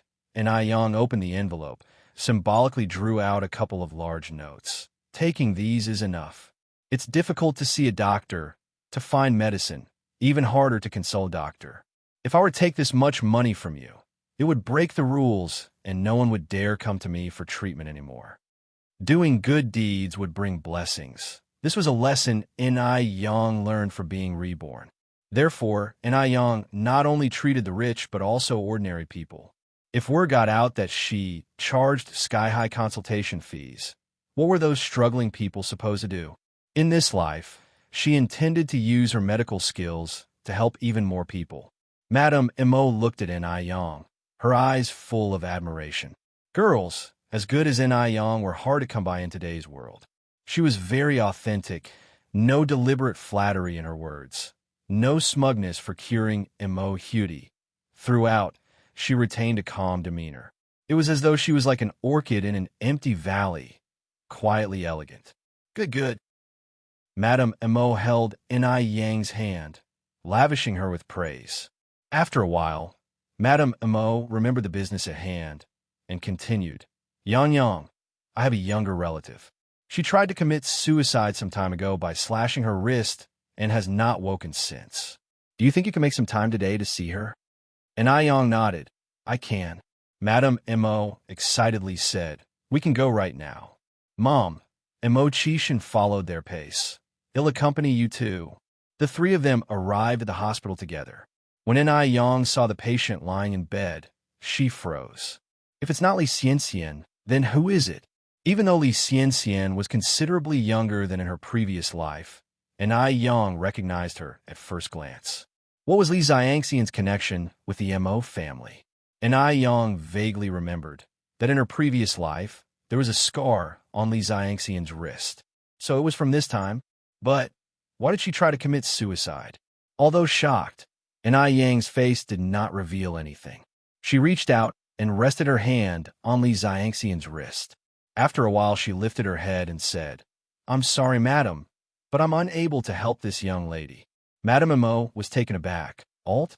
How could that be? Is Xian she?" If even an Ai Yang, with her excellent medical skills, was unable to cure Li Xian, did that mean there was really no hope for her? And Ai Yang continued, "This miss suffered external wounds, while my expertise is complex and difficult illnesses. I'm truly sorry, madam." Actually, for an Ai Yang, Li Xiangxian's condition wasn't a difficult case. But without understanding what happened in her past life, an Ai Yang couldn't save a person suspected of killing her. In her past life, the last person she saw before her death was Li Xian. The suspicion on Li Xian was just too great. In fact, in her previous life, an Ai Yang and Li Xian weren't very close, having only met 2 or 3 times. But because the last person she saw before the accident was Li Xian, an Ai Yang had an exceptionally deep impression of her. Chapter 184. Investigation into Li Xian mother and daughter, noodle restaurant opening _5. Theoretically, she and Li Xian weren't very familiar. Li Xian had no motive to kill her. But why, after seeing Li Xian, did she die? Moreover, the more Ai Yin looked at Li Xiangxian's face, the more she thought she resembled someone. Who did she resemble? Ai Yin squinted her eyes. Li Shu, right? It was Li Shu. Especially that mole on the left cheek. It was exactly like Li Shu's. Could Li Xian be Li Shu's daughter? In her past life, Li Shu spent her lifetime with Mu Jinbao. Aside from knowing that Li Shu had a son later on, Ai Yin never knew that Li Shu also had a daughter. What on earth was going on? The more Ai Yin thought about it, the more uneasy she felt. She was still pondering it as she walked out of the ward. "Yang, what's the matter?" Mo Qishan asked when he saw her absent-mindedly walking out of the ward. Ai Yin gave a faint smile. "Nothing. Perhaps the ward is just too stuffy." As she finished speaking, Ai Yin continued, "Who was that girl that slit her wrists? What's her relationship with your family?" Mo Qishan replied, "Actually, there's not much of a relationship. Her name is Li Xian. She is a sophomore student at Beijing Normal University, and she works part-time as a personal assistant to my eldest nephew at a base. Because she helped my mother before, and she's an orphan, my mother has been quite close to her and has even considered her a potential granddaughter-in-law." So, it turns out that Li Xian had such deep ties with the Mo family. Ai Yin continued, "She's an orphan? If Li Xian was indeed an orphan, then wouldn't the hypothesis of her being Li Shu's daughter be invalid? She knew too little about Li Xian from her past life, and for the moment couldn't connect any dots." "Yes." Mo Qishan nodded. "Do you know her?" Ai Yin shook her head. "No, I just find her somewhat familiar." "Oh." Mo Qishan nodded. They reached the hospital lobby. Ai Yin continued, "Brother Mo, I have something to attend to. I must go now. Please say goodbye to the old lady for me later." "They'll let the driver take you," Mo Qishan said. "No need," Ai Yin smiled. "I have something due downtown." "All right." Mo Qishan nodded. "Take care on your way." "Yes, I will." Ai Yin nodded, turned, and left. Soon, her figure disappeared outside the hospital. Mo Qishan leaned against the door frame. After a while, he pulled a cigarette out of his pocket, lit it slowly, propped it in his mouth, looking carefree yet dignified. After leaving, Ai Yin went directly to a private detective agency. Just like in the movies, the detective wore a black suit, a black hat atop his head, even holding a pipe, appearing very professional. "Hello, beautiful young lady. How may I assist you?" Although the detective had seen many beauties, he was slightly stunned when he saw Ai Yin. He had seen many beauties, but a beauty with such spirit was a first. Some people, despite being beautiful, lack soul. But the young girl in front of him was different. Her beauty emanated from within, a rare oriental beauty. "Help me investigate 2 people." Ai Yin slowly opened her mouth. "Which 2? The detective handed a pen and paper to Ai Yin. "Please write the details on the paper." Ai Yin took the pen and paper. In no time, The sound of rustling filled the air. About 10 minutes later, she handed the paper back to the detective. These two people, Li Shu, Li Xian, and I Yin nodded. Just investigate what's written on the paper. How many days will it take for the results to be known? The things you want to investigate are relatively simple, so results should come in about a month, the detective replied. The transportation of this era is not developed. Going anywhere required an introductory letter and certification. Moreover, not every city had an airport, so return trips tended to be time-consuming. And I Yin continued, then he'll come back in a month. All right, the detective nodded. Please deposit the travel expenses, hardship allowance, board, and lodging and investigation deposit first, with the full amount being given for travel expenses and board and lodging. How much? Asked an Yin. The total cost of these fees is 300. The detective continued. After the task is completed, you still need to pay another 500. Since there was no technical skill required for the investigation, and Yin requested, as long as he ran around and asked a few people, the information should be available, so the price wasn't high. Things like rich housewives wanted to know if their men were having an affair outside. Those cost more, basically starting from 2,000. Chapter 185. Investigation into Li Xianxian mother and daughter, noodle restaurant opening _6. Although it was only a total of 800 yuan, it was kind of expensive for Ni Yang at the moment. After all, she just bought a shop, finished the refurbishment, and was a little tight on cash. But Ni Yang paid without any hesitation. After all, this matter was related to her own safety. She always felt that her past lives' experiences and the cause of her death had a lot to do with Li Xianxian and Li Shu. So, she had to figure it out to have peace of mind. Having lived one life wrongly in this life, Ni Yang wanted to fully enjoy the great life. She couldn't leave any safety hazards. By the way, the last live's revenge should be reported together. Thank you for your trouble. Ni Yang grinned slightly. The detective bowed. No problem. My surname is Zhou. Just call me Xiao Zhou. Ni Yang nodded. After leaving the detective agency, Ni Yang felt a lot more relaxed. This matter could be handed over to the detective for investigation. Because Li Xianxian couldn't harm her at the moment, the most pressing thing was to make money. With money came a sense of security. Because the noodle restaurant was opening tomorrow, Ni Yang made another trip to the restaurant. In the restaurant, Wang Jinfeng and Zhou Qingshang had already started making fishbone soup in preparation for tomorrow's opening. Since Ni Yang pickled the sauerkraut herself and prepared the chili in advance, making sour fish wasn't a technical task, as long as the fish slices were thin enough. Both Wang Jinfeng and Zhou Qingshang were clever people. Once Ni Yang explained, they knew what to do. Aunt Zhou, Aunt Jinfeng, thank you for your hard work. Ni Yang walked in with a smile. Zhou Qingshang laughed. It's not hard. It's just some kitchen work. Wang Jinfeng grinned. Your Aunt Zhou is right. It's not hard at all. With the high wages Ni Yang offered, neither Zhou Qingshang nor Wang Jinfeng felt tired. Instead, they felt more energetic the more they worked. There were 4 large pots in total. 3 of them were making fishbone soup, and the 4th was empty. Ni Yang started to make sour plum soup with this empty pot. The dark plum, hawthorn, and other ingredients had been pre-soaked. It would take about half an hour. Being late autumn, the sour plum soup could be stored in a large glass jar without worrying about it going bad. Usually, Ni Yang could serve 600 to 700 customers in a morning when she was street vending. On the opening day, there should be more customers than usual, so she prepared enough for 2,000 servings. The pickled vegetable noodles also prepared 2,000 servings. At this time of the year, even if they couldn't sell all, they could keep the rest for the next day's sales without worrying about spoilage.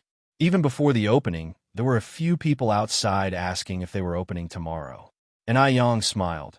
Yes, it opens tomorrow. Seeing Ni Yang, everyone happily said, Little boss, it's really you. We came yesterday and didn't see you. We were worried that this shop had changed owners. Little boss, what time will you open tomorrow morning? Ni Yang said, we open at 6 o'clock tomorrow morning. Will the sour plum soup be given away for free to those who come to eat noodles tomorrow? Ni Yang nodded. Yes, Everyone who comes to eat noodles gets a cup of sour plum soup. Okay. We'll definitely come over early tomorrow. In Ai Yang's absence, Sun Chunxiang made a lot of money. After all, once Ai Yang stopped selling, there was only her store that sold pickled vegetable noodles. People who wanted to eat pickled vegetable noodles had to go to her store. Sun Chunxiang proudly changed the price of the sour fish noodles to 3 yuans and 5 cents per bowl, 5 cents more expensive than what Ai Yang used to sell. Even so, there were many people who came to eat every day. At this time, Sun Chunxiang worked overtime to sell pickled vegetable noodles and made more than 5,000 yuan in just a month. With these 5,000 yuan, her son's tuition was all set. To make it up for the hard times her son had been through, Sun Chunxiang increased his weekly food allowance to 100 yuan. She could make 5,000 in 1 month, 10,000 in 2 months, and 60,000 in a year. What's 400 to 500 yuan spent by her son a month compared to that? The more she thought about it, the happier Sun Chunxiang got. She even couldn't help humming a little tune as she cooked the noodles. At this moment, her sister-in-law, Li Xiangji, walked over with a worried look on her face. "Sister, what's wrong?" Li Xiangji continued. "I heard that Ai Yang, that little girl, has bought a shop, and it will be open tomorrow." You're tuning in to the Romance Rendezvous YouTube channel. We're so grateful for your support, and don't forget to subscribe to join us on this incredible journey through captivating stories. Your generosity through donations truly makes a world of difference, as it's the primary source of revenue that allows me to expand and enhance this channel for you. Thank you from the bottom of my heart for being a part of this adventure.